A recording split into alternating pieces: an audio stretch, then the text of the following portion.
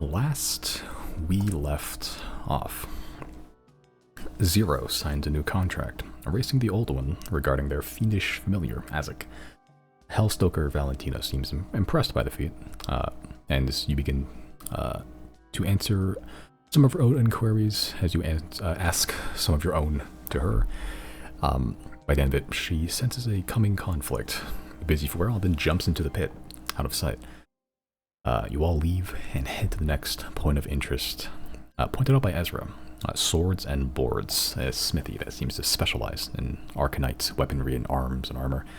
Herman Smith is the blacksmith in question, who claims to have learned all of his skills and knowledge about Arcanite from a secretive blacksmith on the Dawn Devourer.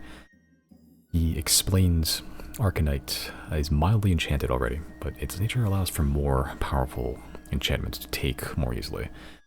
You all buy a couple things from him, and even give him cause to consider a new career path in cutlery, or even begin just moving out of the Legion entirely.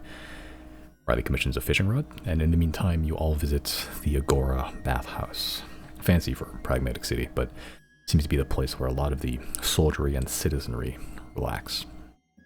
Everyone but Chris takes a public bath, where Chris spends the soak terrorizing the local populace. Two figures of note in the public bathhouse.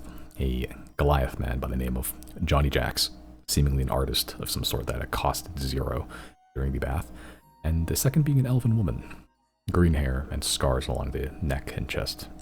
She was extremely reticent and answering questions only vaguely. Claiming to be from Duzamar, Riley pushes the inquiry further. She claims to be only sightseeing and just watching the people, and after a brief interlude, she disappears without a trace. The bath ends with a spinning T-pose from Chris and a stern warning from the proprietor.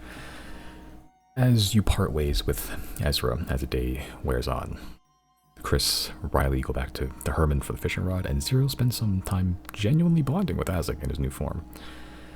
Eventually you do all exit the city of Larono and head back to Polaris to confirm a few learned suspicions. Riley messages Arema Gdeafin, inquiring whether that elf was in fact her. The message comes back in only cryptic and brief words along the lines of seeing the world while there's still anything left. The connection's severed after that. Chris uses extremely powerful 9th level magic to attempt to find this island that seems to exist anywhere at once, stopping time to see if it would appear before you. But you find nothing except spotting the full moon. Even through the stopped time, it shudders, vibrates as if something's attempting to move against your stopping of the passage of time, but can't for whatever reason. Time resumes and everything looks normal. And finally Zero scries on Claudine, finding her in a familiar city with familiar weather. You see her in a shoddy hovel, peeking around a corner and spotting a huge building billowing flame out of the top of a large iron chimney. She pulls out a paper and some supplies, thumbing the sending stone in her hand, but decides against using it. Zero, you chance the teleportation to Claudine, succeeding and appearing right behind her in the shack. That is where we have picked up from. I should note, because I took decent notes for once, before the teleportation, Riley has cast telepathic bond in everybody, meaning you can all effortlessly communicate with each other, your brain, across distances pretty much instantly. I forgot I did that. Yep, I took Good thing you reminded. Yep, you have that for 1 hour, starting now.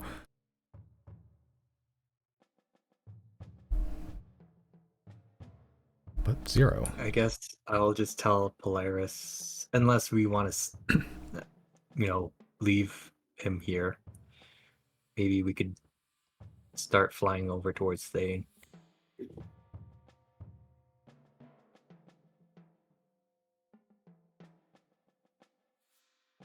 It doesn't matter too much, because we could just teleport Polaris to Thane. Yeah, we could. Chris is like, I want to use my dragon as a dragon. Yeah, Polaris used to be fast travel, but now it's literally just fast travel. Like you're actually just teleporting from one place to another.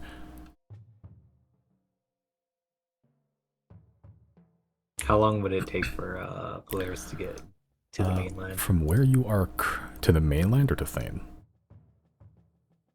Yeah, to the mainland of Thane, I guess. Okay, so like the big chunk. Let's go to T. No. Yeah. That is a journey of like 1,000-ish miles. What's the speed of Polaris? Because I keep forgetting. That Dragon House. Somewhere between 7 to 10 days. Just flying straight. Assuming nothing happens on the way too. Well, we could fly for now. And then at least increase the distance between us and Thane. And then or decrease the distance. And then if there's an emergency, we can teleport there. Sure. Alright, so you tell players to pick up and begin flying towards just Thane generally. Are Merrick and Gary coming with us? I know Merrick said he has nothing better to do.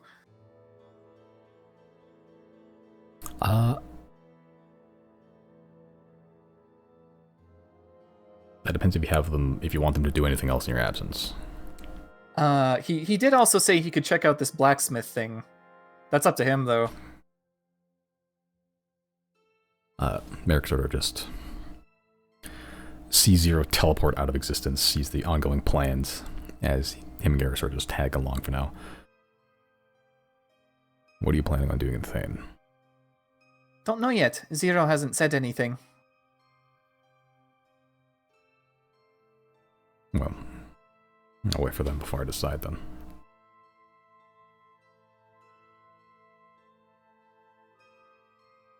Oh, Jesus. Zero. You find yourself suddenly shunted into the blistering cold of Thane, right in the month of Crystal. Even outside the doors of the hovel, you can see the wind blowing near horizontally with the snow and ice and sleet and whatever detritus and those general winter weather is here. The continent of eternal winter. Yeah, there you go. Even through the relatively tall walls of teak, some of it still blows up and over, and you were dressed for a relatively tame winter on the mainland. Even Cowboy has some pretty bad winters, especially during the month of Crystal, where winters get even colder, and especially during the dark days. But here it's nothing like that. It's much, much worse. Be prepared for that weather, but not this. But luckily you're sheltered with your compatriot, Claudine, who is seemingly just kind of bright-eyed, or wide-eyed, excuse me, surprised that you just suddenly appeared before her. She's sort of crouched down on the floor with a kind of a beat-up rucksack in the corner, and just all the accessories and papers and tools she's pulled out in preparation for something. What do you think? What is she doing? No. Like Just is she still crouching? She's still crouching, just looking at you. How close am I to her? You said you're appearing right behind her, so like a couple feet. You kind of appeared, and you cast like a shadow over her and just looming over her pretty much, as she just turned around to look up at you. Okay, I will, I guess, slowly close the distance between us and just kind of put my hands in my pockets. I want to not come off alarmed, even though I am very concerned, and I'm just going to walk up to her and bend over and look at what she's looking and just be like, what you doing? As you get closer, she begins to pack away all the stuff that she had, rolling up the piece of paper and putting away the just tools, grappling hook. She had a bunch of ropes, and she was organizing some daggers, knives. I should be asking you that question. Why are you here? What are you doing? How'd you get in? Well, I don't think that's a question that you need to answer. But what are you doing here? I'm just gonna smirk and shrug my shoulders. What are you doing here? Stands up and just sort of, after packing away all the stuff into the bag, just kind of tightens the knot at the top, just stealing everything inside. Sort of stands up, just sighs heavily. I don't think that is of any concern to you right now. If I guess correctly, will you confirm it? Guess first. Well, let me ask this. We're in Teague right now, right? She sort of looks outside the doorless hovel, pretty much. As you look out, and it looks pretty familiar. You don't need confirmation from her, but she sort of just shrugs, kind of avoiding eye contact. Okay. And what did I see before she packed everything up? I saw blueprints. You look like a map or a blueprint of some kind. It had like, it looked like a blueprint of like a building, and it had writing on it, but you didn't look too closely in before she packed all the way in.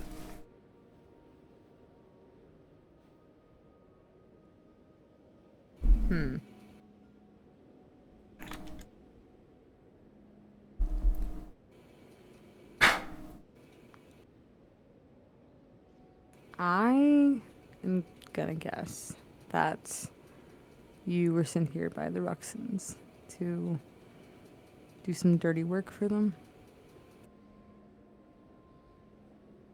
Make an insight check.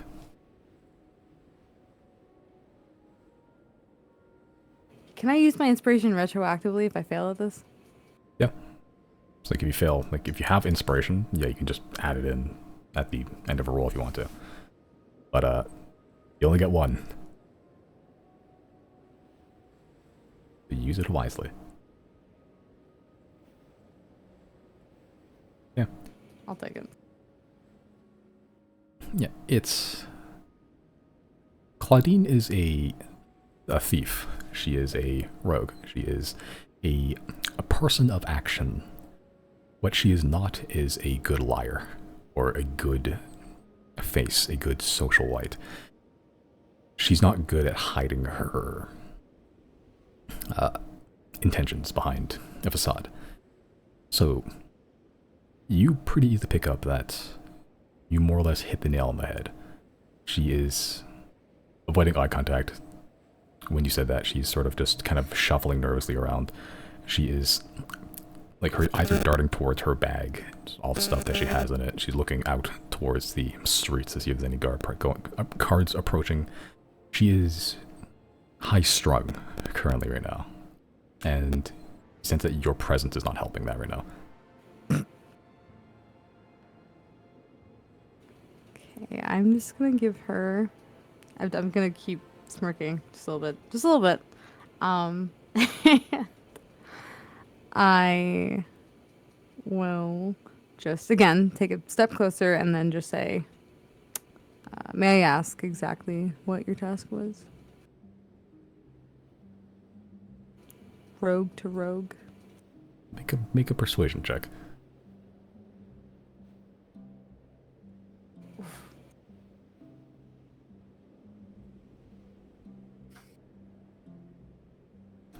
Again, sighs heavily, just takes up the wall opposite towards you, or at least further away from you, just leaning up against it while sort of like keeping a foot along her, just her bag, just to, for safekeeping, seemingly.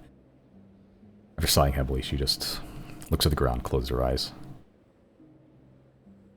Well, you guessed it. I am here to kill someone. I'm not... It's a little out of my wheelhouse, but I don't really have a choice. Or else what?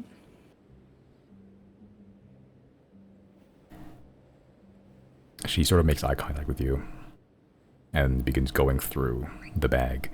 She rummages for a bit and pulls out a napkin, like a brown, ruddy napkin, but you can see there is stained, dried, and partially frozen blood on it. As she sort of opens it up, as you can see a finger in it.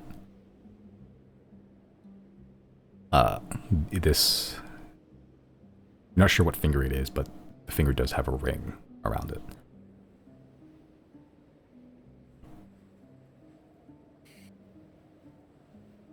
She sort of picks it up and just sort of thumbs over the ring a bit. That's my father's ring.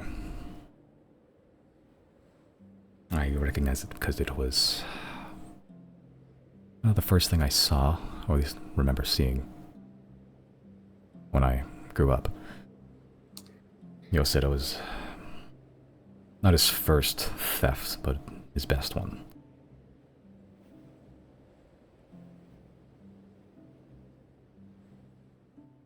So they have my dad somewhere. I knew that, but she begins wrapping it up and putting the finger back into the bag. They'd never done that.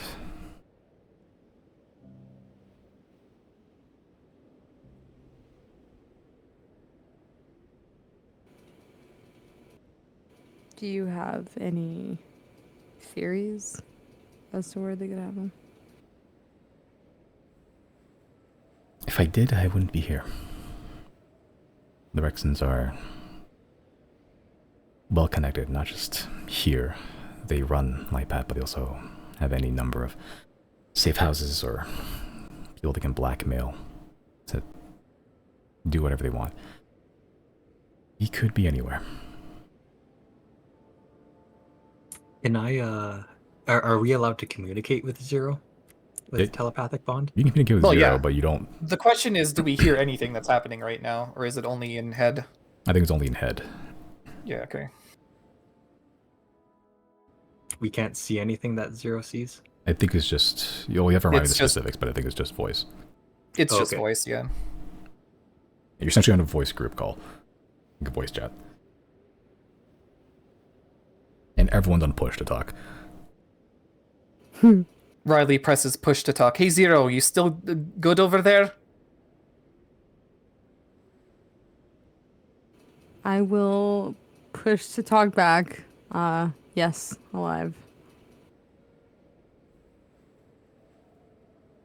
Okay, I guess we wait.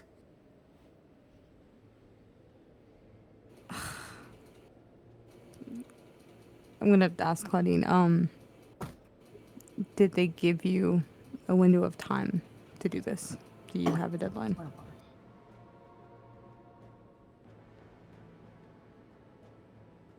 It's a soft deadline, I guess. They didn't give me a strict time limit, but they did say that you'd have a lot more trouble grasping things if it took too long.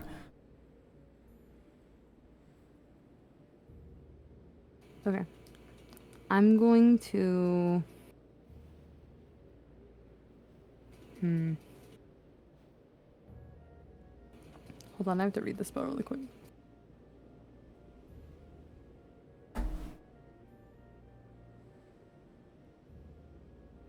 That's fine. I'm gonna cast message to Claudine. And let me see the details of this. You point your finger towards a creature within range and whisper a message. The target and only the target hears the message. Okay. So I'm going to cast message to Claudine and just ask, are they watching you right now?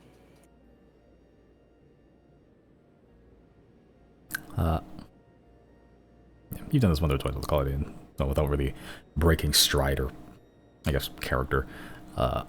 Still looking at you, but not surprised by the sudden message in her head. Honestly, I don't know.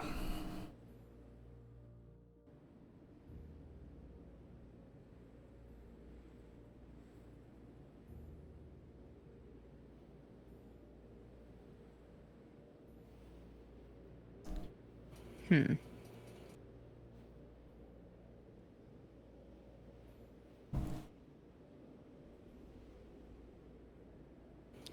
gonna put my finger up to Claudine and just be like, give me a second. I'll just turn away from her for a second, and I'm gonna cast Sending, and I want to send to the Courtesan Queen. Okay. Ooh, clever. And I'm just going to say, I would be forever indebted to you if you can help me. Do you know where the Rexons keep prisoners? Specifically, do I know Claudine's dad's name? She's told me, right? I think once. If I recall correctly, it was Thagos. Okay, then I'll say specifically Thagos. Make a persuasion check. I might have to use inspiration for that one. Unless 20 right now. Ooh, nope. Because this is inspiration. It is like a free reroll, but it's still the inspiration I get from like. Well, no, because your inspiration, Riley, is like adding a adding. bonus on top. Yeah. Versus this is like a Destiny Bender inspiration type of thing. Pretty much, yeah. Yeah. Okay. So like you can use it if you want to, but I can't guarantee when you'll be getting another one. And the inspiration you just keep forever until you use it. So it's up to you whether you want to use it or not. Fuck. That's rough. Yeah. You have, what, a 60% chance to roll better? But even if you do roll better, you might just roll a 10. And I still don't know what the DC is. I'm going to use it. Okay. So if I roll again, do I consider both rolls at all, or do I just consider the next number I roll? It's just the first one. Okay, something. Okay.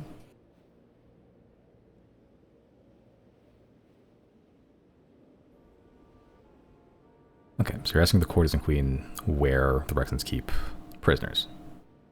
Yeah, and I'll say specifically, and I'm gonna name drop him.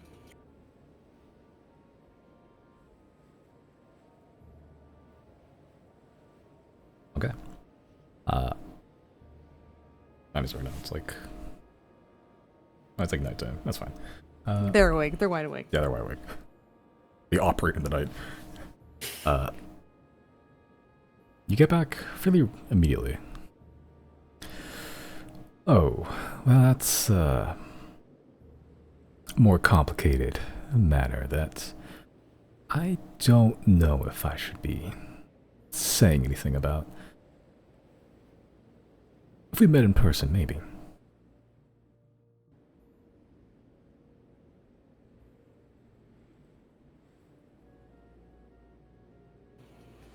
Crap.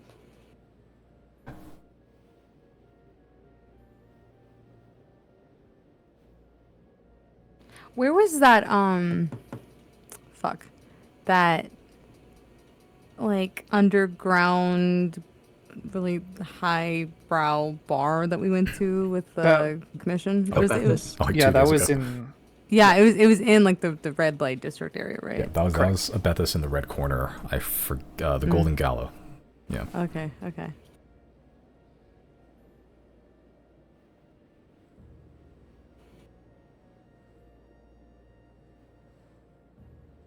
Wasn't that place ran by the Courtesan Queen? No. No, Courtesan Queen's influence is just all around the red light district. yeah, like everywhere.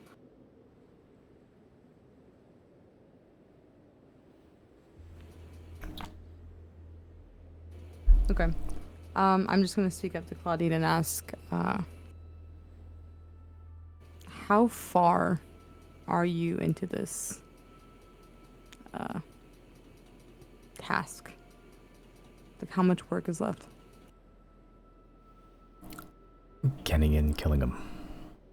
Getting in is the hard part. Tatscat's pretty uptight with security, but this guy's on a Just another level of paranoia. Tetscat or Teague? She was a Tetscat for a long time. Oh, okay. Oh, okay, just compare She was comparing using them. it as a comparator. I see. Yeah.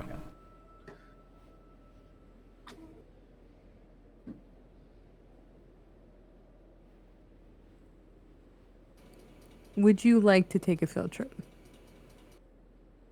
I won't force you to do anything, obviously, and I can't guarantee at this moment in time that we will. And I'll stop my sentence and I will cast message and I will say, I can't guarantee we won't be watched while we do these next few steps. And then I'll say out loud, but there may be one last resort that isn't. And I'll cast message and I'll say message and I'll say this. And I guess for the rest of this, I'll keep talking in message. And I'll just say, I don't like the guy. I don't have any emotional attachment or concern in this. But I don't trust the Ruxin's word, even if you got this done. This is already a really big deal. And you and your dad would... I don't know what the quality of life would be like if you did something like this. I feel like there might be an alternative plan if you just give me a chance to help you. Because you're very important to all of us and to me. And it doesn't have to be like this. Make a persuasion check.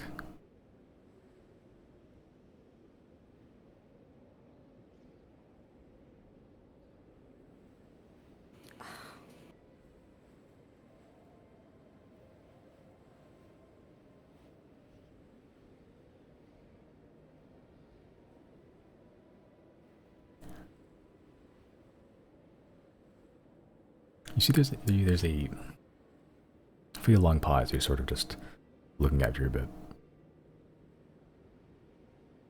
She sort of slumps down next to her bag and just sort of stares at the floor for a few more seconds. I don't know if I can take that chance. This could be it. The final shot I have at seeing my dad again. I don't trust the Rexon's word, but it's the best I've got.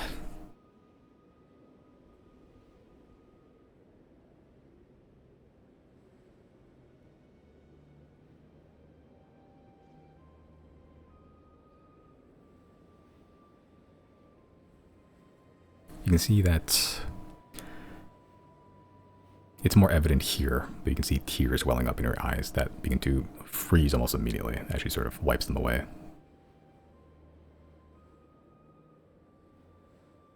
I can't guarantee they're not watching right now, even.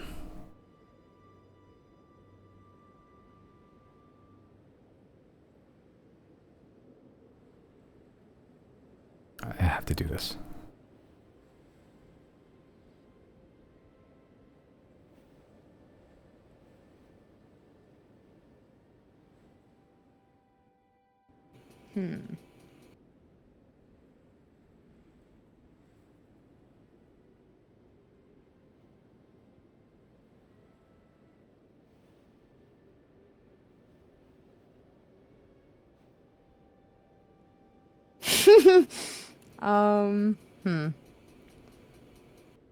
I don't want to hijack the whole session, but let me see, how many teleportations do I have left? I have 2 more left.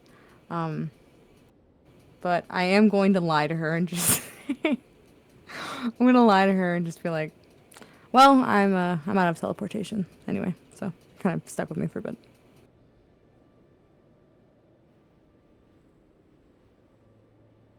I'll nudge her bag with my foot and just be like, so what are we doing?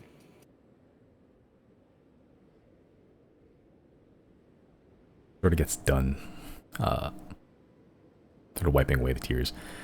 Just sort of looks at the wall away from you, just goes, we aren't doing anything. This isn't your fight, your concern. It's just personal baggage.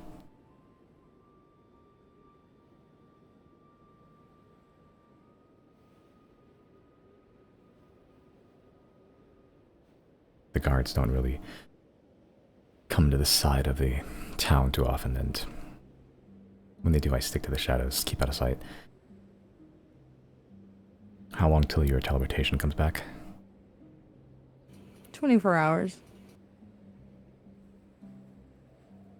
He sort of just looks towards the basically like 7 foot by 4 foot hovel. Pick a corner.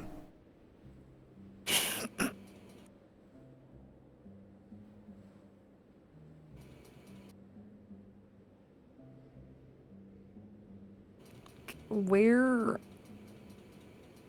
Can I just sit next to her? If you want. Yeah, I'll just sit next to her, facing her. You sort of sit down next to her. You know there's 3 other corners in this room. It's a little cold in here. I didn't come prepared.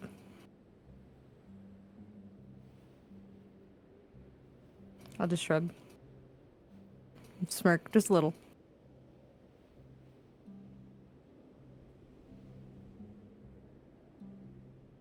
It's a bit of a persuasion check.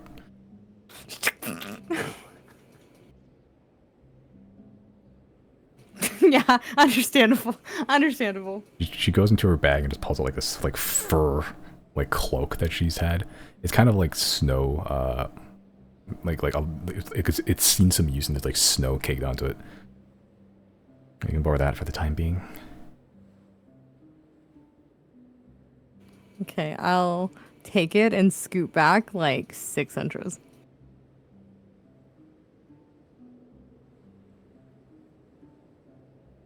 Do you want to do anything else while you're here? No, I'm just gonna stare at her.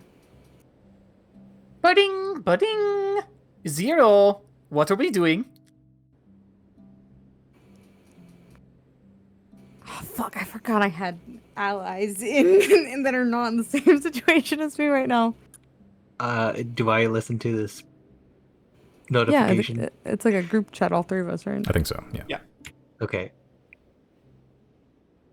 I'm actually I- thinking perhaps we could visit this this Arcanite Smith at the Dawn Devourer. Because I feel like her name's Irina Gadeafin, right? Did I say it right? That's the Archon, and she's gone now.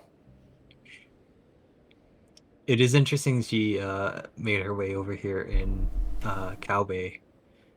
Perhaps, you know, there's some sort of knowledge with this this smith that allowed her to build a city in the sky with Arcanite.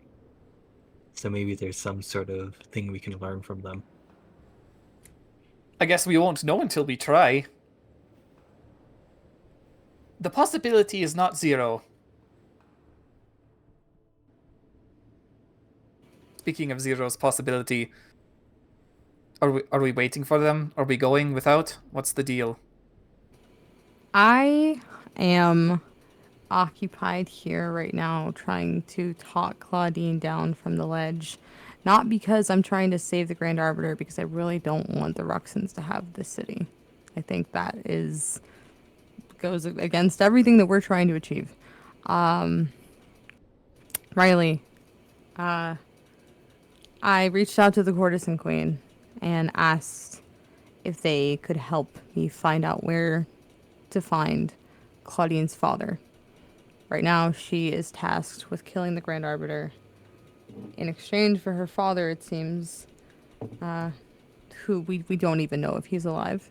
She does have a finger for evidence, but even then, we don't know how long the Rexons will keep him hostage and what more they'll ask for. So I don't Shouldn't you trust. also let Claudine know that killing the Grand Arbiter is going to be next to an impossible task? Yeah, she knows. She knows. And I'm gonna be honest with you. I don't know how much faith I have in her to execute it. I don't think her skill is the problem. I think it's the fuckboy who guards him. I mean, same difference. We could kill him. Easy. Yeah, pretty much. We have a dragon now. I can She's- blow up the city. Yeah, she is one person. I don't think it's a skill issue. I think it's more so she's outnumbered statistically. A very low chance she'll be successful. It's not on Pre- her. Pretty much. Well, it is good that we perhaps can get an some sort of location on Claudine's father. Because it would be interesting if we could take out the Rexons while she takes out the Arbiter. See, that's also an option. I'm not opposed to that. I'm not opposed to taking out the Rexons at the same time that she takes out the Grand Arbiter. I'm open to discussing that. I will say though, Riley, I reached out to the Courtesan Queen inquiring if he knew where Claudine's dad might be or just hostages of the Rexons. They seemed intrigued by me asking, and I think there's a bit of wiggle room to work with, but they wanted to speak to somebody in person. I told them I would personally owe them a favor. I don't want to, bring you guys into that if that's not something you'd be down for. Because again, I don't really know where the Courtesan Queen, where their values lie. But if anyone knows or has a hunch, I feel like it would be the Courtesan Queen. They do know a fair amount of the undergoings. You know what? I have an idea. I'm gonna cast. First I'm gonna ask. Oh wait, no, never mind. I'm out of spell slots. Never mind. Holy shit! I did a lot of sending earlier. Yeah, you guys are due for a long rest.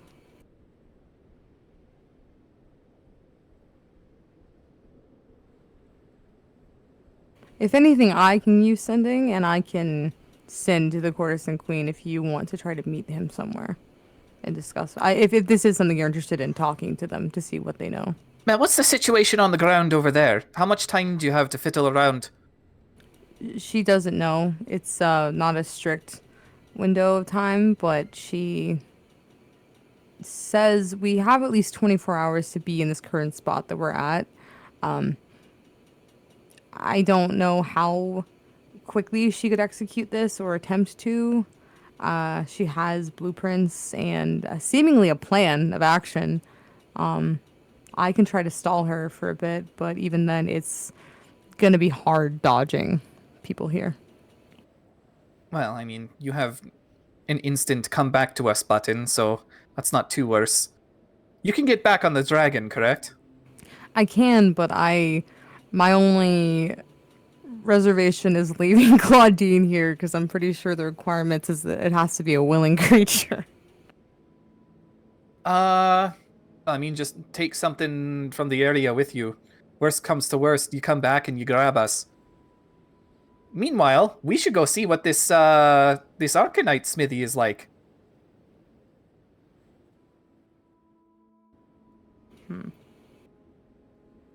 With the dragon, that'll be easy.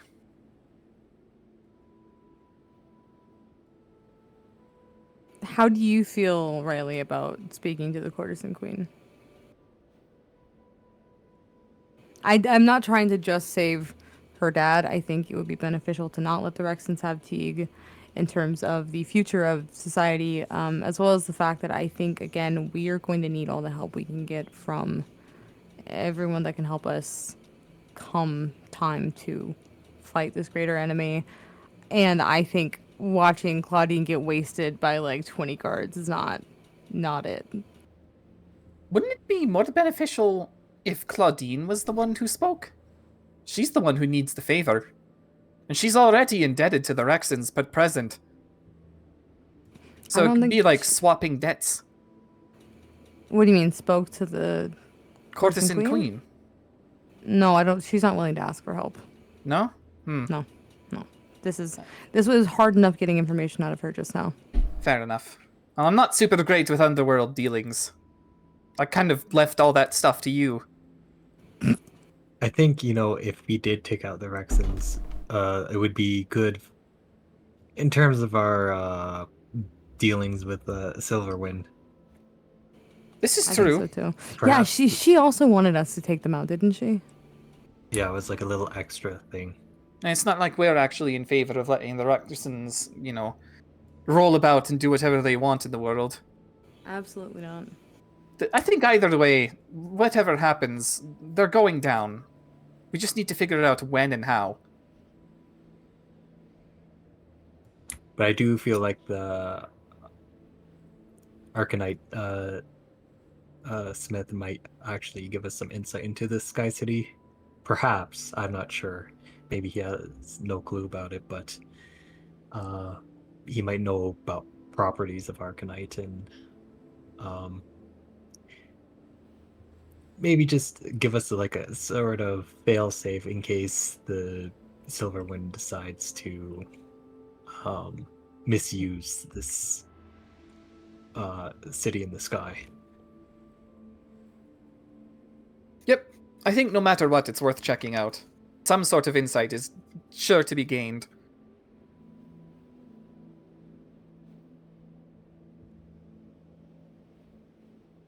I'm open to you guys doing what you guys need to do. Best of luck to you on the ground, too, then. I guess we'll reconvene shortly. Okay. Party split. Okay, so Zero, you're chilling with Claudine for the time being. Yeah, I'm just gonna bother her. Okay, are you just gonna throw rocks at her or what? No, just talk to her. Okay, and the boys, you're heading towards the fabled Arcanite Smith. Pretty much. Yeah. Okay. Okay, so you just know he's somewhere on the Dawn of Hour, allegedly. It's still dark. And it'll take some time, probably better. Hold on. Oh, yeah, it's gonna take you a couple, like, better part of the day to even get to the Dawn of Hour, and then from there you can continue your search. That's fine. Riley will also use Zoom.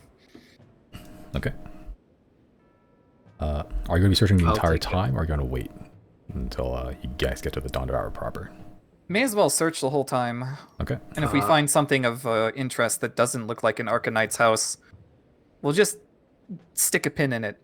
I think I'll rest first. Okay. Alright, so, just taking a rest. Gary is going to take, yeah. Gary's going to try to sleep even if he doesn't get all the way through. Merrick's going to stay up with you. So, Riley and Merrick makes a perception check. And because you're using Zoom, you get some insight. If you find anything of note. Okay. Oh, Merrick's perception's actually pretty decent.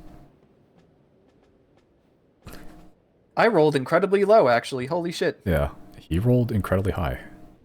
Weirdly, he actually got a better roll than you did this time. Yeah, that's the dice. Yeah, but you do have Zoom, so... this does take a couple of hours. You're searching there. There is basically no visible light as you're searching. Especially because the dark days are still up. They still have a couple nights before they end and finally light takes over the world again. But doubly so because the Dawn of Hour just eats, like, it casts such a huge shadow that, like, whatever the shadowed side of it is just basically pitch black. It doesn't really matter too much while you're up in the air, though. But looking down, it's hard to find anything. The rocks of the Dawn of Hour itself, other than the snows, the actual rock is pretty dark as it is. It's either dark gray or basically black, at least from the glancing up from above. But over the next couple of hours, searching, as you're all, or the two of you are just kind of posted up in the front of the dragon. I should say, this is going to take, more than an hour. So if there's any final words you wanted to get out with telepathic bond, this is the last chance to do so. Let Claudine know we're willing to take the dragon over for fight time. Got it. As you're searching, or beginning to search, with you, Riley, Merrick sort of just goes, you still have that connection up? Yeah, we do. It's about to end, actually.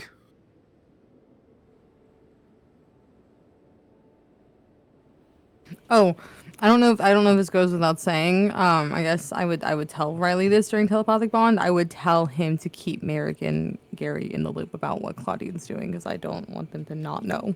If there's anything they can help me do, I'd love that.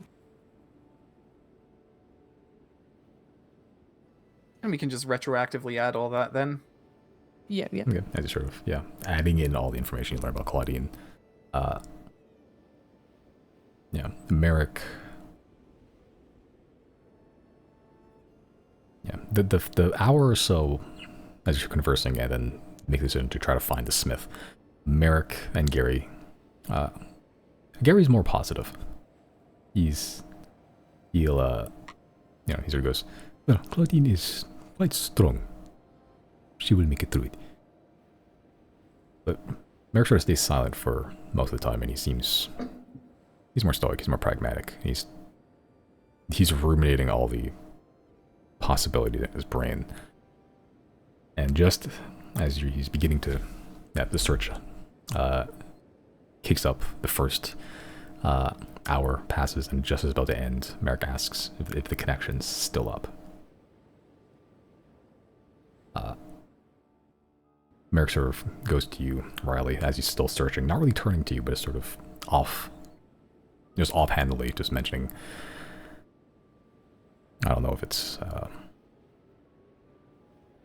feasible right now, the current situation, but if Zero can, just how Claudine will be waiting, if she's ready. We, as in the Four Corners. Yeah. We'll find Mondo eventually. Oh, we can find Mondo. We found him a few times, actually. We'll take Mondo, actually. I've let her know the corners are ready to have her back whenever, but may as well reiterate. Hear that, Zero? Yep.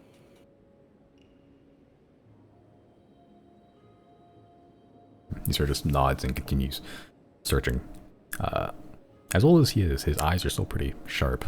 Seems being a seaman is kind of keeps your wits about you, keeping an eye out on the horizon. You can see he seems well practiced as you're sort of searching. He's just scanning the horizon, just barely blinking, even. It's a little creepy.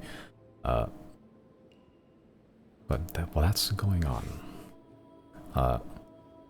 Zero, is there anything you'd like to converse with Claudine?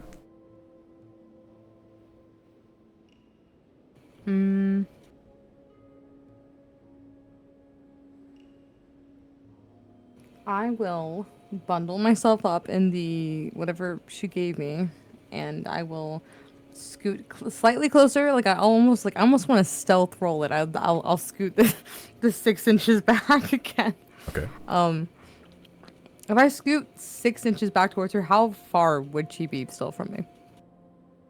Because when I originally sat down, I would have sat like within like 2 feet of her to begin with. Right.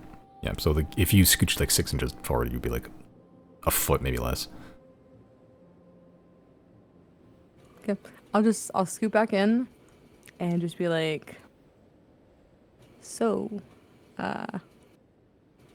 what's your favorite color? She sort of was looking at the ground, not really paying attention, and as he sort of speaks, just sort of snaps to attention. What? What's your favorite color? And I'll just like look in her eyes. She looks up for a bit, almost having to think about it. White or black, or combinations of the two.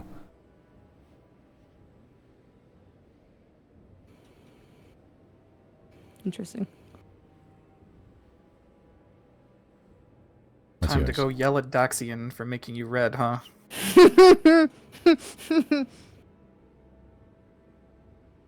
Mine is yeah. I like black. Feels safe. In our profession, yeah.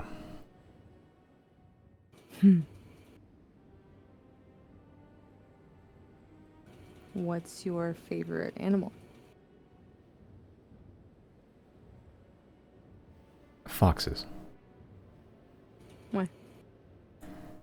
They're crafty. They're hard to keep contained. And they have little bushy tails.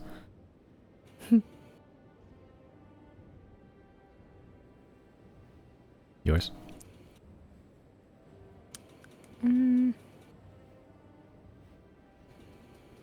Birds. Birds of prey, I think. They're graceful and also very, very deadly. As I say that, has Azek been with me this whole time? Like out? It's up to you. Okay, I'll say no, he wasn't out. And then as I say that, I'll just be like, oh, that reminds me. And then I'll summon him back. Just like here, just like next to us. Can he still take any form, or is he stuck as a Cerberus now? Like a Hellhound? I think that's just one of his options now. Yep. These will be anything. It's, whenever Zero basically changes the form or resummons Azek. Like a Hellhound is not one of the options. And Imp. But yeah, he's still Cerberus. Not Cerberus. Well, yeah, Hellhound. You sort of summon Azek. Claudine sort of like moves away from you as the flames sort of erupt a bit, just like backing away from it. Yeah, but as Azek sort of just sits there, Claudine, being a pretty seasoned adventurer and having known you for some time, doesn't panic. Just looks at the new Azek, the sort of like singed, matted fur with blue hair, blue fire coming out of the eyes and the mouth. It's kind of just leaving like small little trails of flame on underneath the paw pads. And he sort of sits there like a good boy.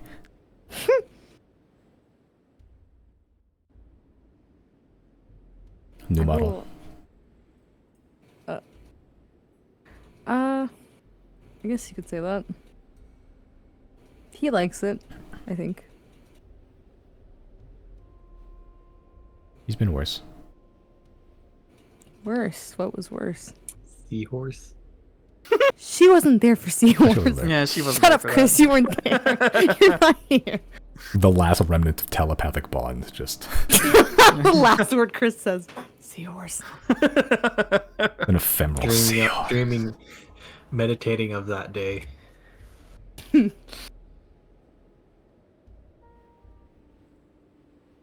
Claudine sort of just looks at the new Hellhound. Looks back at you. You've been busy. So have you. Kind of. I mean, this looks pretty busy, and I'll just like, put my hands out just to gesture to the room we're in. I spent a few weeks, nearly a month, trying to find a way in, and I got into the city. But the beacon of repentance, they call it, is Yeah, that's a tough nut to crack. One visible entrance. Heavily guarded. Probably both in and out. There's a secret entrance, no one knows it. There's a second entrance, no one knows it. It chuckles a bit. So you want to know what my plan was? Absolutely. She digs into the bag and pulls out a vial of a kind of like a red liquid, or either the glass is red, not sure.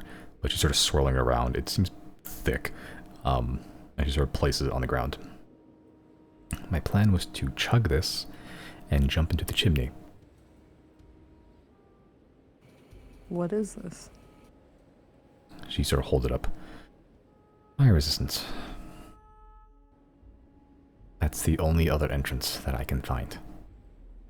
The only opening. And I don't know if there's any grates on the way down. But if there isn't, that would technically lead me into the basement. Or from there, I don't know, but we'll see.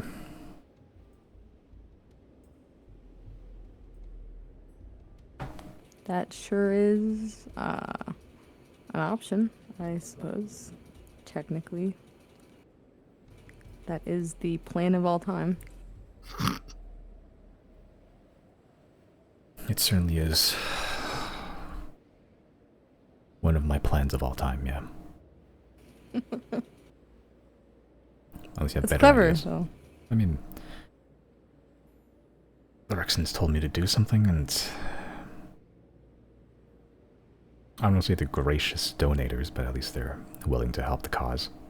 Is she sort of just like rolling the potion back and forth between the floor and her index finger. Gave him much information as they could about the Arbiter and the city and blueprints.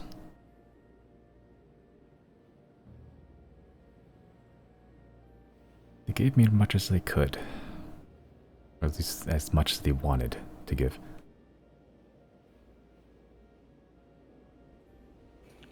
Simon, what are my...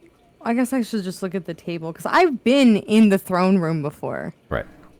I need to look at the teleportation table, what my chances are of making it successfully just into the throne room. That would be this pretty much the same roll as what your roll was to get here was. It was just like, you've been there like once. It's like you're like mildly familiar. Damn. But yeah, like seen. Maybe it's not. I don't think it's viewed. Maybe it is viewed once. You've only been in there once. It's either between viewed once or seen casually. So it'd be like somewhere between a 50% or a 25% chance, depending on which one I'm feeling like it. 25% chance that it's unsuccessful or that it is successful? That it is successful. Oh. That's the worst of the worst, I think. But like, you've technically only been in there once. Yeah. If you decide to do that, we'll figure out which one yours is.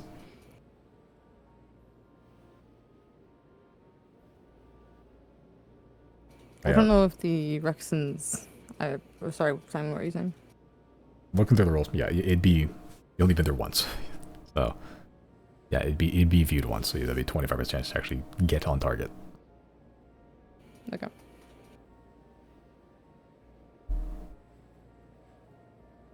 Did the Rexons warn you about the pretty nasty mages that he keeps close to him? Yeah, his name is Shagan or something. There's also a captain of the guard there or something. That's apparently kind of vicious.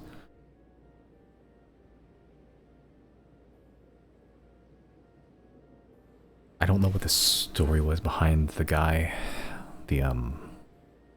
She pulls up the paper to the burn brand.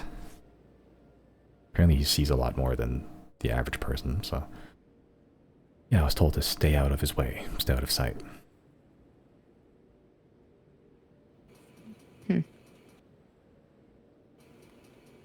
Simon, the fire that is on Azek's skin, is it like actual fire that like does damage to things around it?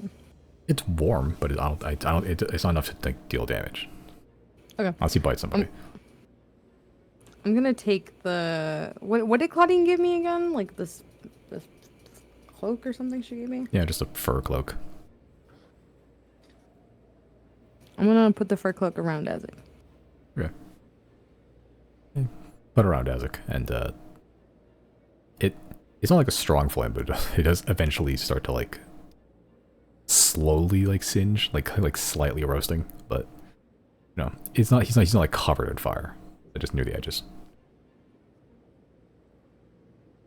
But it's not like bursting into flames, right? It's just like yeah, no, it's just getting a little toasty. A little toasty. It's like you know, yeah, burnt toast. Yeah. Yeah, I'll put that on him. Yeah. Then I'll scoot just a little bit closer, just a little bit. Can I stealthily scoot closer? Is that an option? Make a stealth check. Claudine is pretty decent in perception. Well, what is her passive actually? Oh, actually, yeah. Her passive's actually pretty high, but you still managed to roll above it. She has a passive perception of 24. Get on my level. I would have noticed this. That's true. Yeah, she didn't max out her wisdom, but she does have the observant feat, so. Did you take the observant feat? Is that why your perception's so high? No, I did not. Your perception is just massive. I'm just a bard. How's your I have perception? expertise. Oh. Imagine. Fucking godlike rolls. Yeah, no, it's expertise. That's probably it, yeah. God, if you had expertise and observant, like, you'd see God, like. Yeah, but you managed to scoot closer as she eventually does notice when you make contact, like hip to hip. Okay. Did she do anything? No. I won't make a scene about it. I'll just sit there like normal, like nothing happened.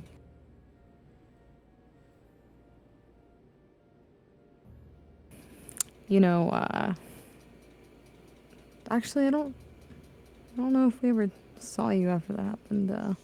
We got in there before successfully, albeit by accident, but we have set foot in the throne room and lived to tell the tale.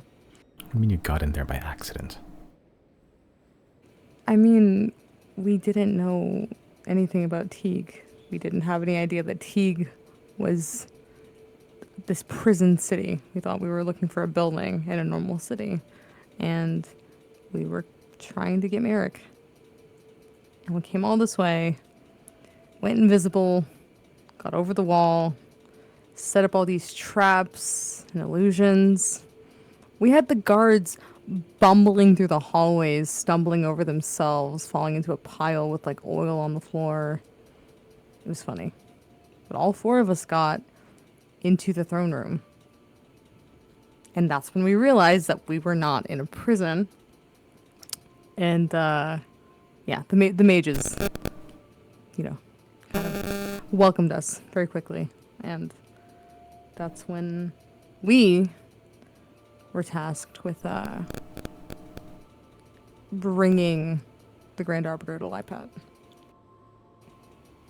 And we thought about it, but we also hadn't been to Lipat. And my reservation about it was, I've seen the way that the people in Teague are left to rot. And I considered for a moment that maybe there were kids or innocent bystanders in Lipat. And now that I say that, now that I've been there, I don't think that is the case, but I think being from a hidden town full of refugees running from genocide, essentially, I kind of felt a soft spot for Lipat before I really knew what it was about, and I was very against giving him Lipat. And so we didn't. And I don't know if that was the right choice now in retrospect, because the Ruxins want us dead. But we've been in there. We've spoken to the Great Arbiter, we've spoken to all of his mages, or whoever the ugly one is. It took 4 of us, and we still got caught. I'll listen to your story, and she just sort of listens. Well, I don't know if you made the right choice. I think you did. There are kids in Lightpad. I was a kid in Lightpad. There is life there, and it's just kind of brutal sometimes. You just have to find a way.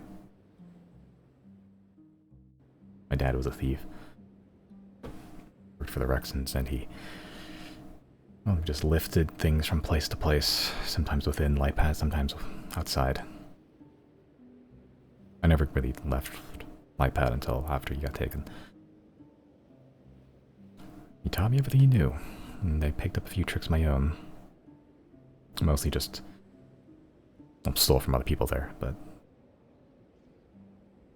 it is a city. There is a society of a kind, and there are kids that just grew up there. Not like this place. Looks around. You want a hole for all the destitute and the wretched? Well, this is it.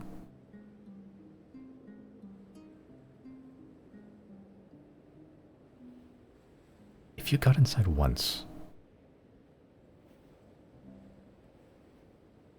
can you help me get inside again? Yeah. You're asking for help. I'll smirk a little. I'll smirk a little, just a little. I'm not asking you to go and march in and stab the guy for me. Just, I don't know, give me a boost over the wall. I can probably climb it, but the timing would be tricky. I don't know what's inside either. At least on detail.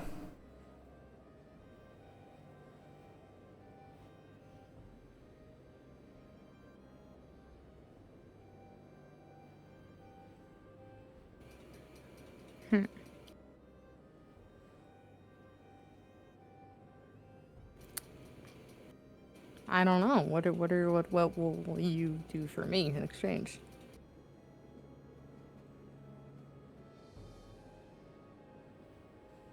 I don't know. I don't really have a lot to give.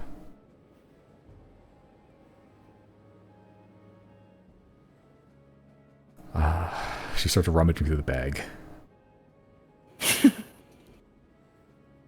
And she begins pulling out like small little bags. She sort of throws them to you, and the very familiar metallic clicking of coins. Currently that's about 500 gold, in platinum at least, but it was just to get me from place to place.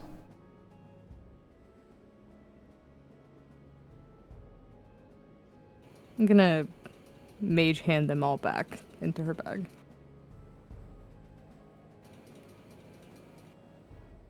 What do you plan on doing when you're with your dad again? I don't really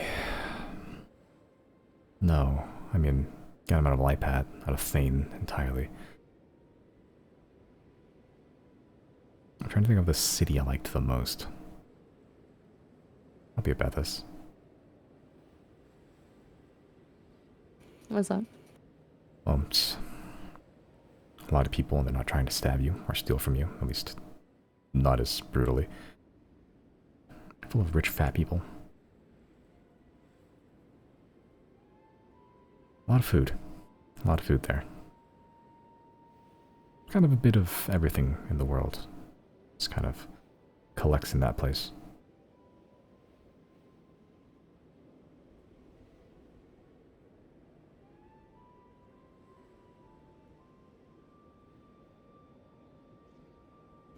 How recent did they give you this finger?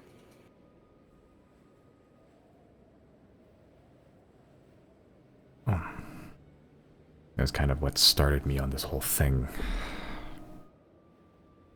A month ago or more.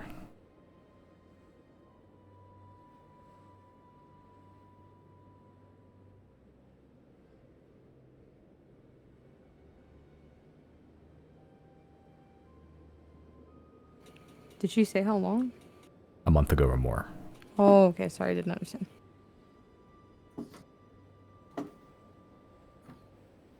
Did the finger look fresh or was it decomposed? Like at all? It was fresh when they gave it to me. No, I'm asking out of character. Oh, you? Yeah. It looks not decomposed because it's cold here. But it doesn't look fresh currently. Like, it's certainly desiccated, like it's pretty dried at this point.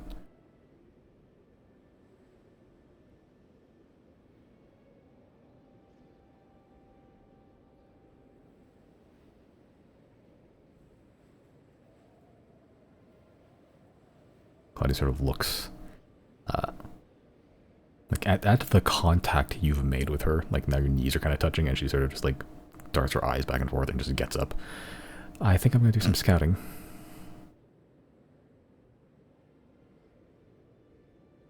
Try to see if I can get a better lay of the land.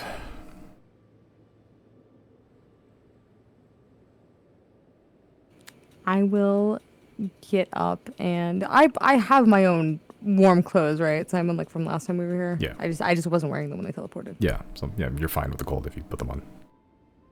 What color is she wearing? Is she wearing white? Like, I didn't think through wearing all black in a snow-covered place that would be stealthy. I remember Sayla had white fur on. I was like, oh, actually, I'm stupid. Did she have None of white us on? thought about that actually. No.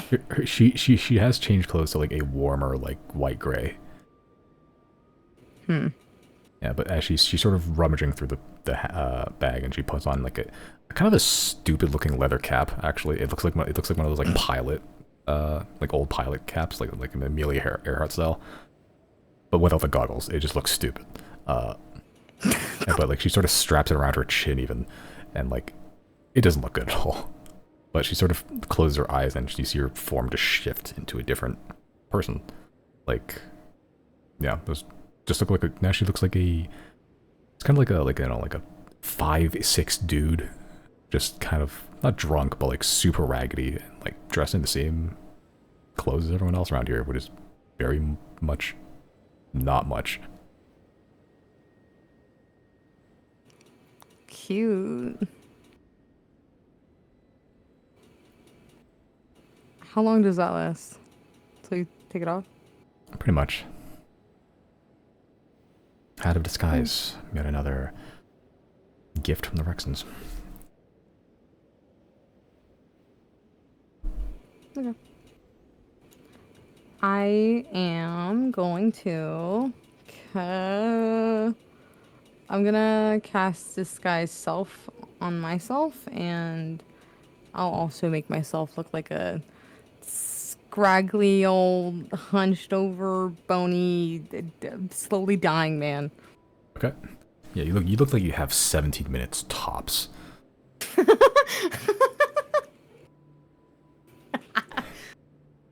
Like you're like one vital organ is like on the cusp of failure right now. But that's pretty much everyone here, so you blend right in. Yeah, as you just head out into the snow, the wind hits you fully for the first time. You feel that chill up your spine. Oh, sorry, I don't know if I mentioned. I do want to put on my warm clothes that I have. Yeah, and then you did, and it still sucks. Oh, cool. Doesn't make it suck any less. It's just now you're not going to die from it. Yeah, but you sort of just bundle up and just head down and begin marching towards the beacon of repentance. But that's that for a bit. Going back to the Dragon Boys.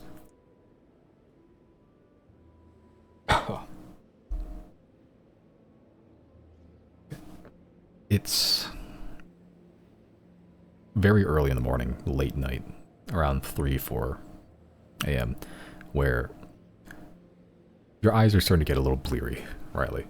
But keeping a pretty focused look out all around as what semblance of light comes up with the very, very blocked rising of the sun. Merrick is still just undeterred looking forward. But so are you. As you're sort of flying over the Dawn Devourer, not over it, more alongside it, The thing reaches up so high that you can't really pierce the cloud layer without actually losing vision of the floor. So you have to fly just underneath it, and still this mountain just rises all the way past it. I'm not sure how far even up it goes. It's an insanely, staggeringly tall mountain, just like some tooth of the world just jutting straight up. And you're flying pretty high up, and it is a somewhat dizzying experience flying alongside a mountain that is this tall. And trying to keep a lookout. You see a very, very, very faint trail of smoke. Pretty high up the Donderauer. This isn't an easy to access place at all. And not like you can see very much cities or signs of life from up here. You didn't see any camps or anything, or forts, like the ruined one you were just at. You don't see any flesh pits either. Mostly just snow-capped trees, but this tiny, tiny trail of blackened smoke is just rising up. Probably like 700, 800 feet off the ground, like embedded into the Donderauer itself. There's no road up there, and there's no path you can see, at least not from this distance. No climbing trail. It is just smoke coming out of the mountain. Medic, are you seeing what I'm seeing? You sort of follow his eyes, and he's looking directly at it. Yeah. Looks like we've got a lead. How many hours has it been? It's been enough for you to get a long rest. Okay.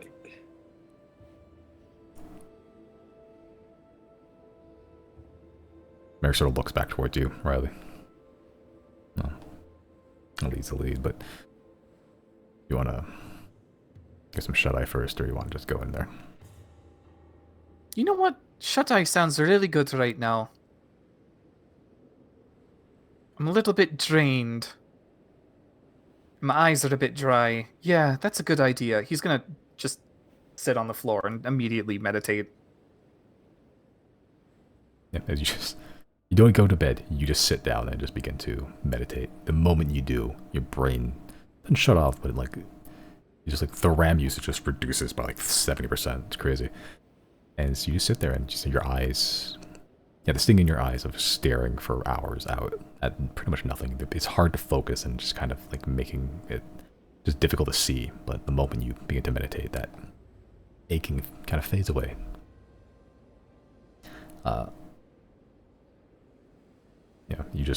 Mary doesn't say anything, you just begins to walk out of the room.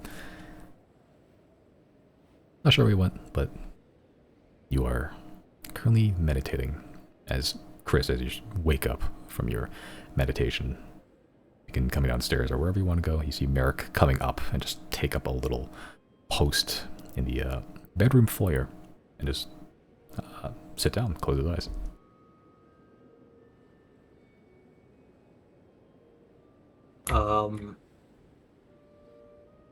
Can I look out? Sure, make a perception check.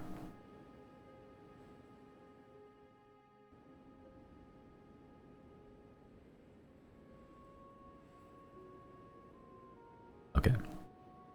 Yeah, as you look out, you're still flying high above, and you too also see this faint little trail of smoke.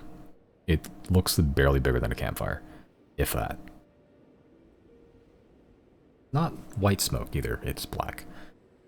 Usually white smoke is from, burning of woods and such. Black smoke is a little dirtier. Where do I see the base of the smoke coming from? Like, kind of embedded into the mountain itself. The mountain is, the Donderauer and the surrounding mountain ranges is pretty jagged as far as mountain ranges go. There's not a whole lot of smooth tops or plateaus or anything. It's a lot of steep inclines and as equally steep declines, like kind of creating this almost like teeth-like illusion. And it's kind of nestled in between some of these teeth. Like the actual source of it you don't really see, but you do see the trail coming out of it.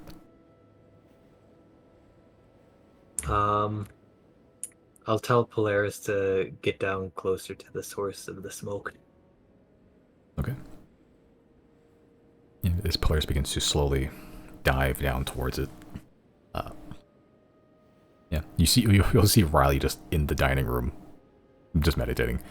As you're sort of looking out, as you give players the order, you see his neck sort of crane down, and as he does, the rest of the body follows. Not a 45 degree, but it is enough for all of you to feel it as players begins to dip.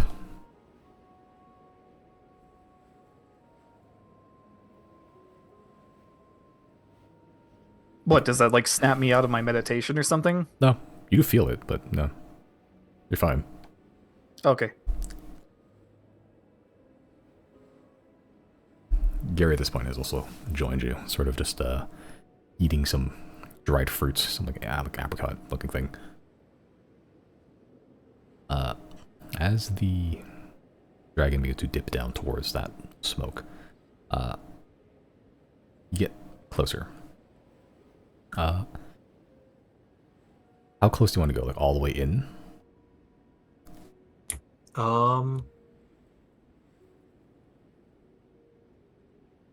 Yeah, maybe at least like a safe way a distance from obstacles, like at least 100 feet away from obstacles. Okay. As you get further in, you do have to dodge some of the mountains. Some of these mountains are pretty steep, jagged, and kind of thin in some places, and you're kind of having to weave in between these, kind of these teeth-like mountains. The actual source of the flame, you don't see, at least not from here, because it's actually kind of nestled deep inside the mountain. A lot deeper than you thought. It looked maybe from your vantage point, it looked like it was like, 700, 800 feet, but it's kind of going further down than you think.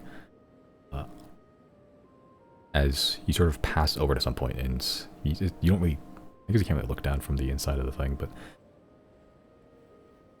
yeah, it looks like there is some sort of cluster of mountains, like almost like a gnarled, misformed fang, just kind of mashed together into these like 3 points. Right directly in the center of these 3 points, these 3 jagged mountains, is where the source of this flame is.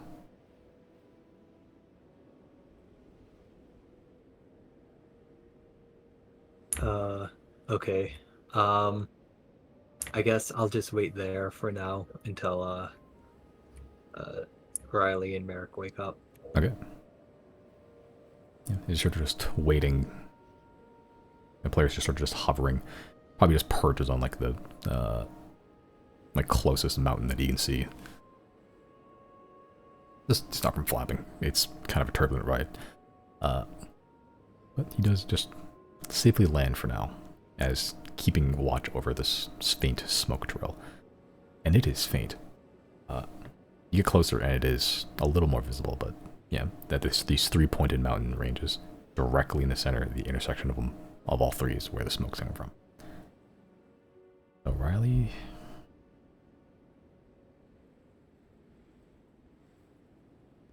slipping. Yep, so this happens far into the future from whatever Zero's doing.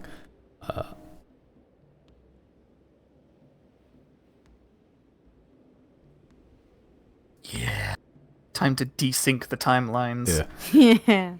Zero. You are walking towards the Beacon of Repentance with Claudine, in disguise, as just raggedy dudes that have minutes to live. Are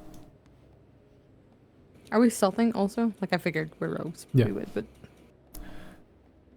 Yeah, if you'd like to. At a glance, no one really pays attention to you, but if you're really trying to be not seen by anybody, yeah. I'll go with whatever speed she's going on. Okay. She's not like keeping out of sight and sticking in the shadows, but she is trying to pass off herself as someone that belongs here. Not well, but she's trying.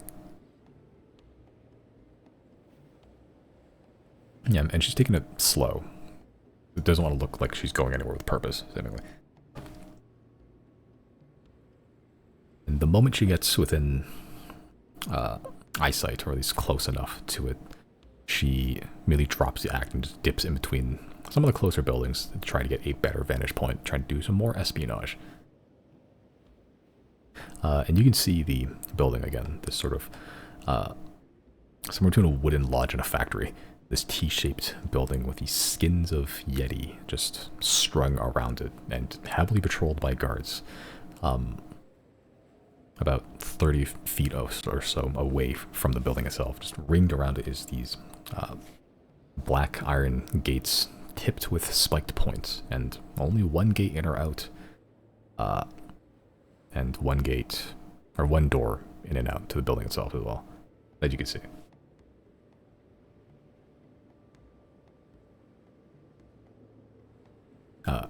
Colleen sort of points towards the gate, or the fence, I suppose. It goes, yeah, we're just gonna hurdle that, and then just try to climb onto the roof, climb up to the chimney, and then chug and jump. Brave. Well, it's not like a lot of options.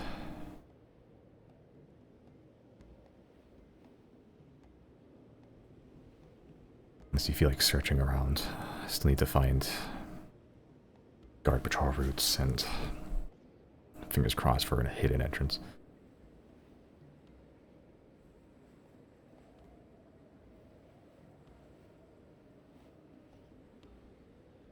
Yeah, she begins sort of just walking her way around. It is somewhat built on top of a hill, so at some point it is just...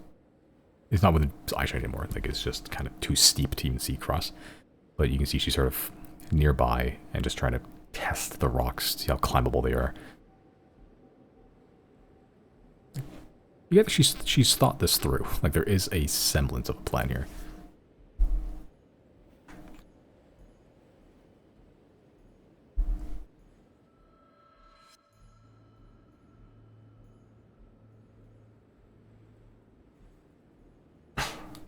What are you doing? Just following along? I will also just keep an eye out for anyone that may be I'm going to keep an eye out for anyone that may look strange or look like they are watching either of us. Okay. Oh, also want to look out for sigils. Any magic runes or, I don't know, arcane looking sigils anywhere. Because I remember last time that we were here when Merrick was kept in that little hut. There were some that we avoided, I think. I don't remember. I know that there was magic throughout Teague, and so I just want to keep an eye out for that if possible. Okay. Make a perception check.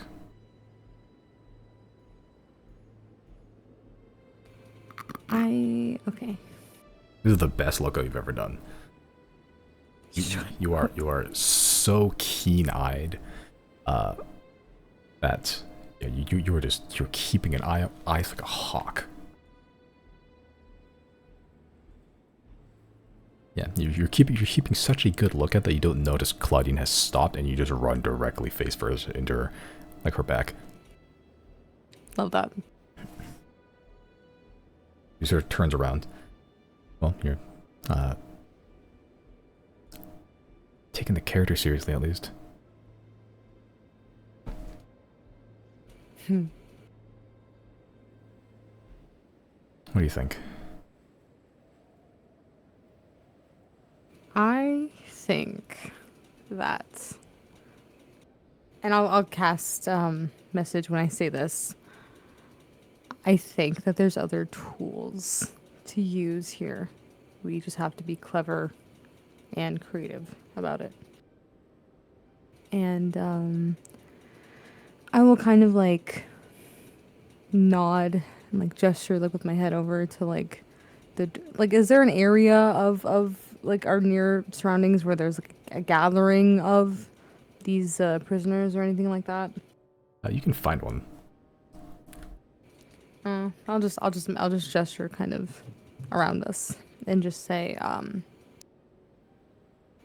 okay, pause. I have a character before I metagame. Who was it that saw the guy and thought some weird shit was going on in Teague? Was it Riley? I think it was Riley. But something about, Riley's, the guy who, I read his mind and he was like, I Yeah. could make use of these guys. Yeah. Did Riley ever share that information? I feel like he did at some point, but I don't remember. That's your call, because that's what I was gonna lead with. I mean, I don't see any reason not to. I think I blew up a building. You think you did or they did? I did. I believe that. I don't remember it, but I believe it. I will just, pass message to Claudine and say, last time we were here, Riley got a read off of a guy who seemed to be planning something. Now, do I think any of these people out here have the means to, overthrow anyone? No, not really. No. But, I think there's other tools at our disposal that we could utilize that are not just you walking into a death trap. Last time we were here, when we came and got Merrick, the mages were patrolling the area to keep him surveilled, I guess. If their attention is drawn elsewhere, it may thin out the security around the Grand Arbiter. And they're not stupid, so they may expect that. But if we're fast enough for them to catch on, there may be a window there. When it comes to actually getting in the building, I'm not worried about that. I have invisibility, flying if we need to.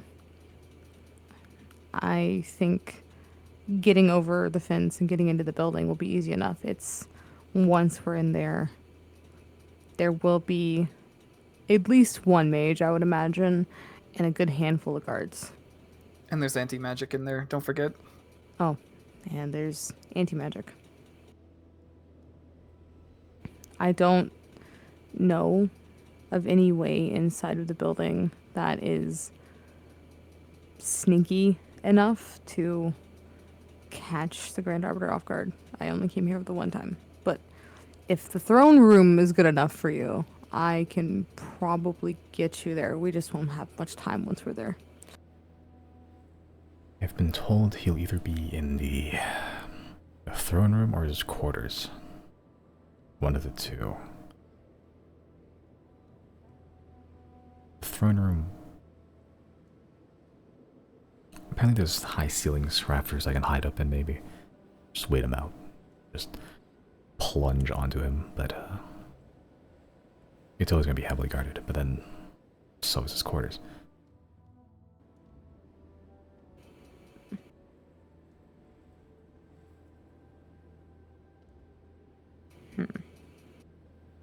If you want to give me... Does Zero have the sending stone, like with the... Oh yeah, no, we have the idiot's cabal of fucking group text. I don't think I have one. Unless I still do, but I think no, you probably last I checked, I gave it. No? Oh, that's true. Okay, yeah, because I remember giving mine to Salet, so yeah, I would still have one, I guess. Yeah. I'm just gonna speak into it and say, if Claudine is gonna kill the Arbiter, maybe use something like the blocking chalk. Or get in contact with Gonnet Gratz about the jamming jam.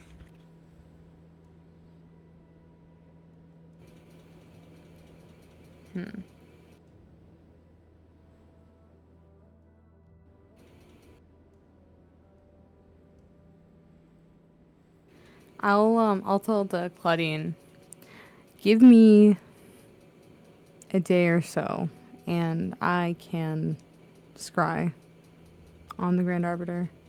And I don't know if it'll work, but if it does, maybe around a certain hour I can get an idea of what his quarters look like, if there's any windows or vents or something. Because yes, the quarters will be heavily guarded, but a man of that status, I imagine, demands privacy at some point. So, we don't have to use the front doors to get into his quarters, then it's free game.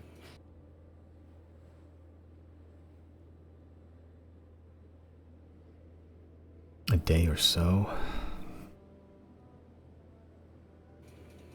Yeah.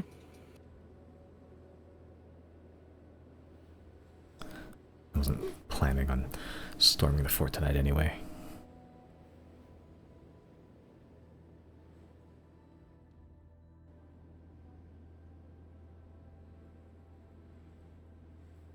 Fine.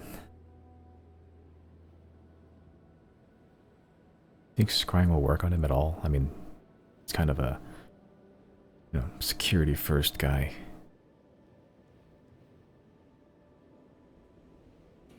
I mean, it's worth a shot. The alternative is I can attempt to send Azakin as a bug or a mouse, maybe. He'll be upset with me for a few weeks, but it's eyes on the inside, at least.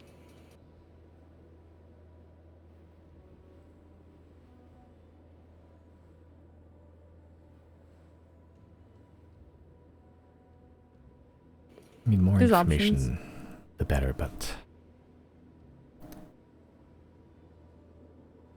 there's also the chance that because this guy's so uptight with his security and his justice or whatever, that the smallest thing might tip him off and then make any infiltration after a lot harder, especially from his mage. He can see things, whatever that means. I guess it'll be a risk either way.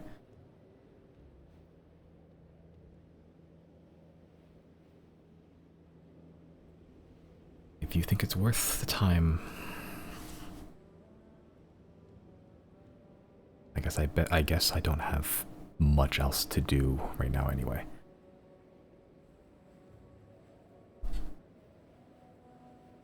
I will slightly smirk as she says that. Slightly. Just a little bit. What is up with you and the smirkiness today? Stop.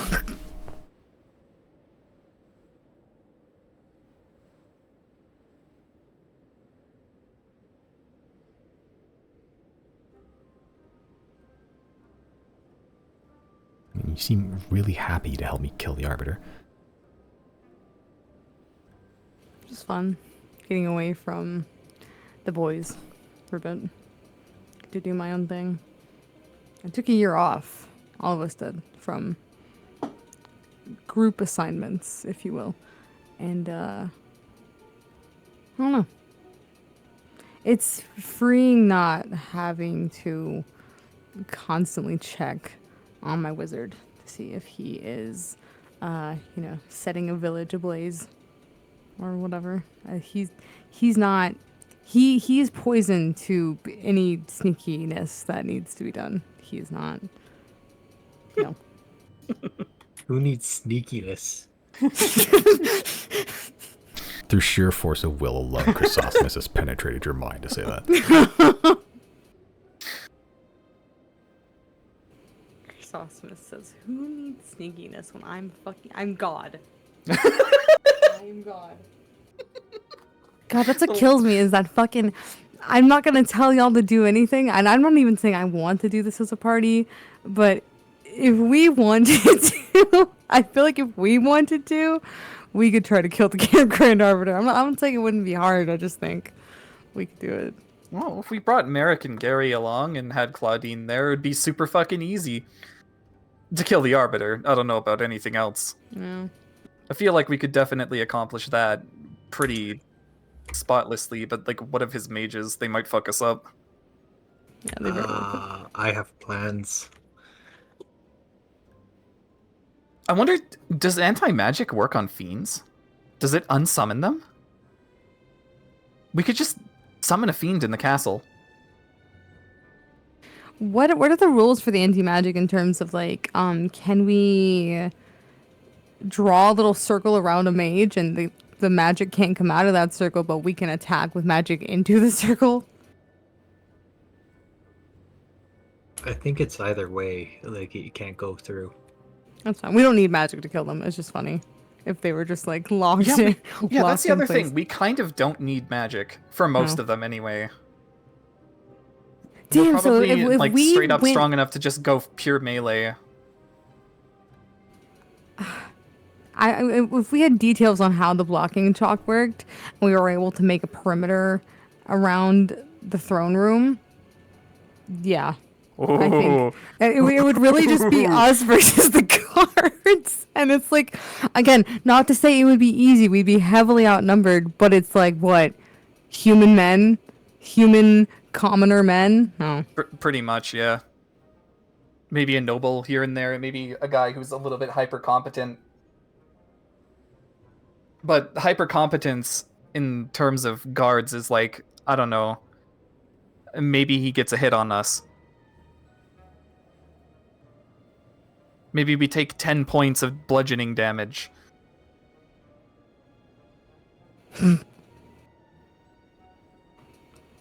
I wonder what would happen if I just came out of disguise and just like tried to not like walk in to see the Grand Arbiter because I would get shot, but I mean like if I spoke to somebody here and asked to speak to the Grand Arbiter, if they would just arrest me and like throw me in a gulag, or if they would actually let me speak to him and get back into the throne room.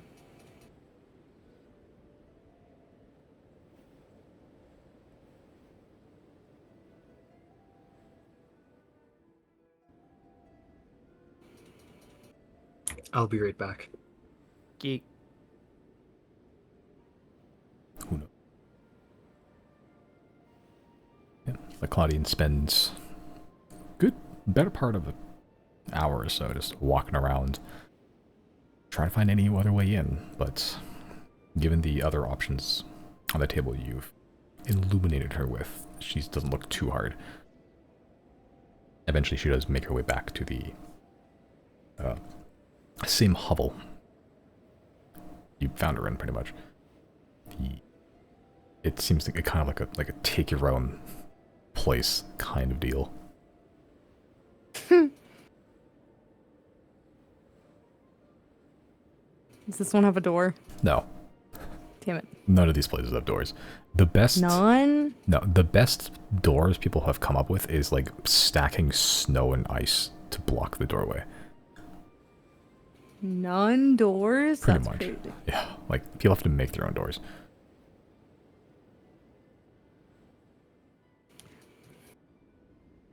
Yeah, but eventually, Claudian sort of takes off the hat, the dumb, stupid leather hat, and yeah, just sort of stuffs it back in her bag.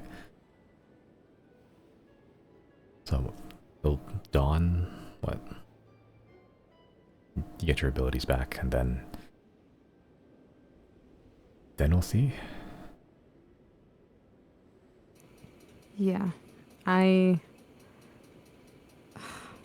don't know what his schedule looks like, but if I could catch him just as he's in his throne room, not his throne room, his quarters, I just want to know what it looks like, because if he's as, high security as he says he is, then I doubt there's any windows, but I just want to be certain.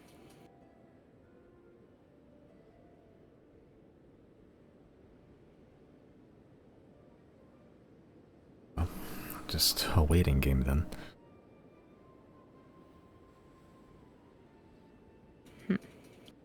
I have nothing else to do tonight then. So I'm going to bundle up and try not to freeze to death while I go visit the dreams.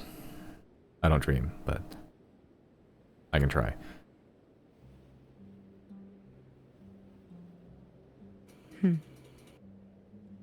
Yeah. I'll keep watch.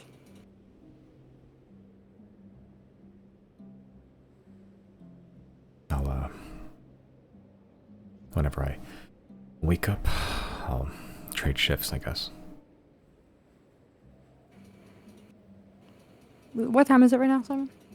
Good question, because this is like happening kind of out of order, but it'd be like probably a little past midnight at this point. Okay.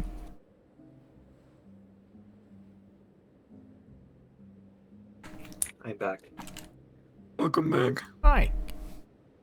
If anything, I can just have Azek keep watch, and I'll try to rest at the same time, just so we can save at least 4 hours.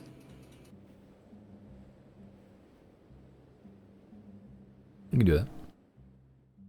I'll say that to her in character, and I'll pick a little corner and bundle up my little fucking. Can I? Do I still have my mammoth fur thing? Yeah.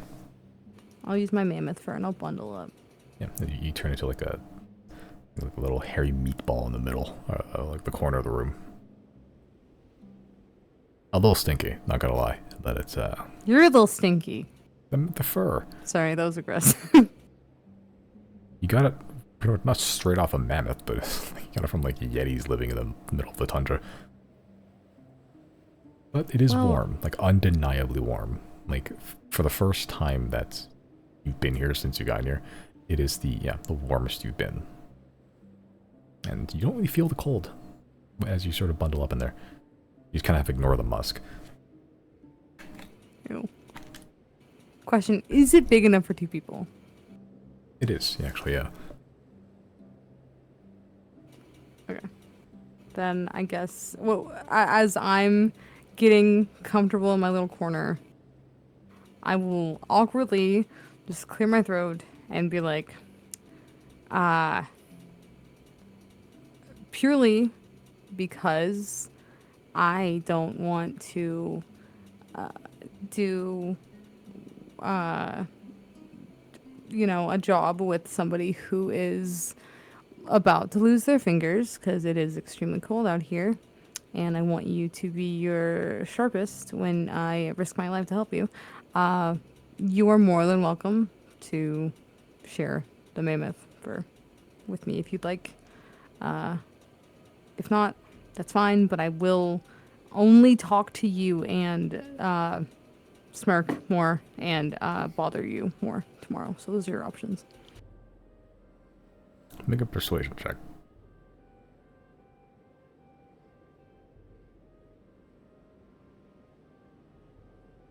Yeah, understandable.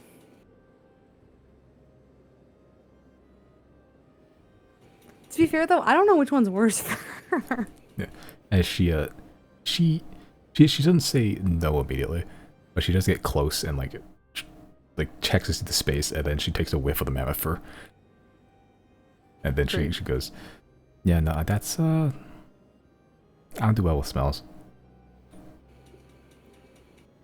Gotcha. When was the last time you washed this thing? I don't Literally, know. wouldn't it have been yesterday? Or was it just our armor we got washed? There's your armor and weapon and stuff. They didn't go rifling through all of your belongings and like pulling out every like severed limb you have in your bag of holding and be like, nail polish. I'm sorry, I don't have time to wash a 80-pound blanket, essentially. I'm too busy trying to save the world all the time. Good night. I thought you had a year or something. Good night. Just as you're about to pull the mammoth fur over your head, you do see, for the first time since you got here, actually, Claudine sort of smile a bit, and she sort of takes up her own corner and sort of blankets herself, with her own cloak. As Hellhound Azek directly in the middle of the house, just keeping a watch. He's in the middle of the house? I don't want him in the middle of the doorway. Like, can he just be like in the, kind of just in the corner with me, just curled up and just keep an eye out? Sure. The mammoth fur, which is now musky, is now smelling a little bit like burnt hair over time. Stop. Okay, I will smell the. Can I gently push Azek like a foot away from me and then leave it there? Yeah, it sort of sits down, like a foot or two or so away from you, keeping watch. It's not a very big hovel, but not a lot of space to go around. Everything's kind of crammed together here and just kind of very makeshift, jury-rigged.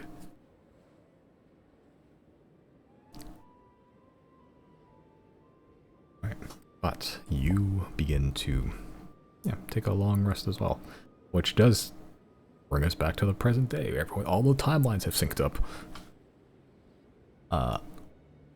Wow, sure is fortunate that nothing to break the timeline happened.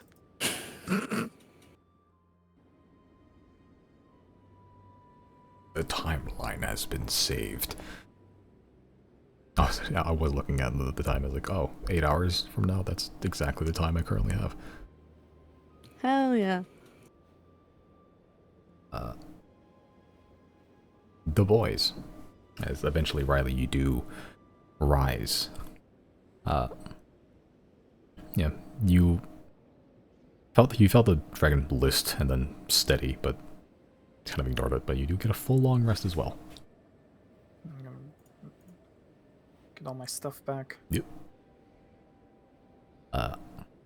As you sort of open your eyes, and the first thing you're greeted with is just mountain range. Mountain range as far as the eye can see. That smoke is still there, a little fainter than it was last time, but still there, and you actually find yourself perched on the tippy top of a mountain, sort of looking down-ish into the this like tri-pointed mountain, where directly in the center of it is the source of this smoke. I guess I should be thankful that you guys didn't go without me. Is Zero back yet? No. Still not, huh? Budding. On the telephone. How goes things over there? Now with sending? With the sending stone. Okay. Group chat. Yeah, that's the first thing you wake up to, Zero. Which you also got a long rest now.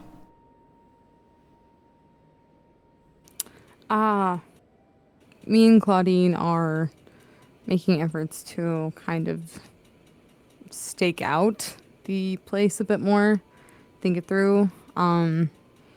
Considered creating some kind of distraction or instigating a distraction, using some of the people here, or maybe, I don't know. A very eerily familiar and creepy voice came to me and spoke to me in my ear and mentioned the blocking chalk to me, and that's also an option. No. Yeah, I heard that voice too. I wonder what that was about. Yeah, that's weird. Remember, we have a dragon. We could just crush the castle. I mean, I didn't want to volunteer the dragon or you or Chris if y'all aren't down to do it. But I mean, at this point in time, we could take out the Grand Arbiter in theory, and then we could also take out the Ruxins. Because I really don't want Not them a few to have the hours, city. yeah. I just got the sleep out of me eyes, so, you know, it's time to go figure out this Arcanite thing. I think we found him. But after that, I'm good. Okay. I will be here with Claudine, I guess, whatever the fuck she does during the day. I don't know. She's not ready to go in yet, so we'll just keep planning. But just let me know if any developments happen. Roger, roger. Okay. Yeah, at this point, Merrick also has gotten a full rest. Gary, still just trying to cook up something. It's not very good. It's very simple roasted or fried fish. A lot of fish in this building. It's serviceable. He doesn't believe in seasoning, so but what are y'all doing? You're all perched up on top of a mountain. Below you is like probably solid like 100, 200 foot drop, and then that's at the very base of it, probably where the smoke's coming from. Are we bringing the dragon, or do you want to just jump down? While everyone's eating, I'll ask everyone to gather hands together. What? Are you And then- casting fly? Yeah, I'll cast Fly at 6th level. I will be right back. Okay. Alright. Yeah, alright, well, this works. And so Gary and Merrick also can fly too. Okay. I don't know if Gary has ever flown before. Merrick has, I think. Yeah, as Gary he's doing like backflips and shit. I'm only a few wings away from feeling like the dragons of old. Yeah, you're like a real dragon now. What do you think, Polaris? It is a valiant effort.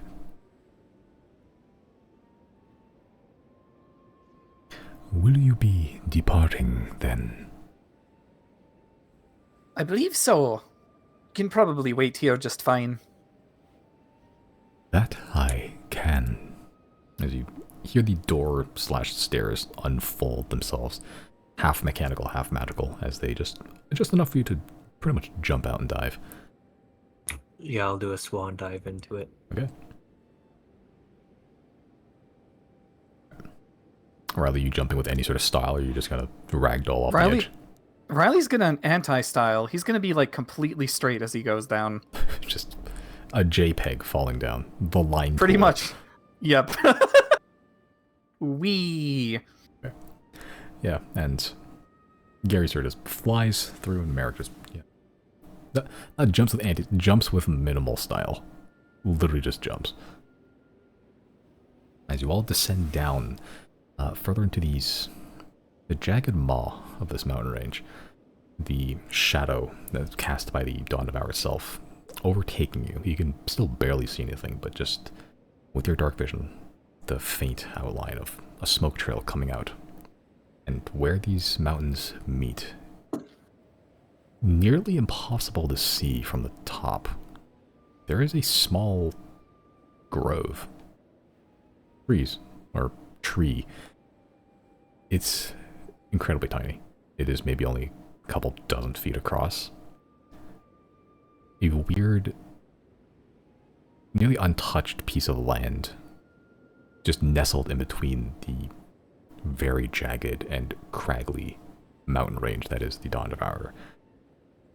There's a single, fairly tall pine tree just growing out of it, and you can also see underneath it a very small hut and a very meandering stream.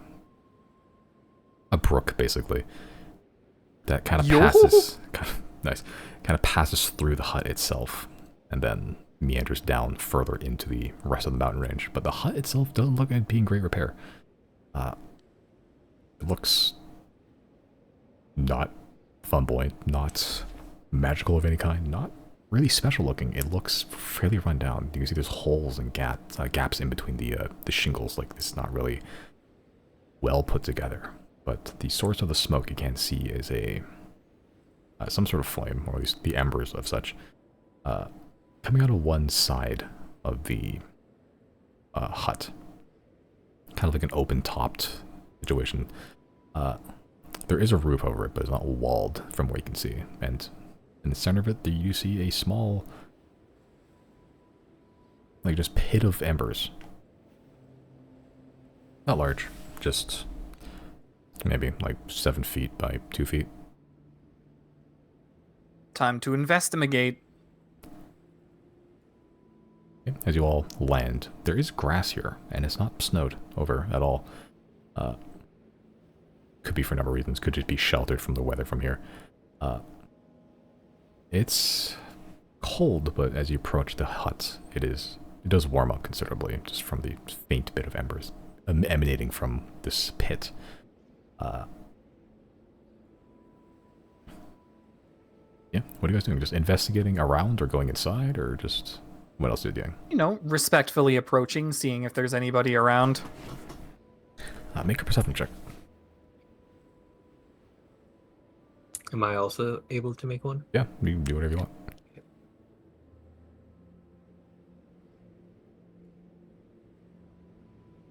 Okay. Looking around on the outside, at least, not a soul. It's fairly calm here. It's fairly quiet. You don't hear very much of anything other than the just faint breeze. Very faint. Almost no wind seems to get in here, and the fire, or the embers as such at least, don't seem to get blown out by anything. There's no snow on top of them. You're not sure why they need a roof even at this point. How tall the mountains are. And there's barely any light. The only light you can see here is that little pit of embers.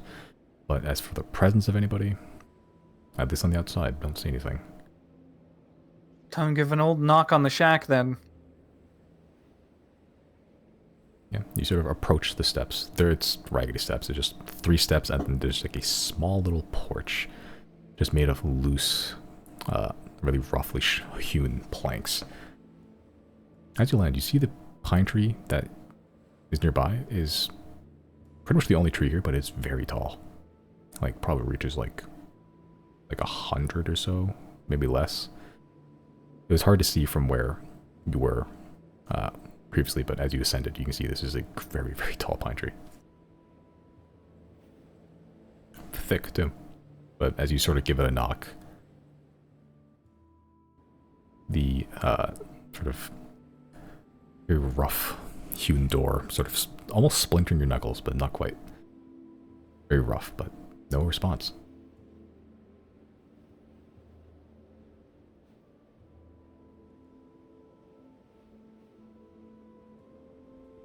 Knock again. Okay. You knock. Make another perception check.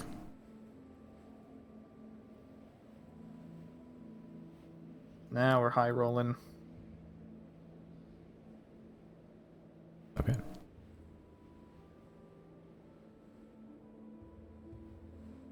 As you knock, you're just waiting for something to respond from the inside. You saw the forge, like it's kind of near the back of the house.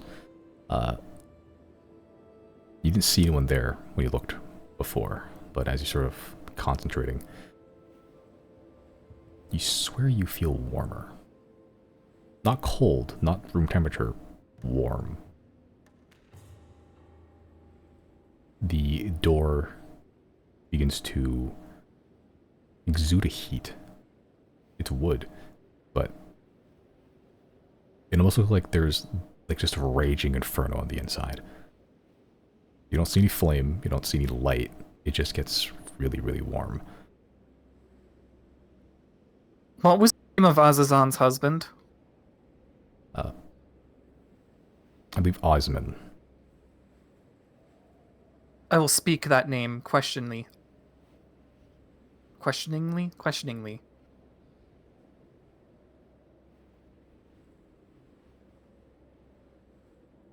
You see the name? Yeah.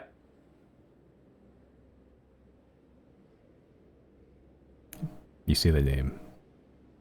And the temperature begins to cool. Back to where they were before, as the door, you hear a lock click on the other side as the door just swings open slightly. Then it stops. But the door is ajar. I'm going to take this as permission to enter. I'm going to walk in. I'll follow in. Okay.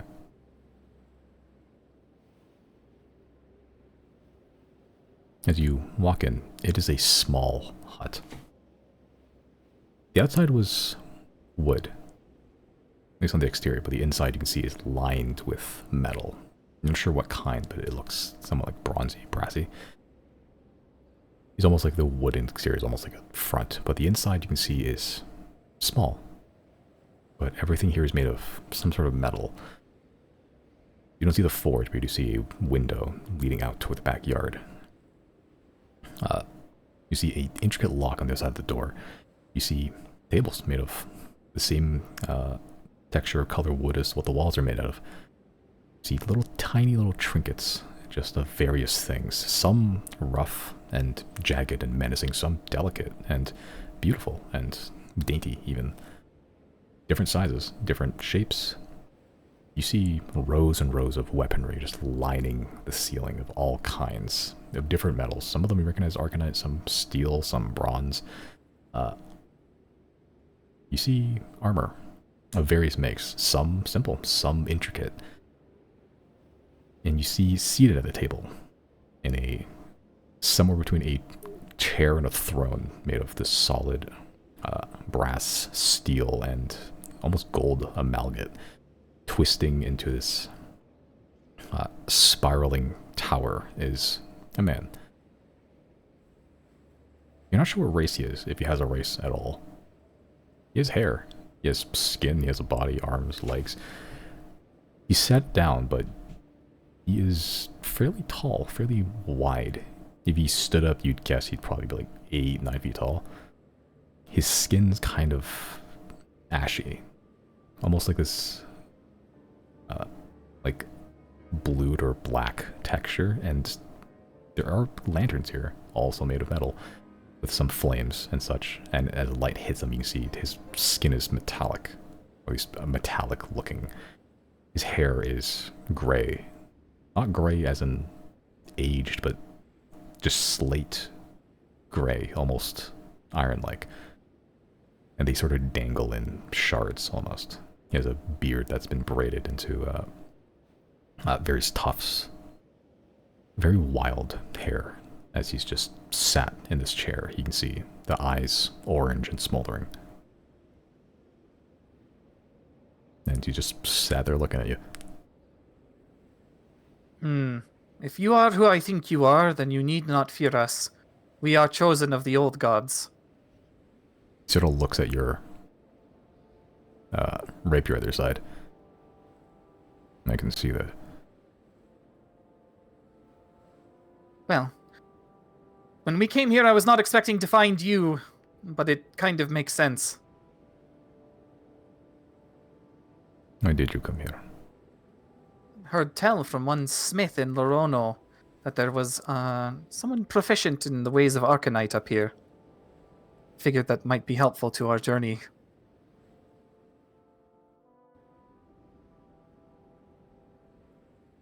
Not really moving. He sort of just looks at you.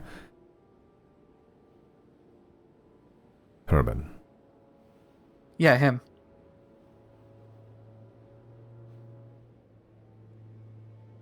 You are familiar with this man. Not only am I familiar with him, he'll take out the Arcanite fishing rod. We worked together to craft this.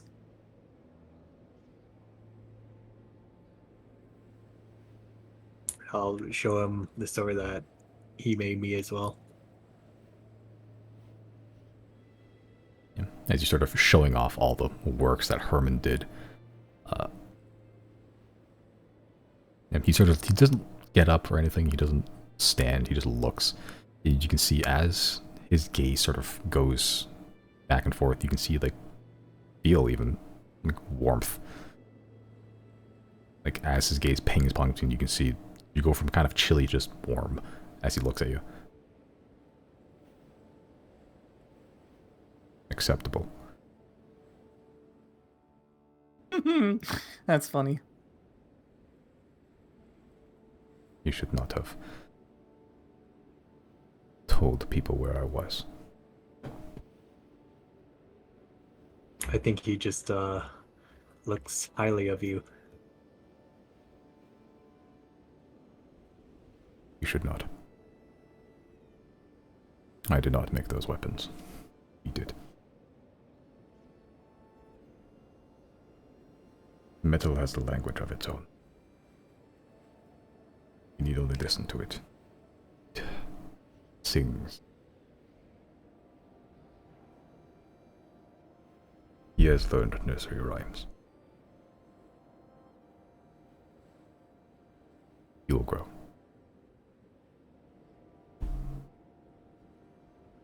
Isn't that just good news? Maybe. It still does not explain why you have arrived. Why you sought me out. I guess mostly curiosity, but also perhaps you have information. Chris, before that. Were you aware that Azazon has been found?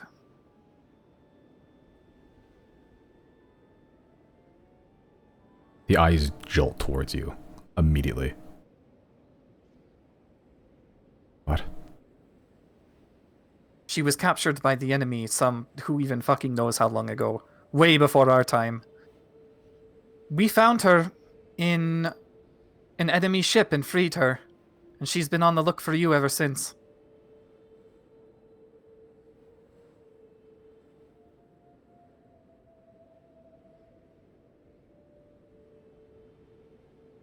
You weren't sure what reaction you're expecting, but he sort of just gets up, and your estimate was right. He is 8 to 9 feet tall. His head just barely avoiding scraping the top of the ceiling. As he doesn't walk around his table, he just grabs the corner and just shifts it to one side as he walks straight towards you, Riley. As you kind of meet his gaze, and you have to just look up more and more as he walks closer towards you. The iron shards in his beard and hair just sort of clinking as he moves, as they swing and sway. You don't seem to smile or jump for joy or anything, or even say anything. He just looks at you as the heat begins to radiate more as he stares directly into your face. He's almost like looking directly into an oven at this point. You had better not be lying to me. If this is a trick, I will turn your bones into iron. I can confirm he's telling the truth. Yeah, your word doesn't really mean much, to be honest.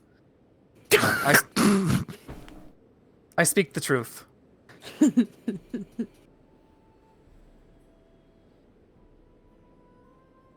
I could try contacting her right now, but she won't be happy about it. Or maybe she will. Perhaps. I'm gonna send to Azazon and say...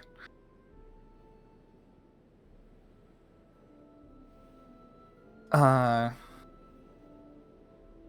apologize for contacting you, but I just found your husband. He's nestled between the Dawn Devourer somewhere. Bink! Send.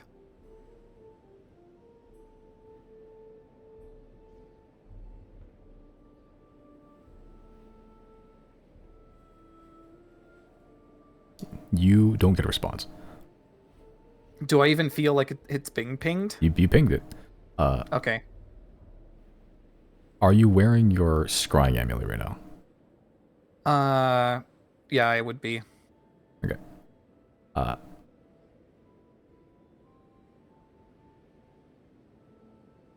You would get a response then. Take off your amulet. Oh. Yeah, okay, I'll do that right away then. As you take it off, as the moment you do, you just feel a flame erupt from behind you. It's just like a flaming eyeball just looking directly at you. As the eyeball shifts from where you are, it looks up towards this metallic man, 9 foot tall. The two gazes meet. And then the eye disappears. As the man just has stood there. Osmond, as you probably guessed. Yep. About a couple seconds later, another flaming inferno erupts. A huge billowing fire immediately lights up the entire surroundings, just turning night to day at this point. It is daytime, but it looks night. And in this flame, as the flames die down, as is on the just very, I don't say charred. Yeah, just these beautiful bronze skin, flaming hair. Last you saw her, she looked pretty raggedy as she's sort of kind of nursed herself back to health over time and then left Pratchels at some point just to sort of just do her own thing. She's looking better, healthier than I last saw. The hair is more voluminous, if that makes sense. If there's any as much volume fire can have. Any injuries or scars she's had have mostly healed up at this point. And she is the living embodiment of flame as the two meet. At least their gazes do. And they just stand there, just kind of taking each other in for a bit. This was not on my bingo card for the day. Shall we leave you two for a bit?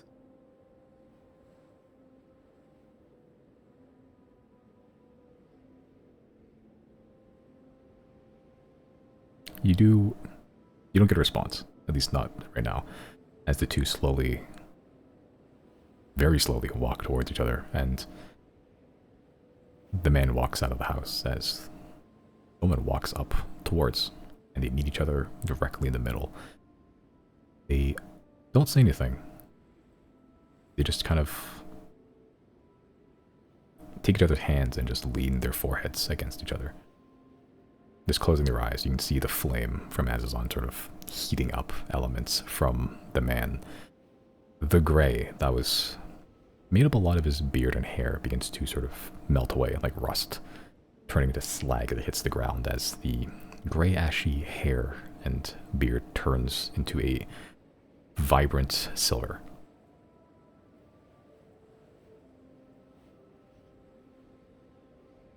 The eyes open up as they meet each other again.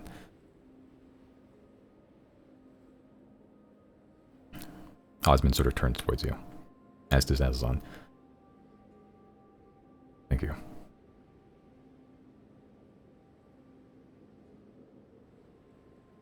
I don't even really know what to say. This was totally accidental.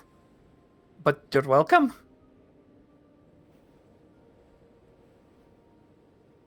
Return later. You said you had questions. If I have them, I will give you answers.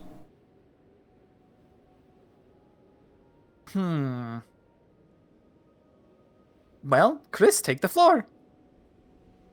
Later. Chris, take the floor later.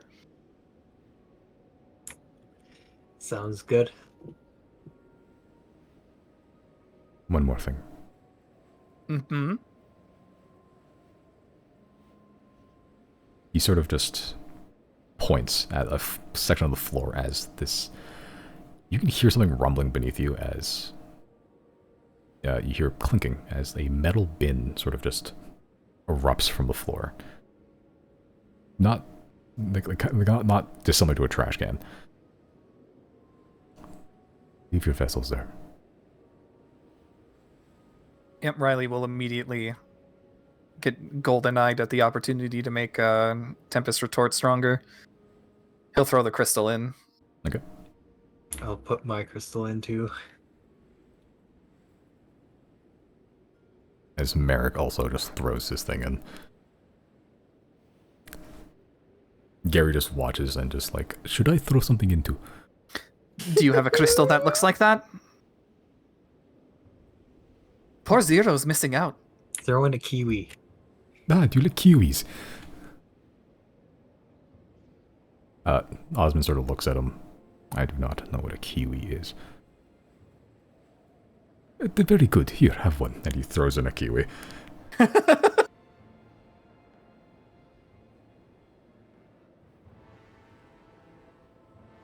Azazon looks back towards you. It's been some time since we've last spoken. Indeed. Progress on the whole stopping the end of the world thing? Decent. We have a big gun now. And we might be getting another one soon.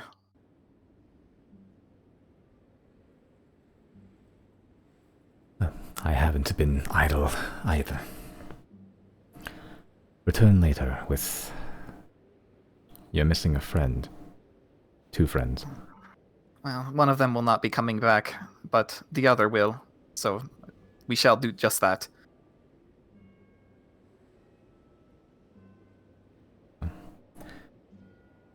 When you've all reconvened, we'll discuss over the sounds of hammer and fire. Sounds good to me. I like fire. You two enjoy your reunion meanwhile.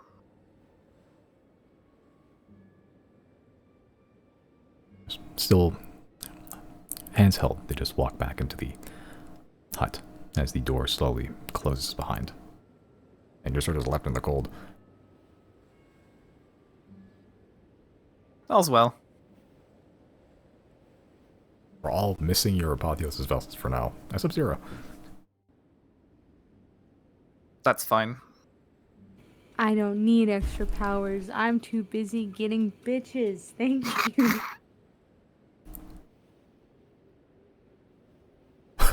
While you were having your mystical legendary artifacts derived from the gods being reforged by a god, I was getting laid.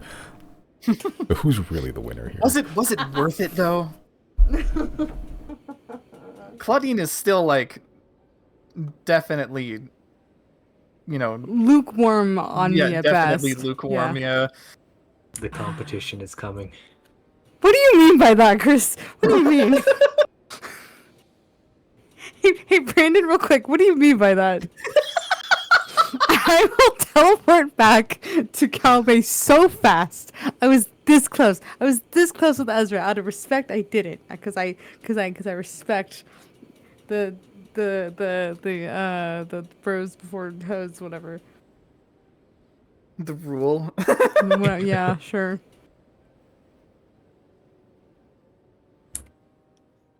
Things will get interesting. What do you mean by that? Chris is gonna be like, if I can't have them, nobody can have them, and just like burns them alive or something. Brandon just loves saying just vague things. Yeah, vague and threatening things. I have been told by my professors that I've sounded a little cryptic before. That's awesome.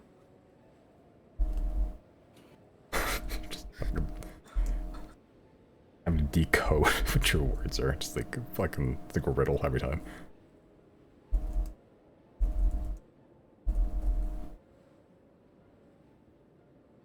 No, but Smithy boys, what are you doing now? What you doing now? Well, we'd be remiss to interrupt them for the time being. I'm gonna check out that brook. Is there fish in there? I'm gonna fish in there if there's fish in there. No, it's not a deep brook at all. It is. It's brook or stream. Which one's smaller? Because whichever Probably one's, a brook. Yeah, it is like inches deep. Oh. That's what she said. Not yet. I gotta get in there!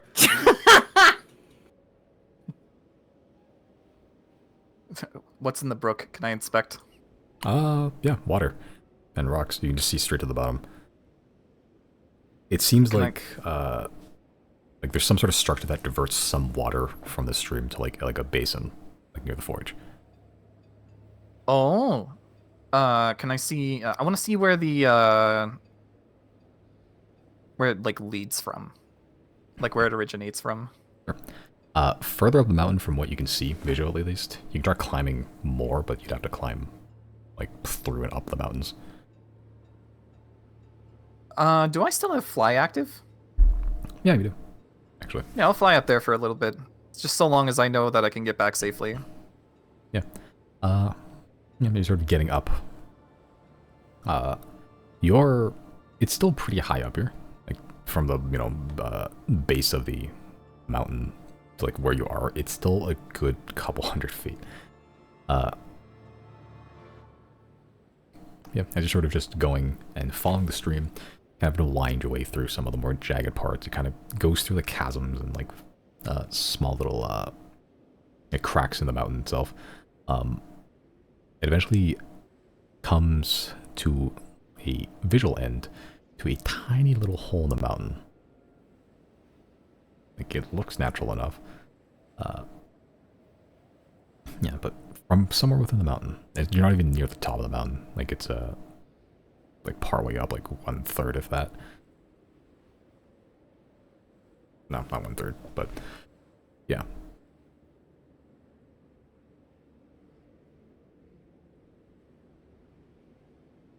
I think for now I'll use the monsterfish staff as my focus. Okay, yeah, you do have that.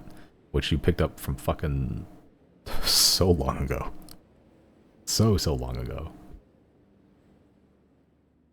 I got nothing else to do. I'm just gonna wait on 0 now. Okay. So, while that's happening, 0, you get woken up by the sound of Chris in your ear saying what he Hate did. that. Yeah, but after that conversation, you look over and you see Claudine already awake and just kind of studying the piece of paper.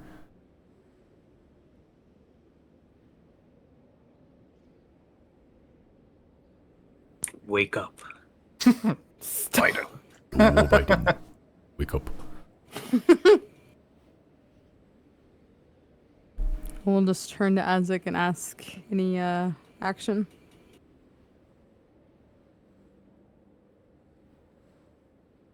Nope.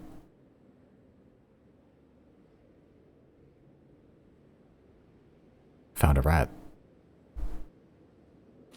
What'd you do with it? He looks over to the corner. You see like the bones of a rat. Like it's singed and charred to shit. Was it good? Mediocre at best. Sorry. I'll do better to find you a good rat. Seasoning is preferred.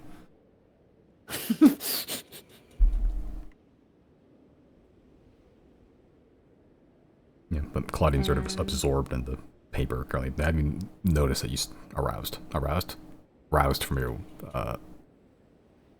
that's for later. Roused from your Shut slumber. up. What time is it right now? Like 8 o'clock. I will attempt to scry on the Grand Arbiter. Okay. Targeting the Grand Arbiter specifically? Yeah. Okay. You zoom out the vision, and then zoom back in, and then you hit something. Some sort of bubble or barrier of a kind. Your scry is blocked. Do I get to try again on somebody else, or do I use it? Is that expended?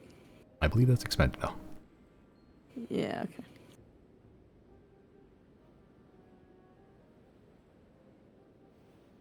But now you know. Well, your theory was right. He is protected. Yeah, he sort of Okay. just looks up at you. Yeah. Judging from what's I've been told, yeah, kind of a paranoid kind of sort, so makes sense.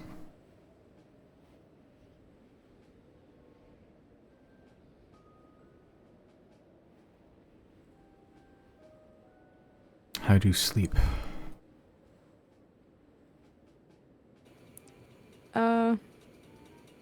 I slept fine. How did you rest? I sat here for 4 hours, trying to ignore the scent from your blanket. Wow. I will stand up and throw my blanket off of myself and just dust myself off. And poke my little head out of the doorway and see if there's anything interesting going on outside.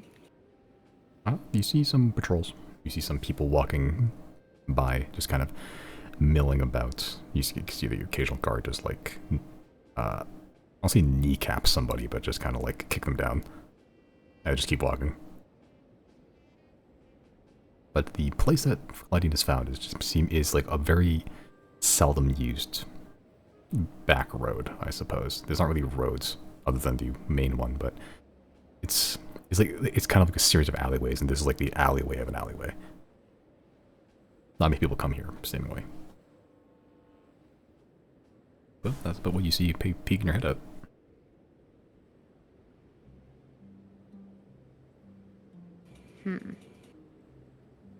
I remember when Jana was a cat here, everyone freaked out. Because, again, it's like, what the fuck would a cat be doing here? But I remember the guards went after Jana, didn't they? I think so. Not a Yeah, whole lot of very wildlife here. different reaction from what happened at the Black Harbor. Yeah, it is. Yeah. Yeah, Black Harbor, it's like, ooh, cat, this strays here. But like, insane, it's like, yeah, it's like finding like a fucking, like a fennec fox in the middle of like the tundra.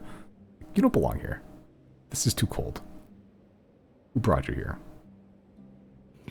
Bet some of them just wanted to like eat the cat too, I would imagine. Yeah, probably actually. And the only wildlife you've seen, like, not native in teak, but like found in teak, are like these really thick furred rats. Cute.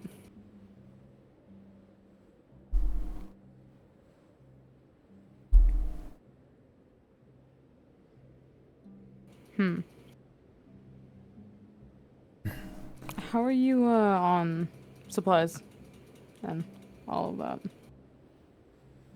I'll survive for a bit, and when I run out, I can just take from the others. Not exactly a whole lot to go around, but enough to survive. When was the last time you had like a meal, like a hot meal? Like a month and a half ago. That's painful. I spend most of my time on the road anyway.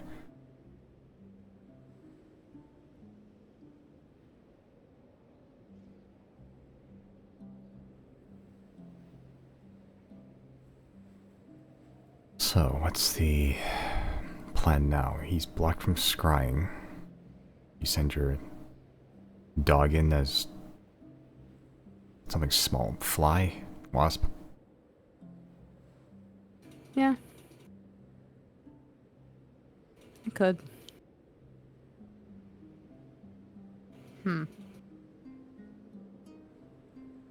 Alternatively, I have two willing party members, at least two. I know Merrick and Gary are with the boys right now. I feel like if we picked the right time of day and the right distractions in the correct order, including the fact that we have a dragon now. Have you met the dragon? No, you haven't. Dragon? Yeah. Dragon, decent. Yeah. Never mind. I gotta go.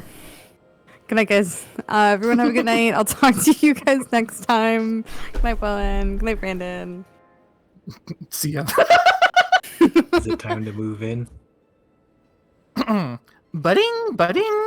Zero, we found Osman and we reunited him with Azazon. Come get your weapon upgraded. Oh, shit. I will say that out loud. If that's the response you get, Riley. We're still waiting. I will turn to Claudine and just be like, hey, so I need to run to Cowboy really quick to kind of get stronger, I think. I don't know exactly what's happening, but more preparatory work for future combat, I guess. I don't think it should be that long. Would you like to go with me? We can come right back here. And you'll get to pop in and say hi to Merrick and Gary. Make a persuasion check. Additionally, I'll just add a hot meal, and they have a pretty not bad bathhouse in Rona. But yeah.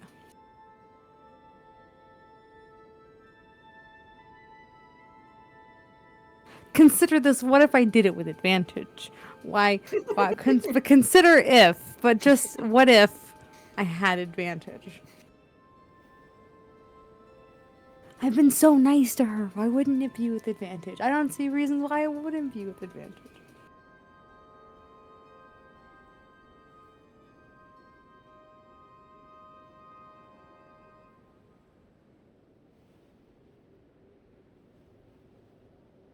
I'm thinking so hard about this decision right now. Because it's not just a matter of like giving Zero what they want. It's also like there's a lot in this for her beneficially if she wants to go. Prepping for combat. She can, restock on supplies. She can see old friends. She can not have to be out here in the cold for like an hour or so.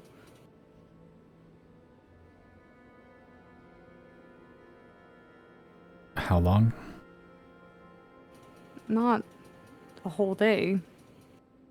And I think the boys want to come back here anyway. So we'll have more eyes and ears to plan and ideas we can come up with, whatever that may be. Reinforcements. And you can meet the dragon and a couple of gods. Who knows? Maybe they'll choose you.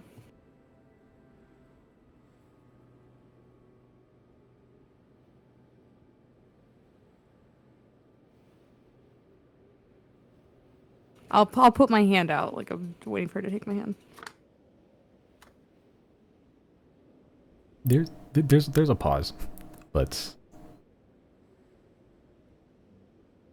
Azure just blinks rapidly and then just sighs. Yeah, just take your hand. Boys, I'll hop on the sitting stone real quick. Boys, where are you at? At this point, we're probably just waiting on the dragon again. I bet. I'm gonna teleport to the dragon. You teleport to the dragon, and you find yourself a lot warmer. Within the perfectly 22 degrees Celsius interior of the dragon house. In tow with Claudine, who you haven't really seen fully since like Tetscat, I think. And like yeah, she's somewhat up to date with what you've been doing. The whole like save the world thing, but like it's now that it's progressed and advanced to this point, it's not eclipsed her little personal problem, but it's certainly grown in scope since you last remembered, as you're now aboard a fucking dragon. From inside the house, you can't even tell it's on the dragon, can you, right? No, It's you're just in a nice room. house. Yep. Room is made of ice. Not cold, but ice. Okay. Once we teleport to the house, does she immediately let go of my hand? It takes a couple seconds because she's still like, she's never teleported before. That's fine. I mean, if she hasn't let go yet, then I will just take advantage of it and just keep walking with her and just lead her to wherever I think the people may be. Okay. For the time being, she still holds onto your hand because she's still kind of taking in the surroundings, and like this is a wacky situation now. As you're just being, she's kind of just looking around idly, and you're sort of just guiding her forward to where she needs to go. That's fine. Okay. But as you head down, those of you in the dragon hear the footsteps of someone upstairs. Oh, that reminds me. Riley will put back on his anti-scry amulet. Okay.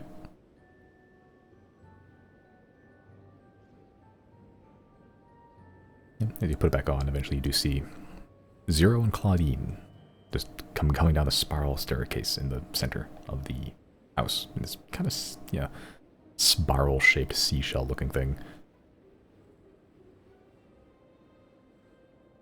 Welcome back. Thank you. I will continue to hold Claudine's hand until she notices. I will say, "Oh, hello, Claudine. Do you remember this?" And then I pull out the gavel.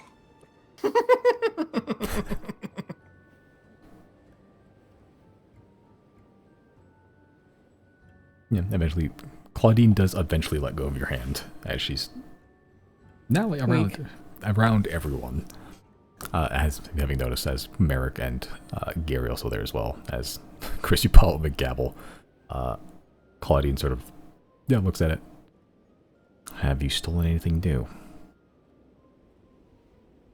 I think.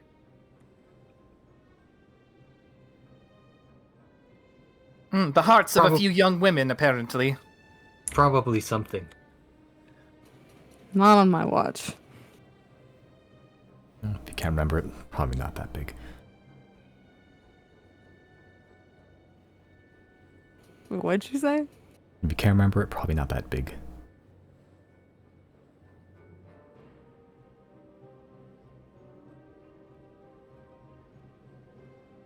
Eventually, Merrick sort of just walks up at his Gary.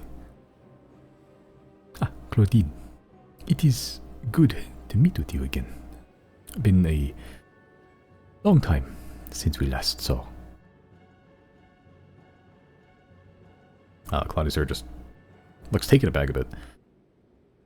Well, your common is a lot better. You've been studying. Oh yes, Merrick has helped me in the last year. We have a house. You are welcome to join us to live there.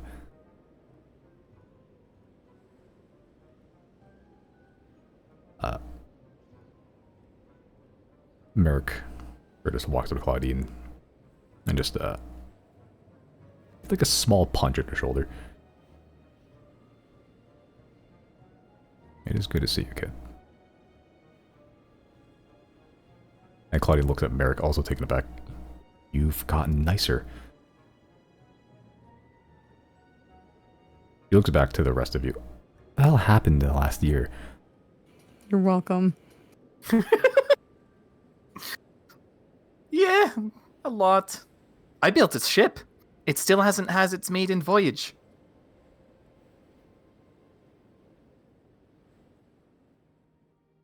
Chris got worse. I found out Mazmazok. Well, his lair. Is that a type of fruit? What is that? Yeah, it's like a kiwi, but a little bit more repugnant. That is impossible. Kiwis cannot Correct. be I was lying. Oh. You are very good at that. Zero, am I really good at that? Yes. Can I roll for deception? Sure. Riley, roll an insight. I'll have you know my insight is decent. Just kidding. You're so good at it, dude. Holy shit, I never knew! I should do it more! No. Eat hot chip and lie.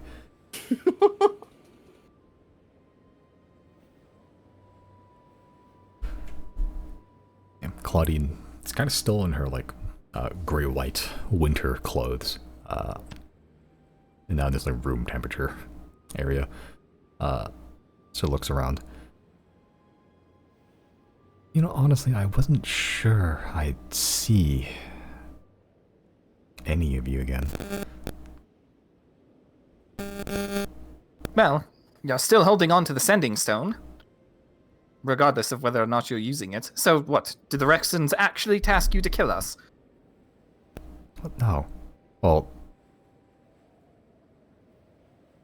kind of. I'll look at Claudine. I mean, I didn't accept.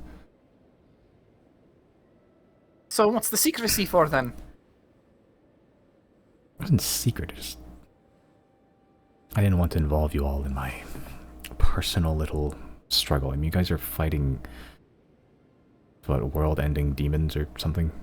Oh yeah, but it's not just us, it's everyone. You're going to be fighting them too, whether you want to or not. Oh. I guess you could hide. Like a coward. Collins looks at you, almost hurt. I'm good at hiding.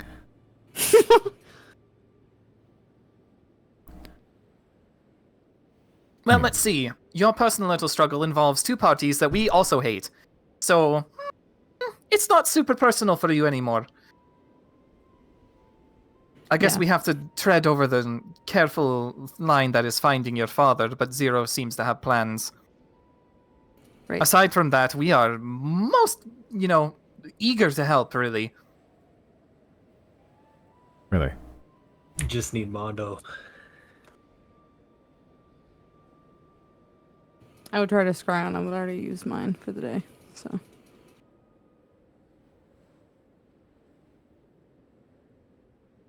Now, we don't really need Mondo. Riley will point towards the funny robot in the back. Be like, he helped us figure out how to make sentient robots. Oh yeah, I guess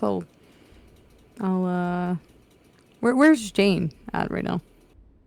Oh, you know, around. Where's she at? She doesn't really leave the dragon very much. Unless she wants to. I guess I'll just kind of look up and call out to her and see if she's around. Yeah, she's around. Seems she was just kind of chilling in the dining room. As you call out. Yes? Where is she in relation to us? Is that upstairs or like ground level? Probably ground level at this point. Is this Janna shrine upstairs? Ground level. That's also ground level. Yeah. Where is it in relation to where we are? We're in the kitchen, which is also ground level. We're in the kitchen? Are we in the kitchen? Actually, don't know. That was never pre-established, was it? No, yeah. Let's say you guys are on the ground floor foyer right now. Sure. Yeah, rising to meet with Claudine as they descend the stairs. Or not rising, just standing there until they descend. Yeah, but as you call out Jane. Yes? I will put a hand out to show Claudine, and I'll just be like, this is a ally of ours. Claudine, this is Jane.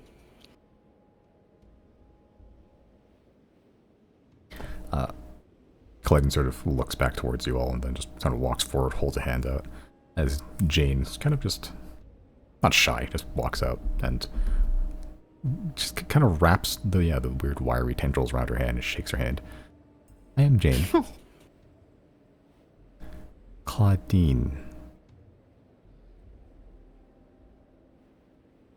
She sort of looks at the orb of, like directly into the lens, and then looks back towards the rest of the corners. Does this ball look familiar to you? As Gary and Merrick are now looking at it more intensely. I mean, kind of. I've been seeing them a lot more these days.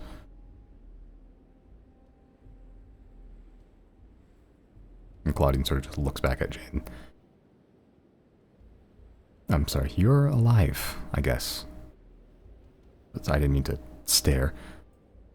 Oh, it's okay. That seems to be a pretty common reaction these days.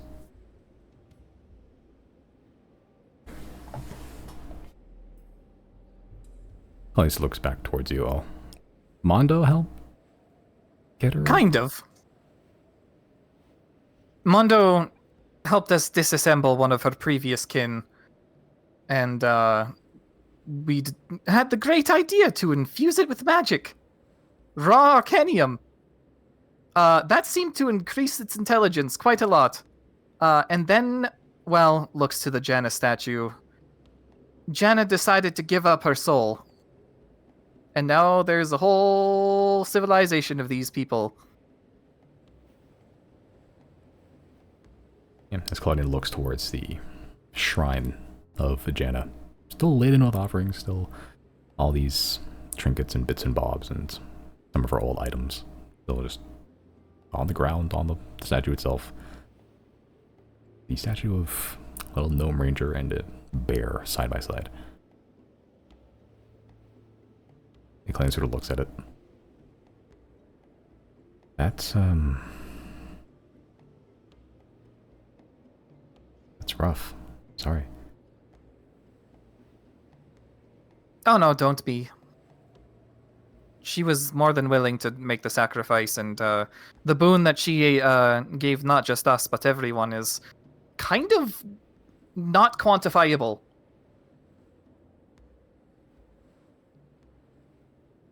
Yeah, Jane sort of steps forward. Janna and Georgia's sacrifice will be remembered. Forever, as far as I'm aware.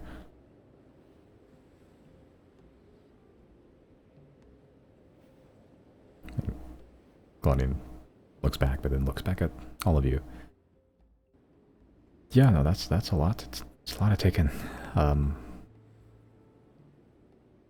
No. Yeah, that's just one part of it all, too. Okay, so what's the next part? The next part is we called Zero here because we found some gods. Remember when we went underground and did that whole shit in Tetscat, and we freed a god from prison in, alien space vessel thing? Well, her husband has been MIA, and as of an hour ago, we found him. He's right here. So we reunited them. And he's a forge god, so he's gonna make our weapons stronger. Huh. Well, lead the way, I guess.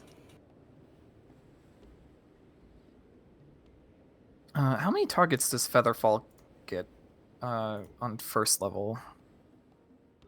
5. Okay. That's not enough. You can land the dragon down there if you want to. It's not comfortable, but... I guess, yeah, and we know it's a god now, so it's fine. Yeah, let's just land the dragon. Yeah, as players goes down. It's not a huge clearing, but it's enough for him to fit. This giant pine tree just kind of jutting out from the not the center, off to the side a little bit. And it's cozy. It's a little gray and dreary, but it's cozy in a way. And now you can see there weren't really windows in the hut except for the back. But you can see as you all descend and exit, you can see through the cracks of some of the planks and under the door, just a very warm orange flame. And there's just a metal bin with everyone's Apotheosis vessels just jammed in it.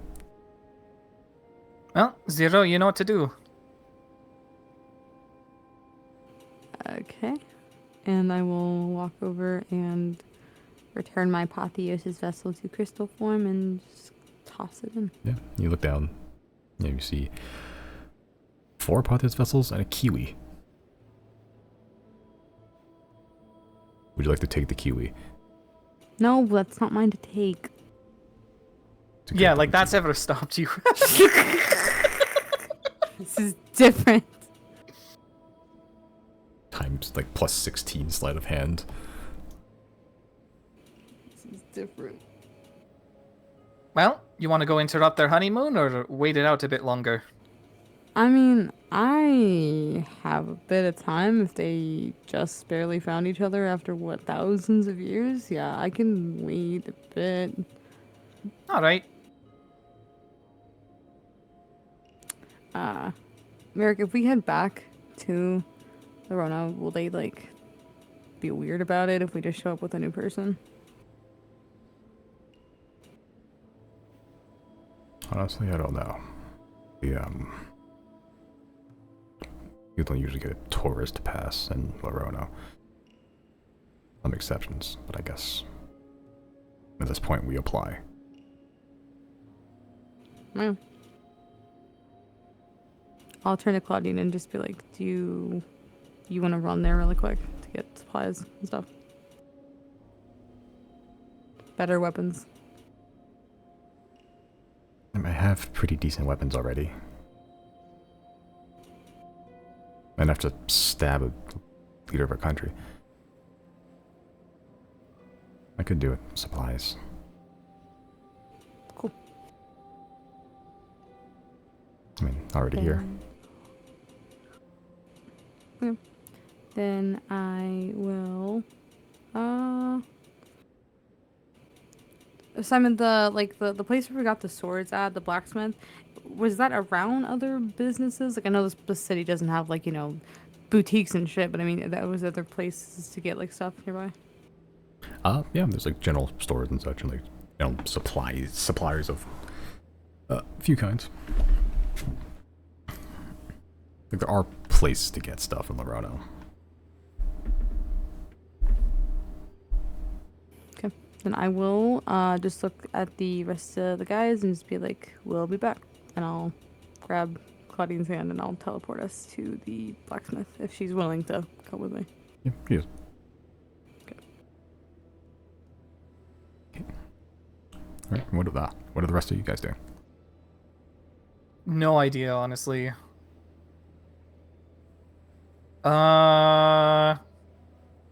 Maybe just stay here. See if anything happens in the meantime. What time is it? Like 9 o'clock. 9 o'clock in the morning. I think I got some attuning to do anyway. I had to take off my Scry amulet so that Azazon could find us. So I'm gonna be out of commission for a bit.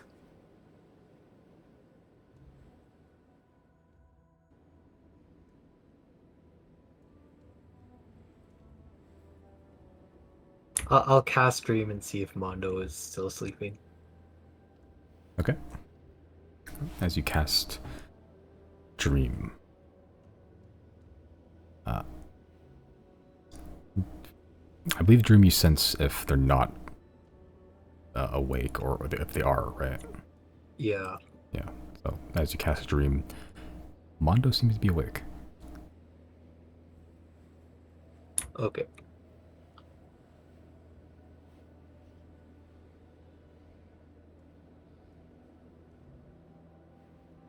Any spells? I'll actually do telepathy then. Telepathy? What the fuck's telepathy? It's where you create a telepathic link. Only has to be willing. Would you work for nothing? That'd be a terrifying thought, though. It's just like anywhere on this planet, Chris can just invade your brain and be like, "Hey." So canonically, a little voice in our ear could be very possible. Yeah, sure. Little micro bouts of telepathy. As long as they have intelligence of at least 1.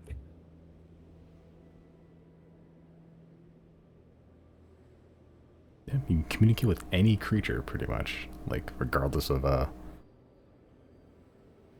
least... I'm not sure if at least 1. That's... I don't know if it's even possible to get below that. That's just every creature. Yeah. 8th level spell, you can basically communicate with any creature on the planet, regardless of languages or anything. Yeah.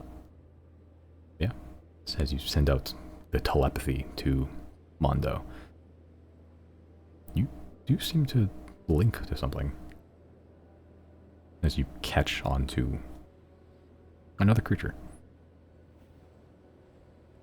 You are connected via telepathy.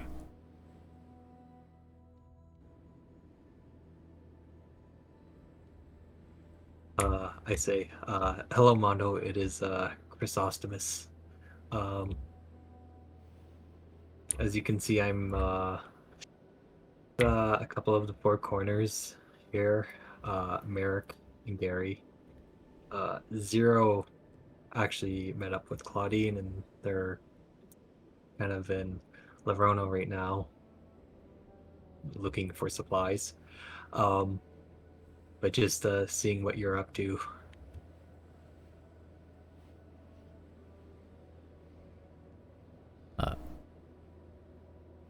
Yeah.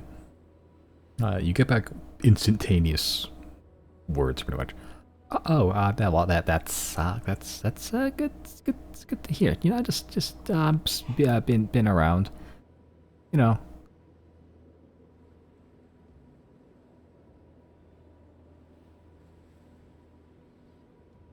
What sort of things have you been doing? You know, just personal projects. You know, just nothing too interesting. Is the project dangerous? No, not really. I mean, it's just you know, just don't worry about it. It sounds interesting. It's not. It's really not. It's just it's pretty just trivial stuff. Nothing important. You guys are doing way more important things. Where is this project? Why are you asking so many questions? I'm just a little curious about the project.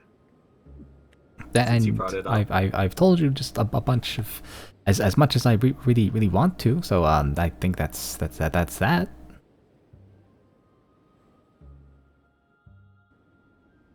It could be interesting to see what it is.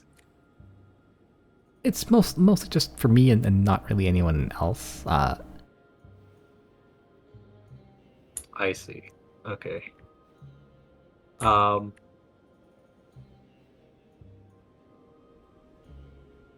Would you be willing to meet up with the rest of the Four Corners, just as a small get together, maybe reconvene, catch up? Maybe later. I mean, I'm kind of busy right now. Tell them I said hi though. Yeah, I can definitely do that.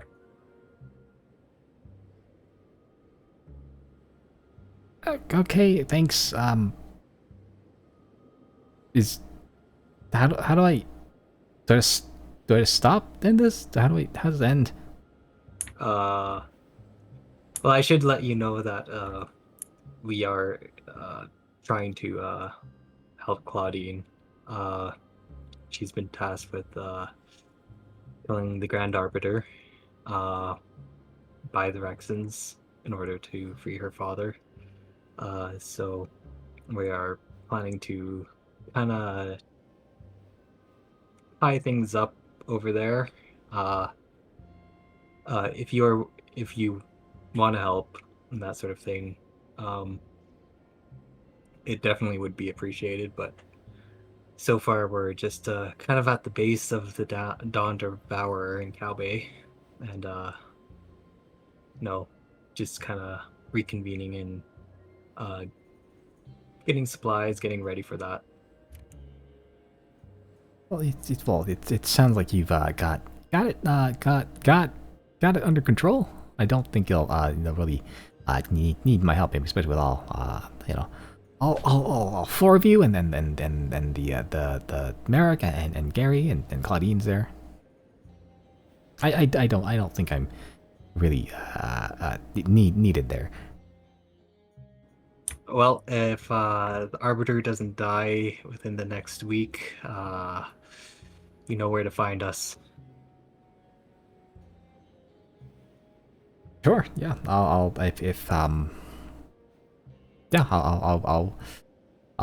keep an ear out.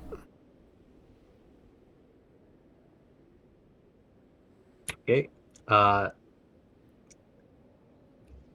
guess I'll end it then, and I'll let you go back to your project.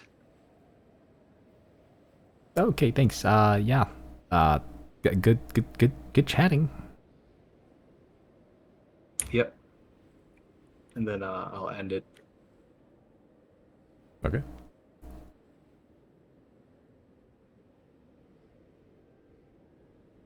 Yeah, so I just tell everyone. So yeah, Mondo's just doing a project. Cryptic as ever, I see. Yeah, he it's his own personal project. Well, that's a bit different from what he was doing when we found him in Sant.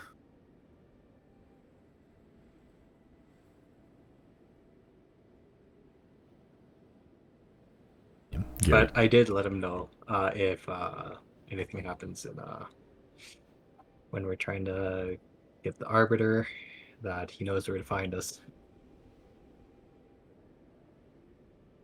You're sort of just telling him, or telling everybody this. We don't actually know that much about Mondo. He says he came from Sant, and Never shared much about his background, I suppose. We did find him wandering in Sant before. Didn't we also, like, Eye of Truth him, and the form that he presents as is not his real form? Yeah.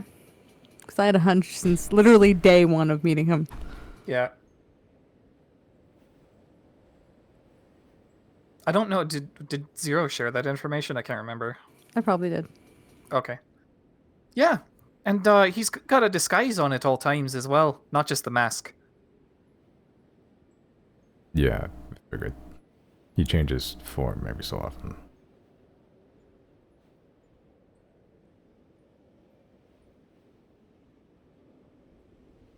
Well. Yeah, it certainly doesn't help the curiosity. He's secretive and we don't know why. But he's not a bad guy, at least seemingly. What was his goals when he first joined the Four Corners? Honestly, I don't know. Kind of fished me out of the ocean, and then just followed me as I traveled.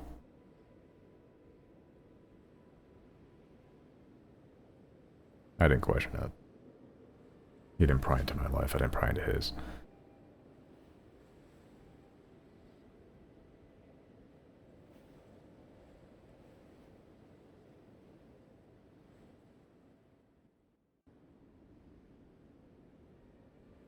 Mm. He's an enigma, but I tried to be, but he seems to be keeping a better rein on things than me. Well, he's a bit more panicky, but... Like, we all know he's hiding something, but we still can't figure out what it is.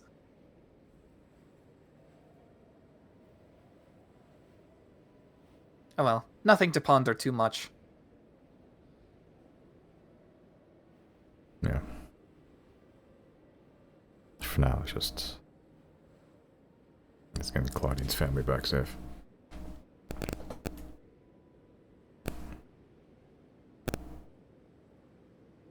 Speaking of, Zero, you teleport to Swords and Boards? Yeah. Okay. As you teleport there, you appear in the back workshop, little fenced-off area with a opening to just a small forge. As you see the smith, Herman, still there early in the morning. You just suddenly appear in a puff of shadow as him is pounding away at the next piece of weaponry that he's making.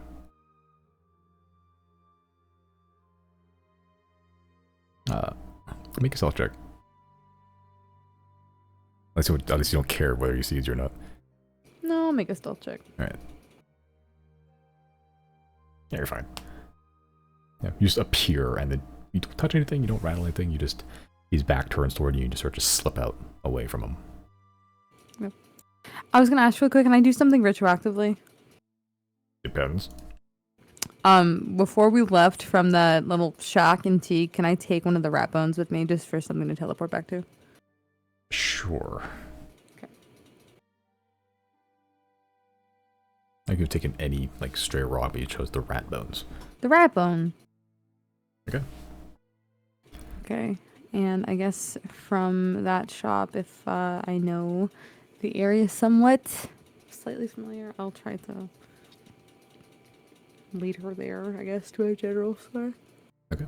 Yeah, it's easy enough. There's some advertising. It's not a whole lot. But you see people like with goods on sale and just out publicly, just showing off the wares pretty much. It's easy enough for Claudine. She has enough money to buy her own stuff. Just buy general goods and just more rations and such. Like things that would just help her survive a bit longer in that place.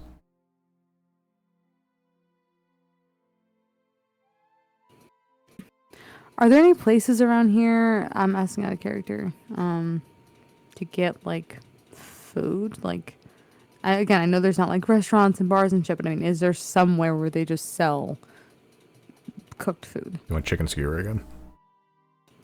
Is that the only option? It's the one you know, but you can find other things. Sure, I'll ask the person, I guess, who runs the shop if there's anything nearby that sells cooked food. Yeah, and the owner points you to a couple of places. There's like kind of not really cafes, but just kind of like small areas with like just like very basic tables and benches where you can just get like a small bowl of food. It's warm, it's filling, it's hearty. Stews, soups, roasts, and such. Okay. Okay, I guess after we leave there, I'll just turn to Claudine and ask, like, while we're here, obviously we're gonna get back to Teague before the end of day. Is there anything else you want to take a second to do? I will say, we hit up the bathhouse, a couple days ago, and it was really nice. Helped us to unwind a bit, and it seems like you've been on the road for quite some time. I don't know if that would pique your interest, just a hard reset again, because we're going in now with a fresh team of people that genuinely I think could execute this plan, all of us. And other than that, I think there's some places to grab food around here. They don't really they're not really people for like flash and all the frilliness and stuff, but we had, I'll point to Azek, I'll just be like, we had a chicken skewer, it was fine.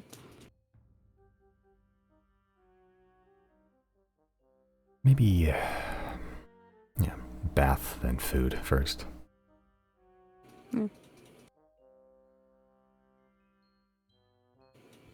Then I guess I will lead her to the bathhouse. As you're guiding her along there. That have been on the road a long time. Is that just a roundabout way of telling me I smell? I didn't say that, because I'm not as rude as you are, so. I would never say such a thing. Too classy. I'm just a nice person. I don't know what you mean. Am I not just a ray of sunshine? No.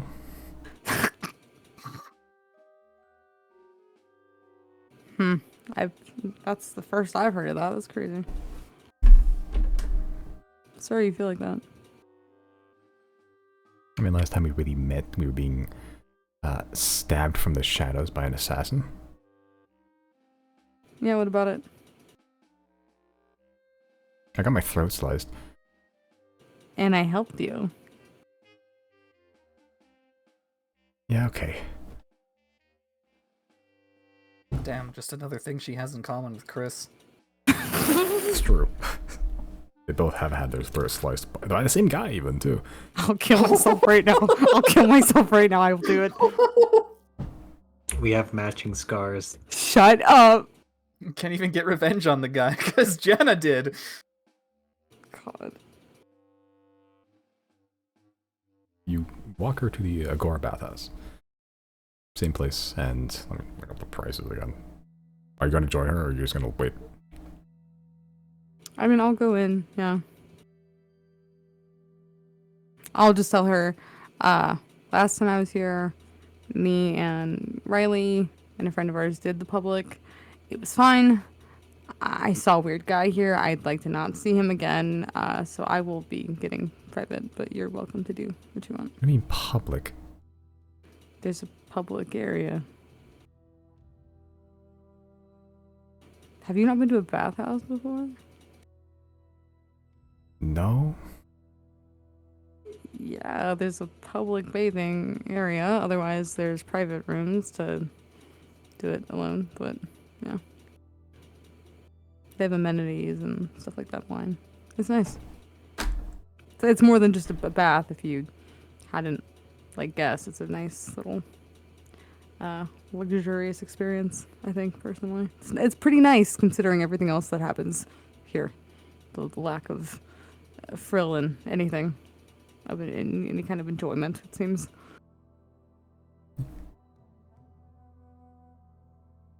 And as you arrive, the scent of lemon and soap and just a very gentle steam and mist. The few pleasures you can find in Lorono. But as you breach, it is 20 gold for a private bath if you want to. Yeah, I'll get a room. Okay.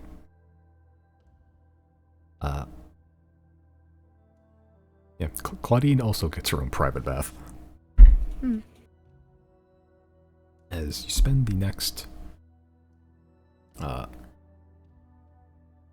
hour or so just bathing, and you've been here not that long ago, so it's like the it's still nice, it's still relaxing, but the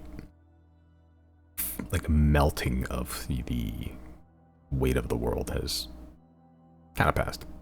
No inspiration this time. That's fine.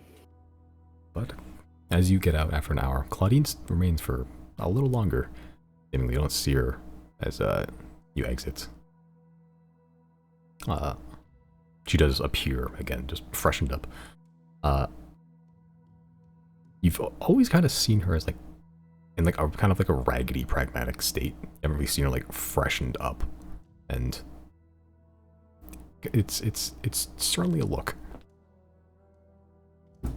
So what you mean to say is that she's now a 7 out of 10. Yeah. I hate you. She improved. She went from just just a woman, just average, and then just oh, she's, thinks I'm nice. Which I don't think is actually something you actually want to tell someone in real life. Oh, you clean up nice. I'm so tempted to, though. She fucking called me stinky last night. Whatever. Yeah, but you see, she comes out with sort of one of the towels, still trying to dry off her hair. I think I'll tell her that, not sarcastically, not backhanded. I'll just give her just a little smile and just be like, "You look nice." Let's leave it at that. Maybe just wait and check. What do you mean by that? I'm just giving her a compliment. I know. Hold on, my stuff's loading. She's gonna slit my throat tonight.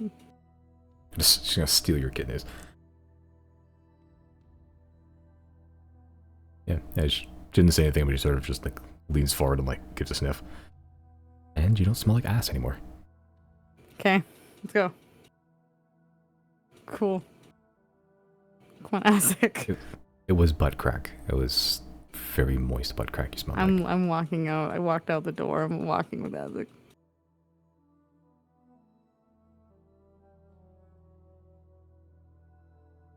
As you also go to a restaurant of a kind.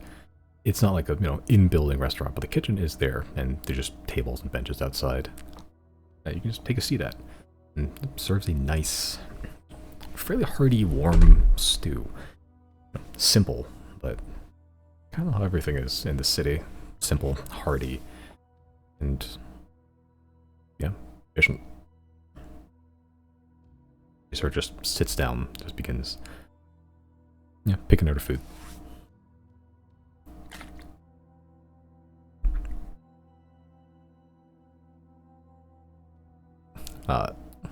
There's just a few mouthfuls of just meat and potatoes and carrots and such, celery. And Claudine just goes, "Why are you doing all this?"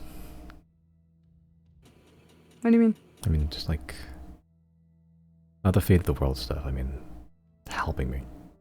Not your business, not your... You don't get anything out of it. You have bigger problems to worry about. I would have been fine up there.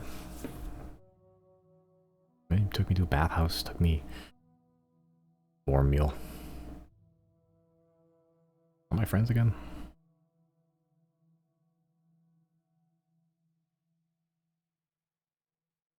It seems you have a lot more to do on your plate.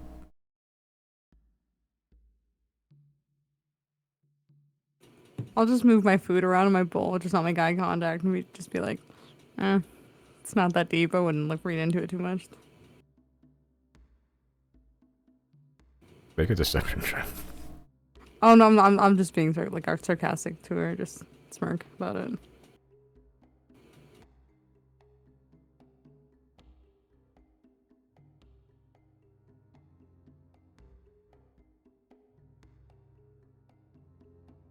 Why are you so smiley?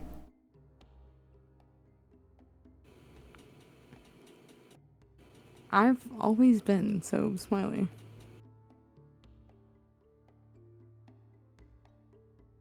I think you were too busy watching my pockets to know that.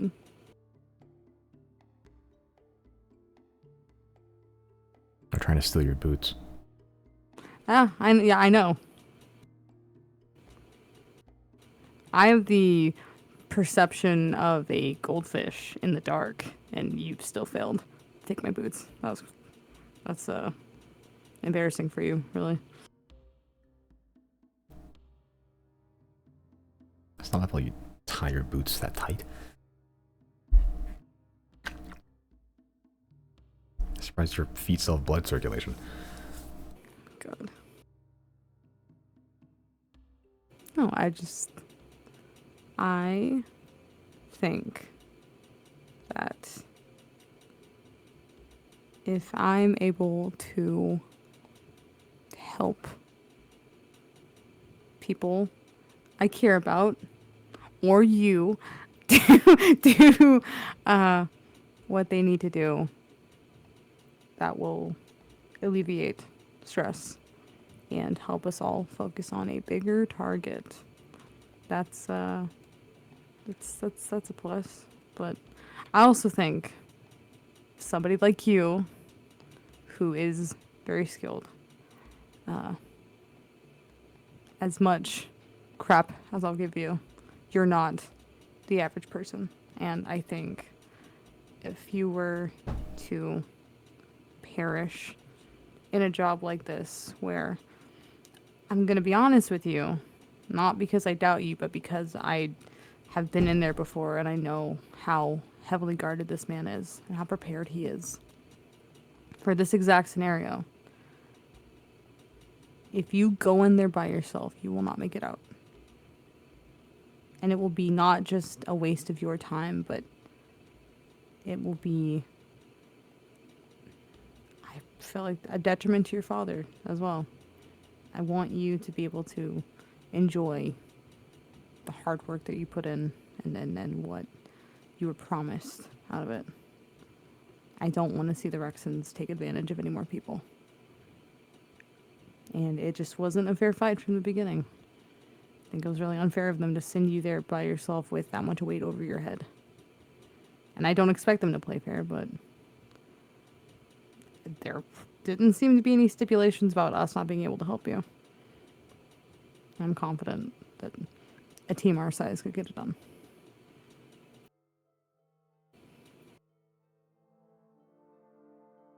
But yeah, I wouldn't read too much into it. It's not that deep.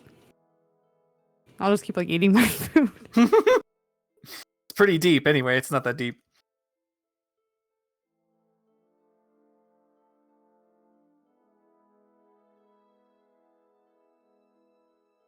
Glenn just looks at you for a bit while you're just trying to shovel food into your face. Why do you have to describe it like that? Just fucking taking a big ol' spade of soup and just slamming your face into it to slurp it up your nose. He just sort of lingers for a bit, just looking at you. And it just goes back to her food. Not that deep then. Nope.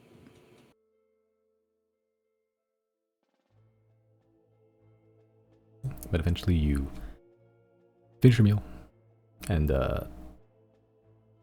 pay for the food, which Claudian pays for. Not much. Couple silver. Whatever. Well, now what? Just, I guess, head back and then kill an arbiter, I guess. Well, don't sound so excited. Gosh.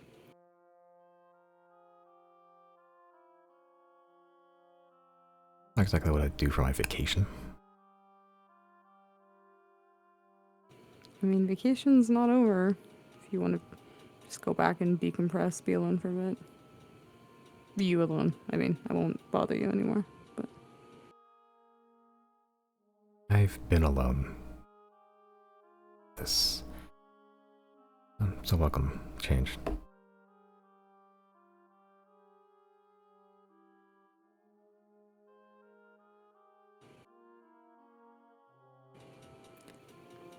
how far is the... Well, I know it's not like a 10-minute walk, but I'm saying, like, how far is the trip from Lorono to the Dawn Devourer? Like, if someone were to try to, like, make it just to the mountain, it's like a couple days or something, right? On foot? Yeah. Yeah.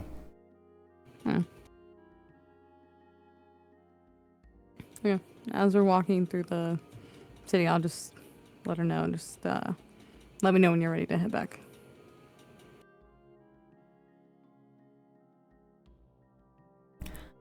Yeah, she's sort of just looking at the city, like she's hasn't been in one for a while. Yeah, she's looking around. Like trying to take it all in before she has to go back to work, pretty much. As yeah, she does like a small circle looking around, and then eventually just looks at you for a bit. And the gaze sort of stops there. And there's a long pause. And then she steals a coin purse from some guy passing by. I'm ready.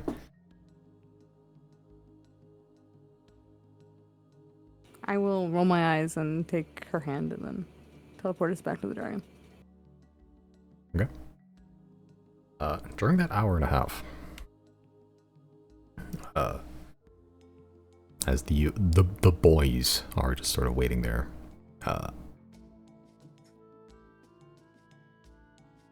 the doors to the shack open. As you see not revitalized, but just like, just kind of look like a happy couple just walk out of the smithy, pretty much. The silver hair of the forge god. These still kind of like charcoal metallic, ashy skin. And the bronze skin of Azazon and flaming hair. Just a perfect unity between the two. You sort of just walk out as Osmond begins taking the Apotheosis vessels out of the bin and then pulls out the kiwi confusedly. Then just eats it whole.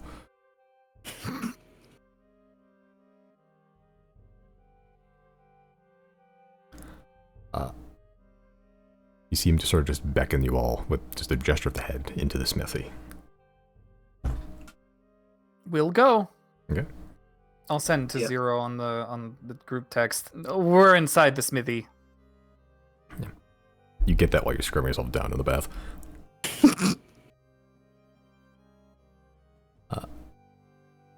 Yeah, but you're going back to the house, and he goes through the back door into the smithy itself, and the door, she just leaves the door open as he begins kind of just piling all the Apotheosis vessels into just on the floor, basically. As he sort of just waves a hand as you see an anvil made of just solid wrought iron. You see runic symbols around the edges around it. Not sure if they mean anything or if they're just purely decorative. The top is still flat as he takes the Apotheosis vessel and just throws it into the fire, pretty much. As Azazon is there, he sort of breathes directly into the fire, and this barely smoldering pit of embers turns into this raging inferno immediately. As she sort of just there to assist, basically. As of tongs, he just reaches his hand into the fire itself, pulls out a molten hot Apotheos vessel, and begins hammering it. And between hammer strikes, Azazon and Osman there, he just goes, ask your questions. It's later. Take the floor, Chris. I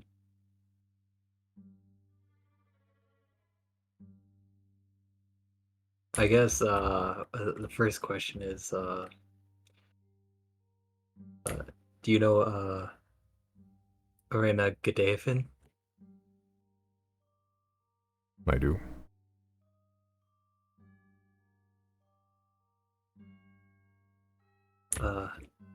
How do you know them? He was a member of the First Fire. Not have much in common until after to this new era. She came to me, a broken woman, but she still had fire. She asked me for schematics, a weapon. I had no interest in helping her build it or saving this world. Not after I lost my flame. And she sort of looks towards Azazon. I acquiesced. I gave her the schematics to her weapon and left her be. I do not know what happened to her after that. So hold on a second. You would know the inner workings of Distrade and Alahai then? If that is what she calls it. It is a concept at best. If there's any alterations, I do not know them, but how it functions, yes. Yeah, knowing how that functions will be very, very useful. Because, well, someone found evidence of it in Dusamar. Someone very powerful, and she hijacked the project.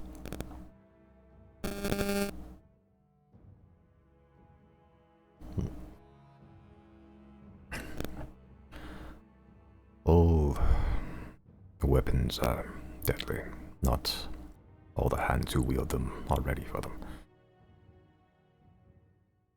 I care not for who wields what, just that the weapons are treated with care.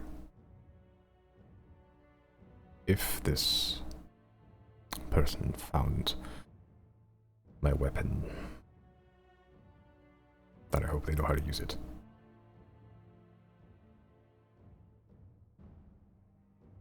Well, in absence of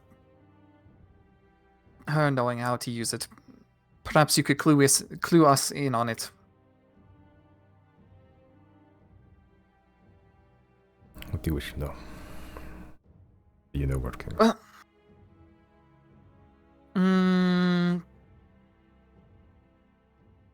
I guess how to fire the laser. Laser. And how much destructive power it has. Enough to rend the planet apart. It's not very comforting. Yeah, I'm not really okay with her having that much power. Nobody should, actually. I'm gonna have to do something about that.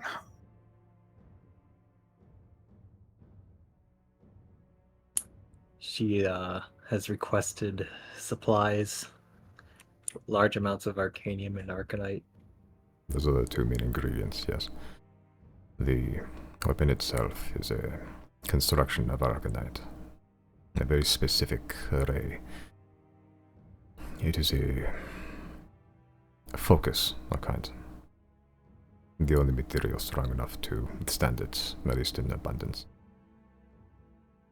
I considered adamantine, mithril, but they were too rare and either too heavy or too weak. Arcanite was a good middle ground. It was already magically enchanted, too. The main structure focuses the energy, but it also acts as a net. As it floats about, it gathers latent magic suspended in the air. Arcane magic. No god can fuel it. It has to be done by mortal hands. Or Titan's blood. It floats, and in doing so, it acts as a net to gather this latent energy. And when it has gathered enough, it will be fully charged until it will be fired in whichever direction the wielder wishes.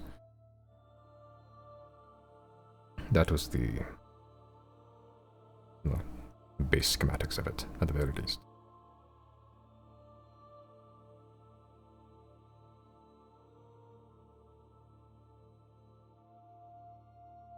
So, what led Xodiacs to giving up on it then? Do you know? I did not pay heed to the workings of mortals after.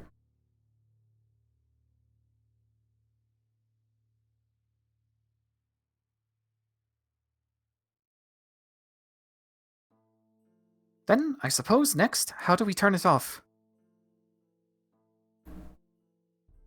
There is a control, a throne of sorts. That was the main schematic, at least. I do not know if Xodiacs changed it, but I was under the assumption that she would be the sole and primary user, so it could all be controlled from a single point. It links not only to your mind, but to your soul, magically. From there, you should have total access to its workings, if you wish to switch it off. If you want a permanent solution, destroy it. Though under... That does appear to be the only option. Is it? Is it?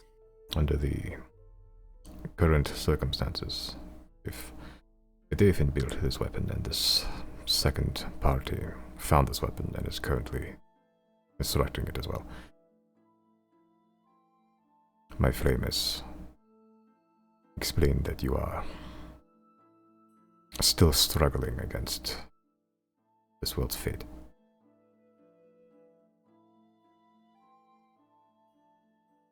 Is there such a thing as fate? Is it predetermined? No, but it cannot be changed once it has happened. We lost. That cannot be changed. We lost the battle, not the war. We're still here. At the best, are fighting with all our might, all our power of gods, of titans, of the powerful mages that history has ever wrought. At best, we could fight to a stalemate. What makes you think that you, with a modicum of your god's power, no true national allies, no great minds at your beck and call, can you fight against what we did? Why do your peers think we can? I think chaos always wins. I do not know why you freed Edieli, but that was the worst mistake you have made.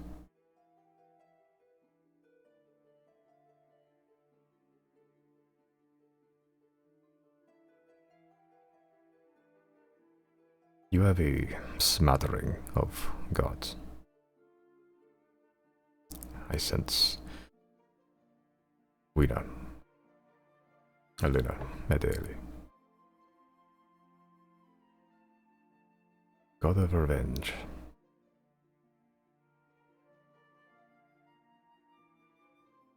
That would not be enough. Chem is somewhere else.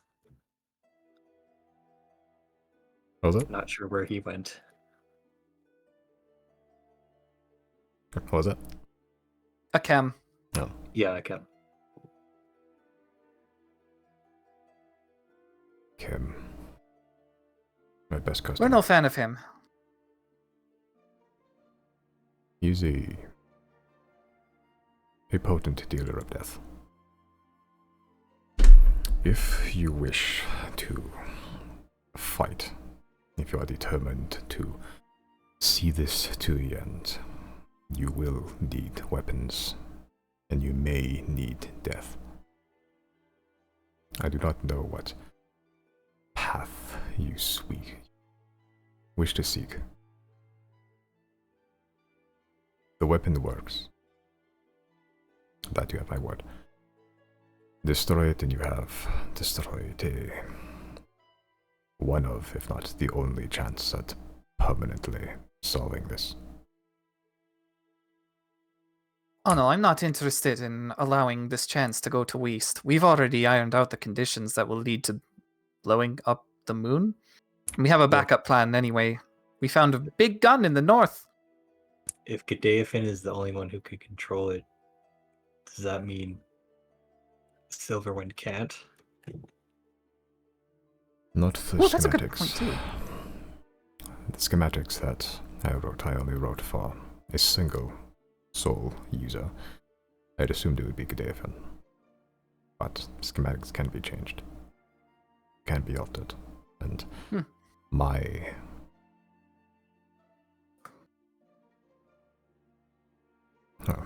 hands are not totally immune to the meddlings of mortals. It is. How easy would it be for you to overwrite? No, not easy. It is the largest construction of Arcanites that I've seen. Possibly ever.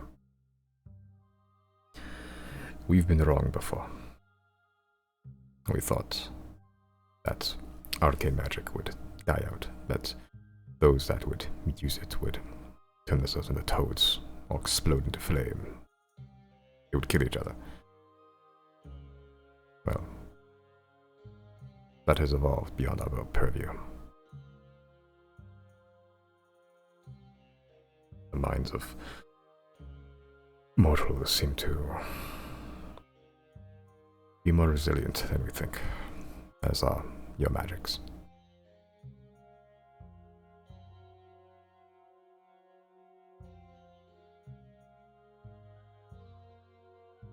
So, yes, it would be possible to make alterations.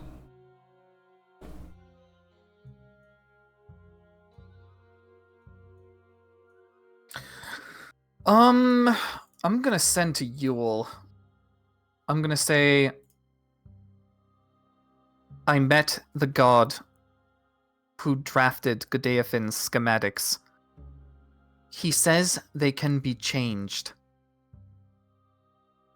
And that only one soul controls. Send a message.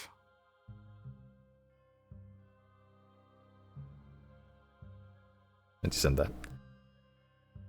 Well, that might explain why Remas wasn't quite concerned about the fate of the weapon.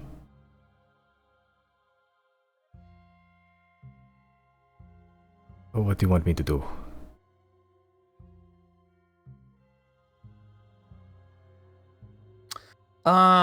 Send again. Where is my spell sheet?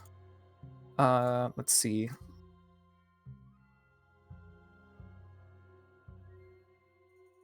This god seems to think the weapon is our only shot at beating the enemy. We've ironed out the conditions to use it, but only once. It's very dangerous.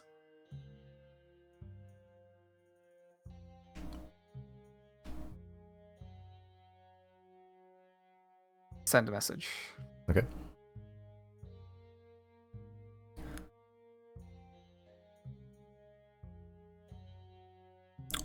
Well, I'll keeping an eye. I'll be sabotaging stuff still.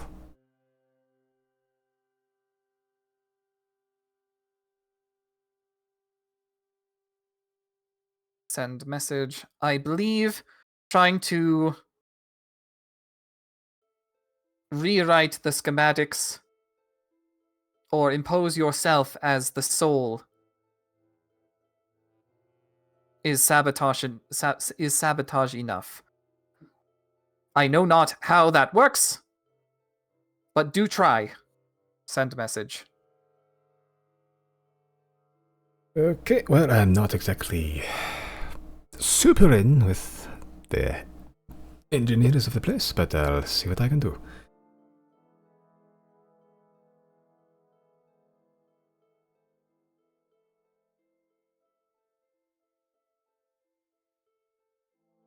Well.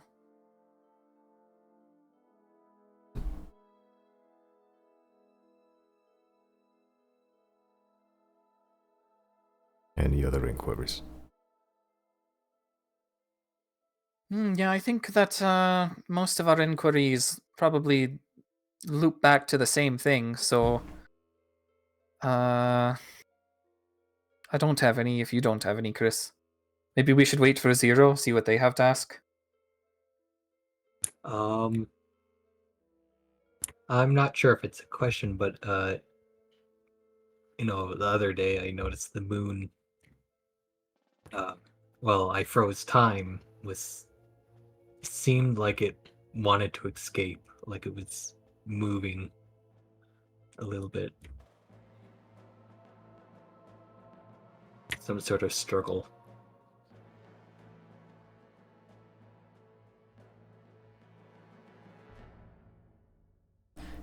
Osmond sort of stops hammering for a bit and looks towards you. You stopped time. Yes. For a little bit. As I've said. The tenacity of the arcane mages can exceed their own expectations. The moon was vibrating. Or at least trying to...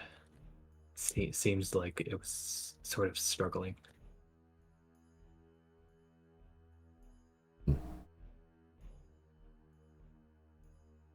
Are you familiar with the nature of this moon?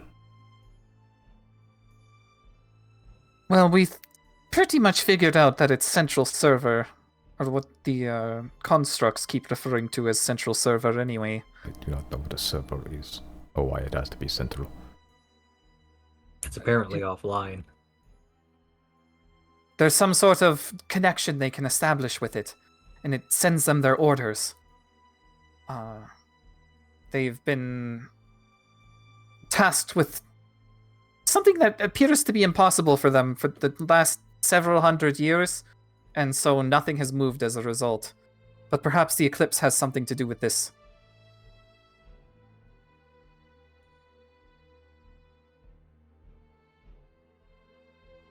Are you familiar with the traveling island? Yes.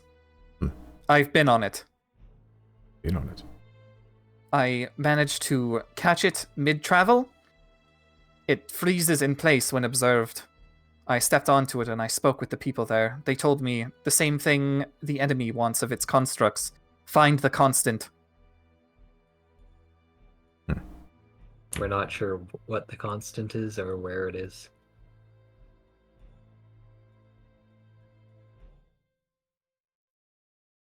I believe I can make something. After I am done reforging your vessels. I've had a long time to think.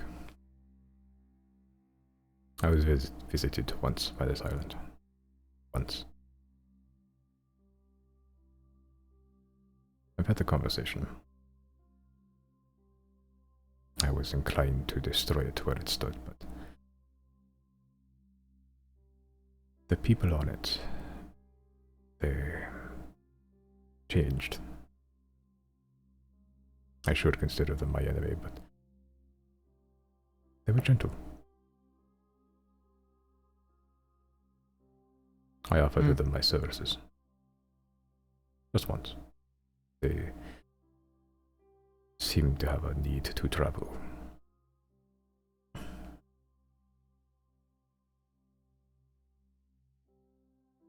And I know that their travels will take them to places not kind. They would have need of weapons. They were shoddy at best. I forged them something better.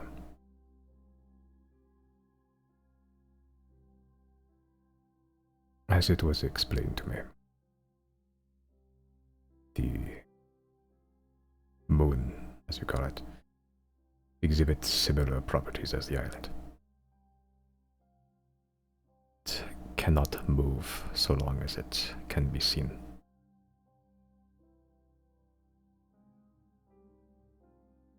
Something happened. The eclipse!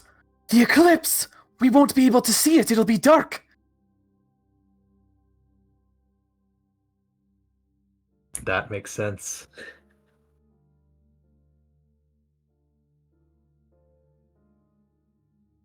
Sorry, go on. I do not know what happened in the north. Not exactly. When Rizori Novos sacrificed herself, the core anchor disappeared. It did not detonate. We did not find shards. It was gone. I recognized the core anchor to be one and the same as the one embedded within the island.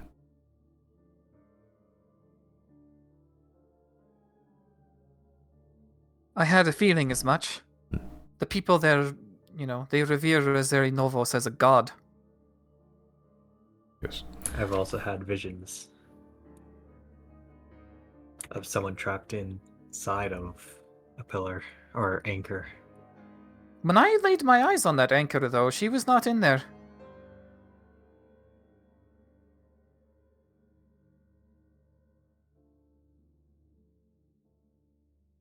Regardless, the island, as explained to me, is the only real lock keeping the invader from returning. I don't know how, but the true nature of the invader has been jettisoned somewhere else. You can look up, see the moon, but you do not see the invader. You see the shell of the invader. Its true nature is more sinister. And what keeps that sinister force away is our vision. Someone is always looking at the moon. Even during new moons, it is still somewhat visible. It is also not the first time an eclipse has occurred, and the only thing keeping it at bay is the island. The core anchor is seems to be an important enough piece to, when it is looked upon, it still behaves as if you're looking at the moon.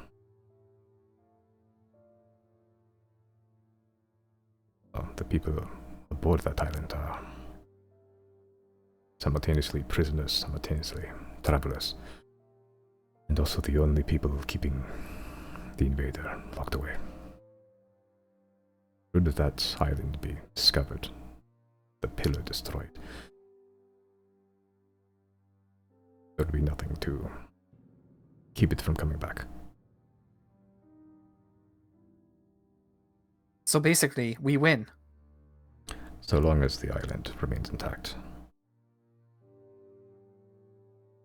Because it is a piece of the moon, it exhibits properties of the moon. It travels when it is not viewed upon. I do not know if they can control these travels or not. How do they live aboard it?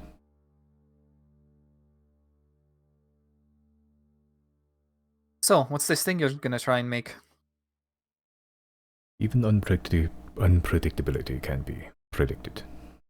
I have some understanding of its nature now. You asked to seek the constant. The constant itself is a piece of the pillar, the core anchor. So it too travels from place to place, but not on the same scale. I can craft you means of finding it, predicting its location, and keeping its location relative towards you. Well, that would be an incredible boon. Consider it my thanks.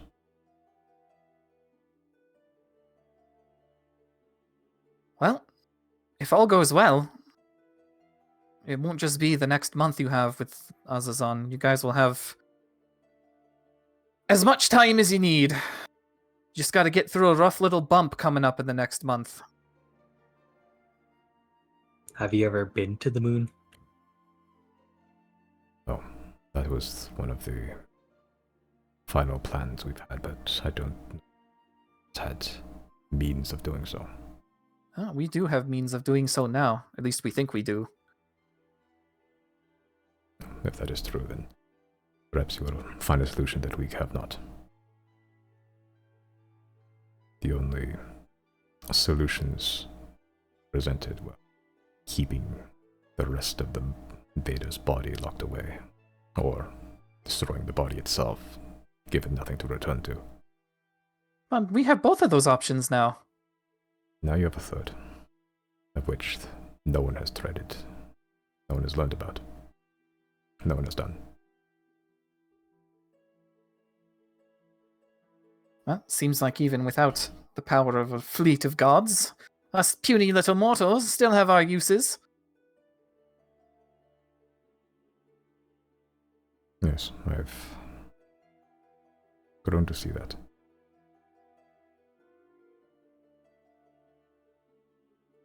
Now you've given me something to fight for. Riley will hold out his hand. We'd be ecstatic to have you aboard. He stops hammering for a bit, takes your hand. It's warm, almost uncomfortably so, and it's also hard. It's like, yeah, like touching the side of a pot. Yeah, I'm coming into contact with the very concept of forging right now, so... Yeah, and as you see, the entire time he's been striking the Apotheosis vessels with a hammer. And every strike, the heat every so often dies down, and every so often Azazon breathes more life into the forge. And as he pulls out the Apotheosis vessel, originally it was kind of like pyramid shaped, and now it's kind of like octagonal, I suppose. As he's hammering it in, he's sort of hammering out the edges, like all the vertices, and turning them into just kind of like a smooth cylinder, in a way. Not a cylinder, like two cones on top of each other. But then once he's done that, he begins taking a tiny tool and begins just using brute force and precision, just scrawling and shaving away this godly material, using more godly material and just intricately, almost designing, like etching into your Apotheosis vessels, these are crystal forms. And he's doing this for each and every single one.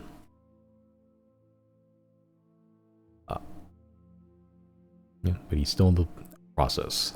Any questions you still have asked? You have to ask this man. Nope, think we'll just wait on Zero. Okay. Yeah, and it is a lengthy process. Yeah, it takes about 20-30 minutes for each vessel to be completed. Fast work for a blacksmith, especially for, such legendary artifacts, but he's quite literally the god of blacksmithing. And eventually... I'll ask one question. If either either of them have chosen at the present moment. No. I've stopped concerning myself with worldly matters long ago. As in between breaths. No, I've yet to find anyone with the same fire.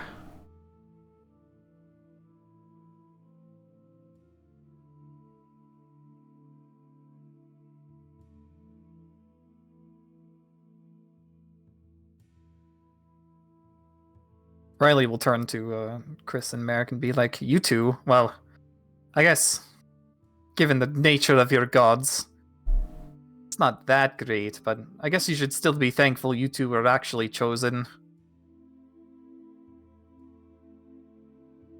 So it turns out I was born to be a soldier of Guina, so it's not quite as interesting, I think. Well, it's possible I was born to be an agent of chaos.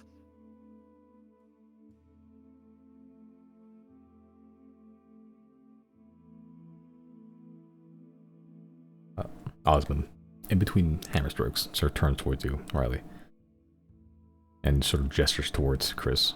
Is that when you a friend? Friend is a tentative term.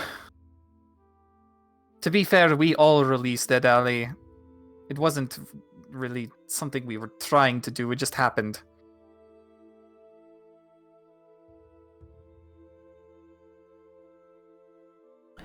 Assuming you are victorious, and the world continues on. Kill him.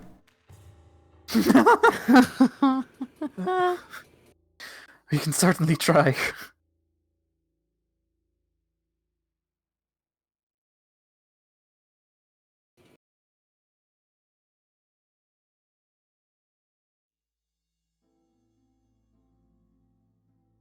There's no more questions?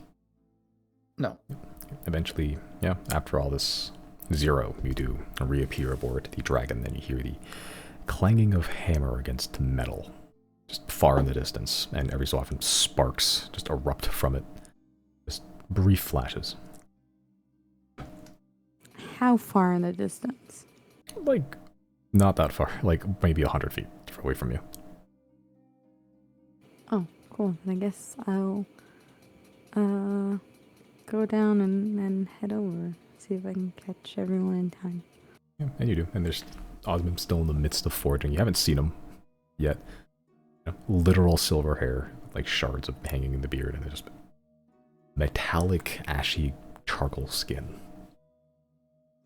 Ripped as fuck, 9 feet tall. Is he hot? In a Dilf way, I guess, yeah. Yeah. Yeah. He's also quite literally hot. He's of a high temperature. Yeah. Yeah, and as you walk in, it's the heat of the forge does burn away a lot of the cold of the weather. And gives light to the dark days, the almost ceaseless night that you've been in for the past, like, 9 sessions. Yeah, as you sort of walk in.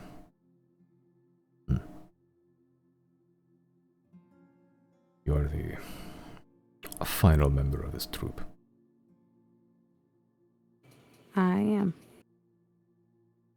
You are a tiefling.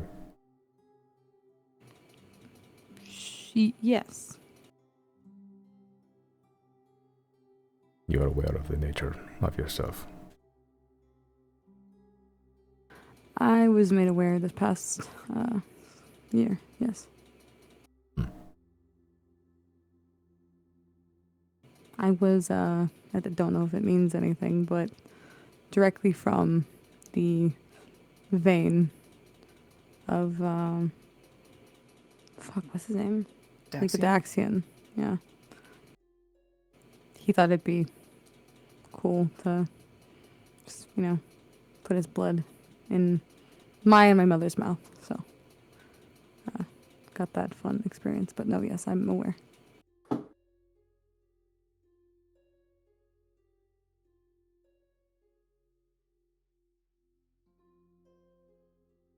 I do not know what happened to Daxian. He was a good man. Was. I saw as much in a vision from my previous life. He's something. No? I think he resides somewhere in, Oh. the hells.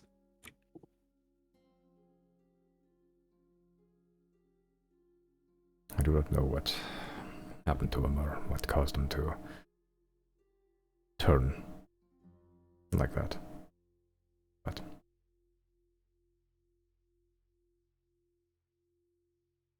he was, What do you know? Because what I was told was that he had been experimented on, I believe, by the invaders. you know more than I do. Much like my flame, he was taken, whisked away in one of the ship of stars. No one's seen him since. Just like how no one's seen my flame since. When he did reappear, he was changed. Was he your chosen? No. He did not have a chosen. He just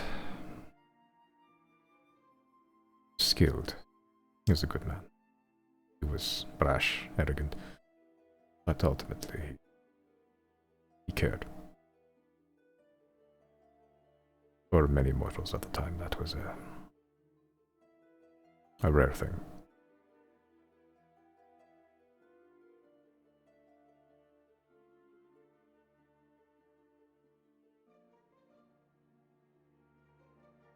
This is out of character.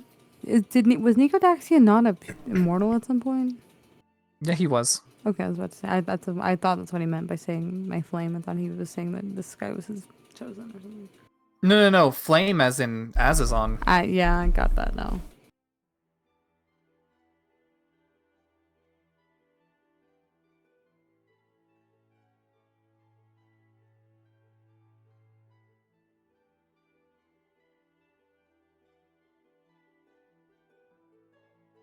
He's interesting. There has not been chosen in a long while. Yet 3 of you here. Well, a 4th before she gave herself up, and there's another out there somewhere. Searching for some epitaph of Cain or whatever. I wager there are many more. How do we find them? We don't. Yeah, we probably don't. It is being chosen is just the attention of a god. That's all it is. Be officially chosen. You would need an apotheosis vessel, a channel through which your god can morph to shape. But you do not need one to be a chosen. Just it makes the power manifest much easier. There was a time that doesn't not even need vessels. It would still happen. Well, the most powerful gods could just grant power as they wished, much as the gods of today do. The vessels were the emergency measure at the end of the day.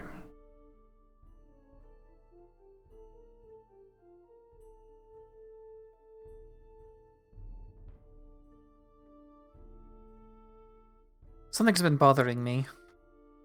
Hmm. Did you ever meet Thruville? It's one of the first fire, yes. For all the evidence we've compiled about the existence of Novos, Daxian, and Airlock, nothing we've found in our adventures have pointed to any evidence of that one existing. Because Thurupirul existed before their time. He was, let's call him a middle mage. He was not quite the first. He wasn't the last. He did not take part in the advent of arcane magic, and he did not take part in the fighting at the end of it. He was in the middle, when it was still in its infancy, known, but still a mystery.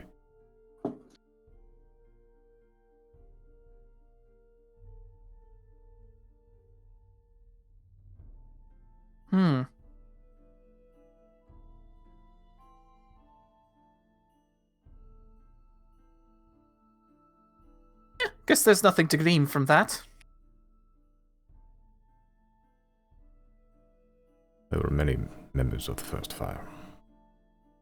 The Arch Cabal is at its smallest and most powerful, individually, at least by the end of its existence.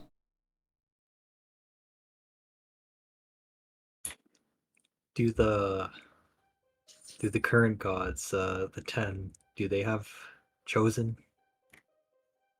If they do, I do not know. I do not see why they would need them. Yeah, the new 10, they're, from what I understand, very powerful. More powerful than we were even then. The worship was spread thin even then. Chosen were a means to grant as much power to a single person as we could, to act as our hand. But with only 10 gods being the dominant religion, all that worship is only distributed among those 10. They are more powerful, even individually, than 100 of us were back then. Do you happen to have any idea what is going on in Narset? I do not. They are secretive. It is where the dragons were born.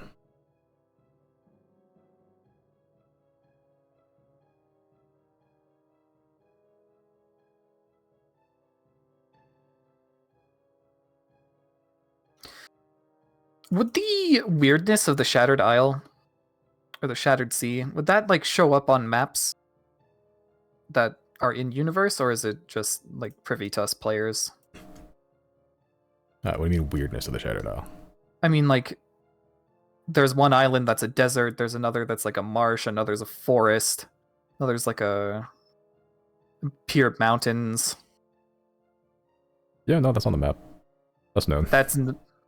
That's known? Okay. Yeah. It's pretty moist as far as things go. Except for Drymark. Draymark. Which is like Savannah-ish. It's decently hot. Just over there, generally. So I guess Keel Hall is tropical. More or less. Just looks like desert. Okay. That is still weird, though. Oh well. Riley probably wouldn't point that out. Although...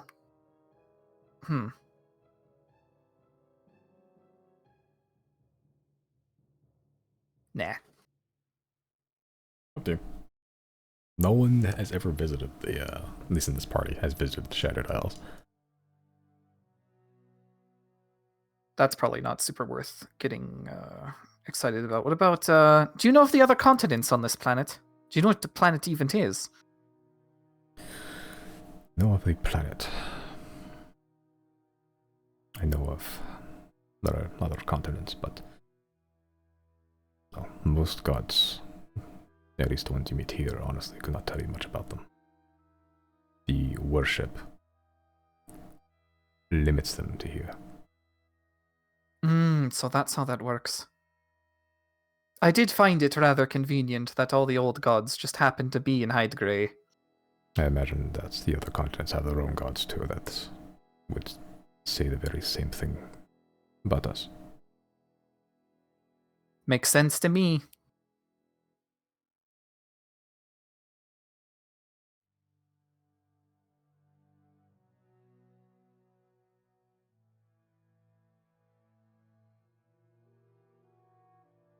Oh, I can put on hammer noises, I think.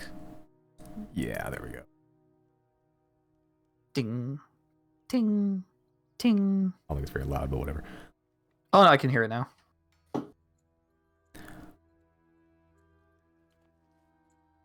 Breathing of Azazon's breath, the hammering of hammer.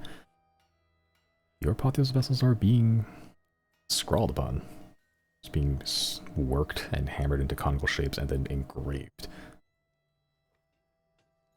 Oh, by the way, Osman, did you happen to have a forge somewhere in the Forest of Faces? You found that, did you? We did indeed. It was overrun by the enemy. I had abandoned it long ago. Back when I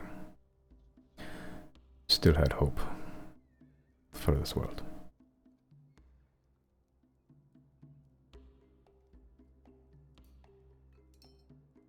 Well, it's empty now. You can go back to it whenever.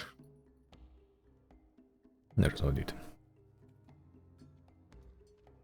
I have no more worshippers.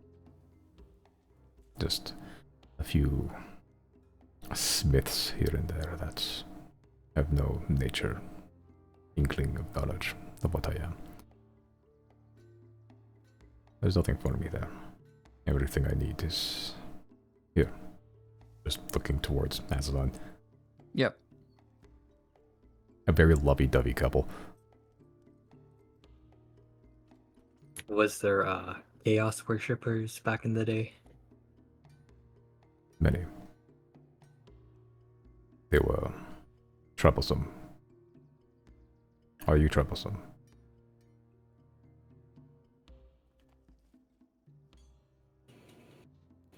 I just like to have fun. He looks towards Staring you. daggers Yeah. at Chris. He looks towards you, Zero. Is that one your friend? I'm just gonna stare at him and just slowly, very stealthily shake my head. No.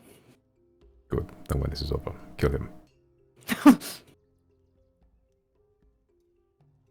Honestly, it'll be a favor for the world. Edeeri should not have been released. I don't know if we can anymore, man. He stopped time the other day. That's true, actually. That is a little bit scary. You can, like, drop meteors from the sky, too. My point exactly. That power in the hands of him.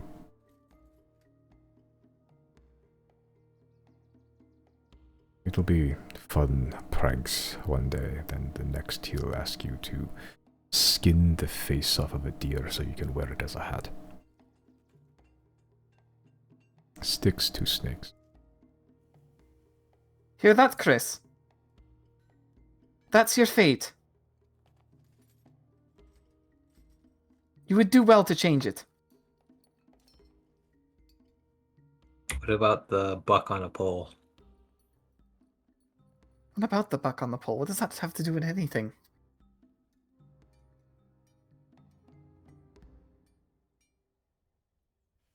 It is best if I do not speak about that one. Yeah, we get the same idea. Even its name is forbidden, apparently.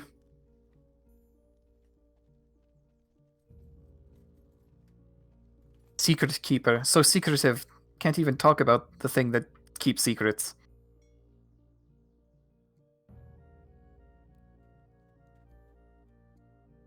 We can discuss a little. It's just very nature is secretive.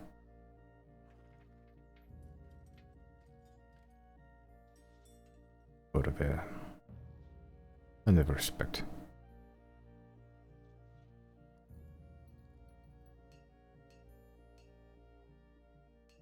You know, that does actually make sense now that I'm thinking about it. God of secrets, of course it'd be secretive.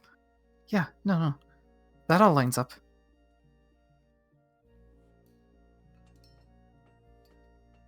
There is one thing I'm curious about. And that is the formation of gods. I know that it has to do with prayer and one's belief. But it's just kind of random what form you take, or do you remember a life before you were a god, or... No. It is... The mortal mind is powerful in numbers. I do not know if anyone knows exactly the process. Maybe your god, and sort of points towards you, Zero. But it is pure worship. The mortal mind will find meaning where there is none, and in doing so create meaning. They will see any phenomenon, any strange happenstance, any unexplainable event, attribute it to a god, and in doing so, attribute the god to the event.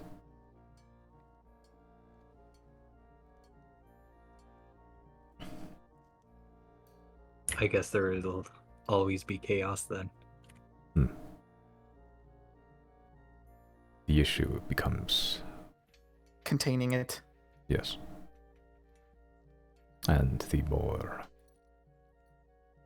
general the god, the more powerful. There will always be gods that share the same domain, at least in our time. But the Quina isn't technically god of fishing, is she? god of the sea, the waves of storms. Yeah, that lines up with what I've seen. A bountiful harvest is part of the worship of Queen. A calm sea, a bountiful catch. But she's not the only sea god. Well, maybe she is. The image of the god in the mortal mind, the more it is shared, the more it is reinforced. That is the form the god will take. And if there are two different forms, it forms two different gods. I see. So like Ebel. Ebel? Yeah, Ebel would be the other one. But Yes. we already know the 10 were a fabrication made real. Correct. If someone to theoretically spread the idea of a singular god, of a singular concept, everyone would have the same concept, and thus create the gods. Good day if Finn's a crafty one.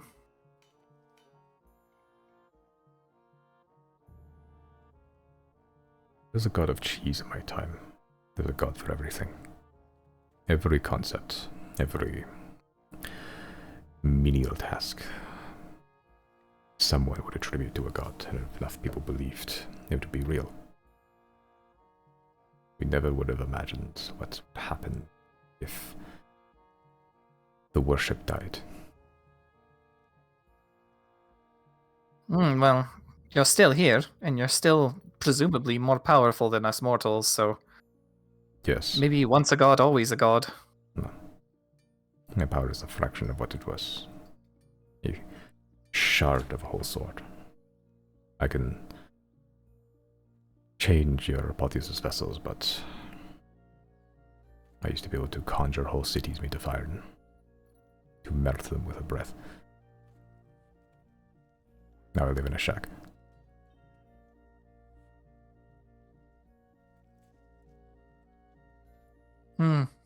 A real It's not so bad cozy out here. shack. A cozy shack. With a nice wife. She's not my wife. Hmm? She's my other half. Is that not what? Riley's gonna look confused. Like, is that not what like marriage is? Marriage is a social construct, Riley. God. Yeah, my mumsy didn't have a dadsy to go with her, so maybe. Single mom.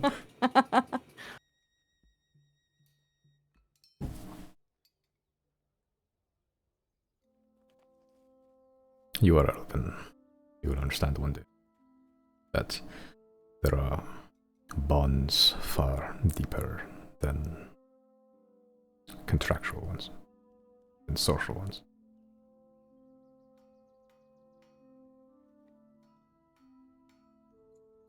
Yeah, Riley looks at watch. Yeah, I guess I'm pretty young still. In some Elven cultures, I wouldn't even be considered an adult yet. I never liked the elves. I'm finding more and more that people don't. And from what I've heard happening in horror, I can understand why. They use too much wood. No, they're like big into slavery.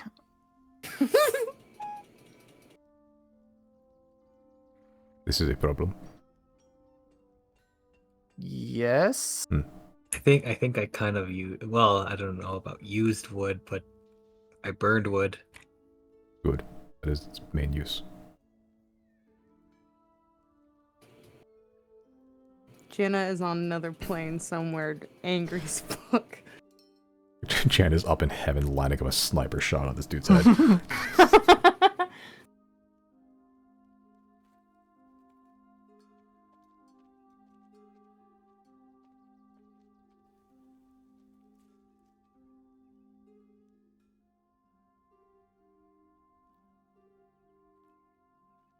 Been a long time since I've had company.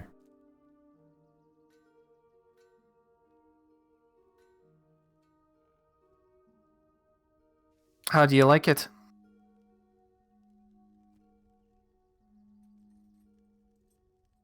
It's biddling.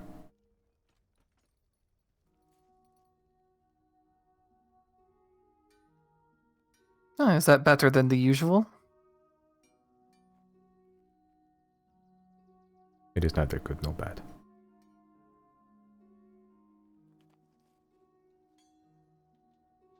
Were you not here, I would continue to exist, all the same.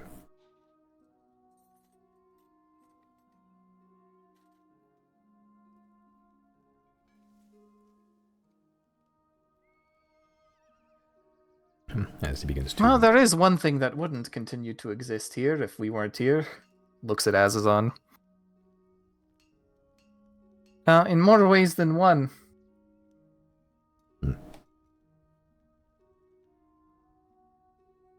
For that you have my thanks.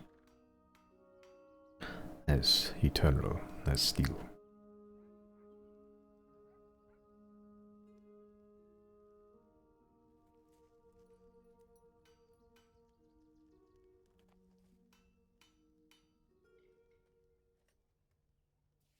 As the hours wind on, 3 hours for all the vessels to be completed or so.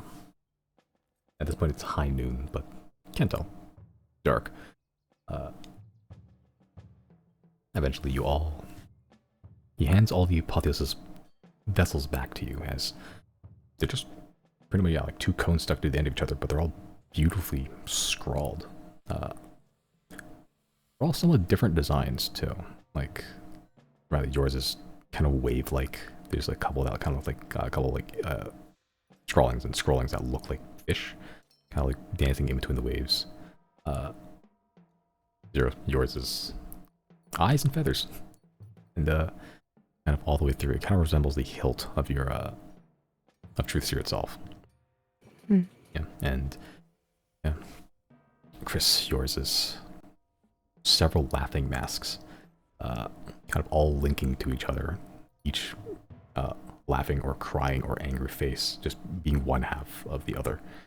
Yeah, and Merrick gets one that's kind of spiky. Spiky and vicious looking.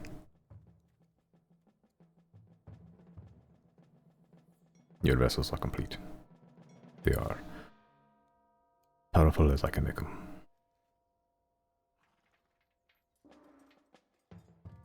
All right, let's see what we're working with. Riley will switch to blade form. Yeah, and you switch it. The coloration is more vibrant. The rapier is kind of longer. The flared handle is wider. Everything about it just is more refined, more colorful, more cohesive. You see more barnacles encrusted around the base. Some of them are alive, like little, I guess like pseudopods coming out of them. They're almost dancing as if they were still in water, just grasping and groping into the air.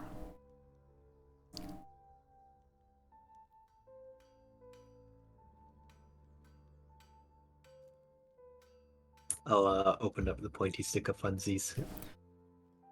Originally, when you first got it, it was one tongue as the blade. Now it was two, like a forked tongue. Now it is 3 tongues. Not even like a forked tip. They're just 3 tongues that meld into the same base of tongue. They kind of just split off, almost like a tree of some kind, and they move. They kind of flex, and they're like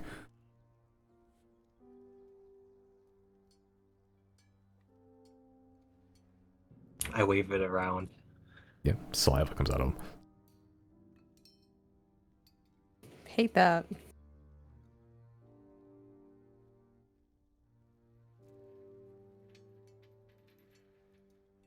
Sure. Do you summon Truth Seer to your hand?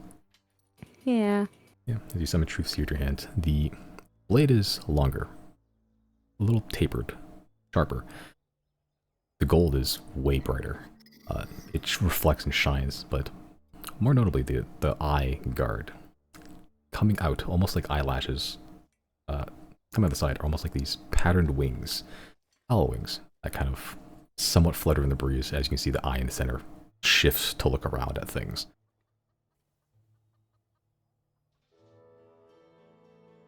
Jeez. For the purpose of these, your weapons are all now +3. Yeah. Dang.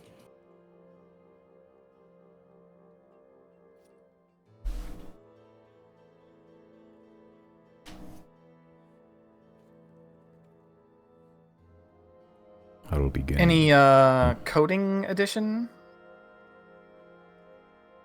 We shall see.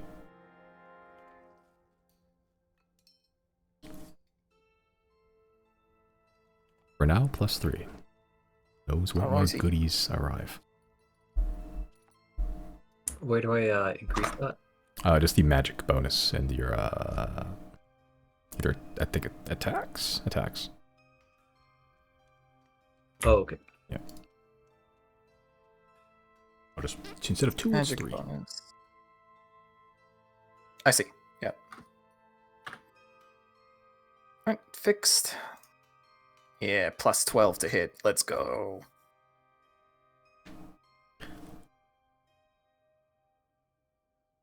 Is it actually a +12 to hit?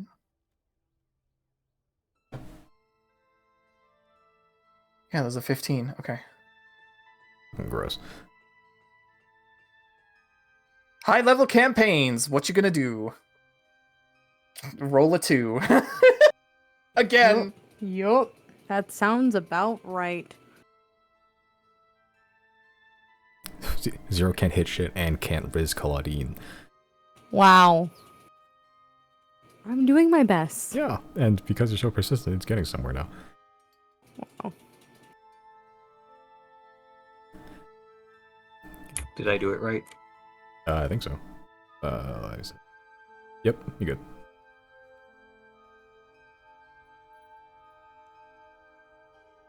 Okay. Announcement goes. Your vessels are complete. As complete as I can make them. As for the constant, I will continue working on that. Return later. Will do, Captain. Do not call me captain. Will do, sir. Do not call me that either. Will do, Oswin. Acceptable. Is that +3 to spell attacks too? I think if you get a +2 to your bonus to spell attacks already, then I guess so, yeah. No, because yours is a bit weird. I'll have to double check and see. Okay. Simon, stop making him stronger. We have to fight him later. You're all stronger, man. Stronger man.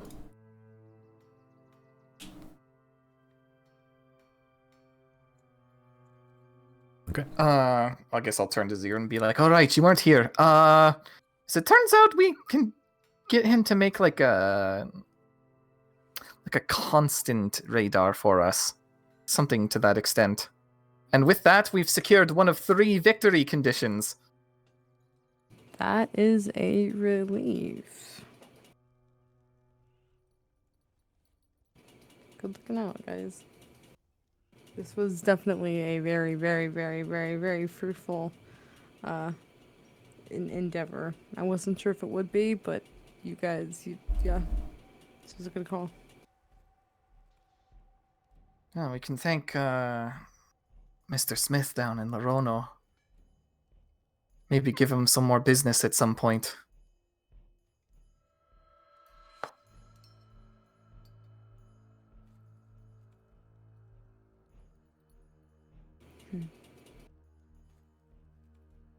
How is Herman's business?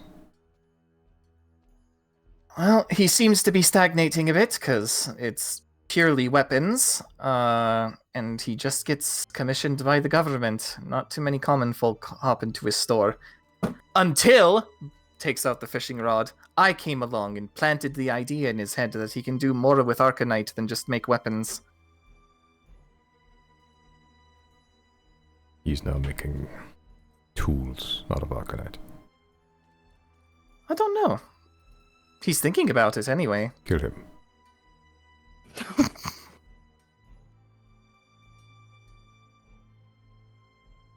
This was a joke. Okay. I couldn't tell.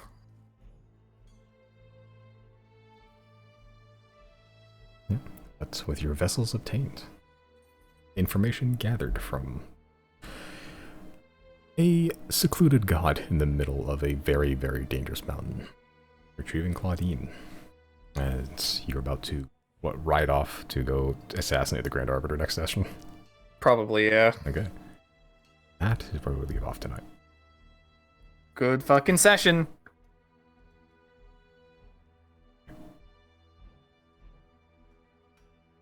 Alright, you know how it is.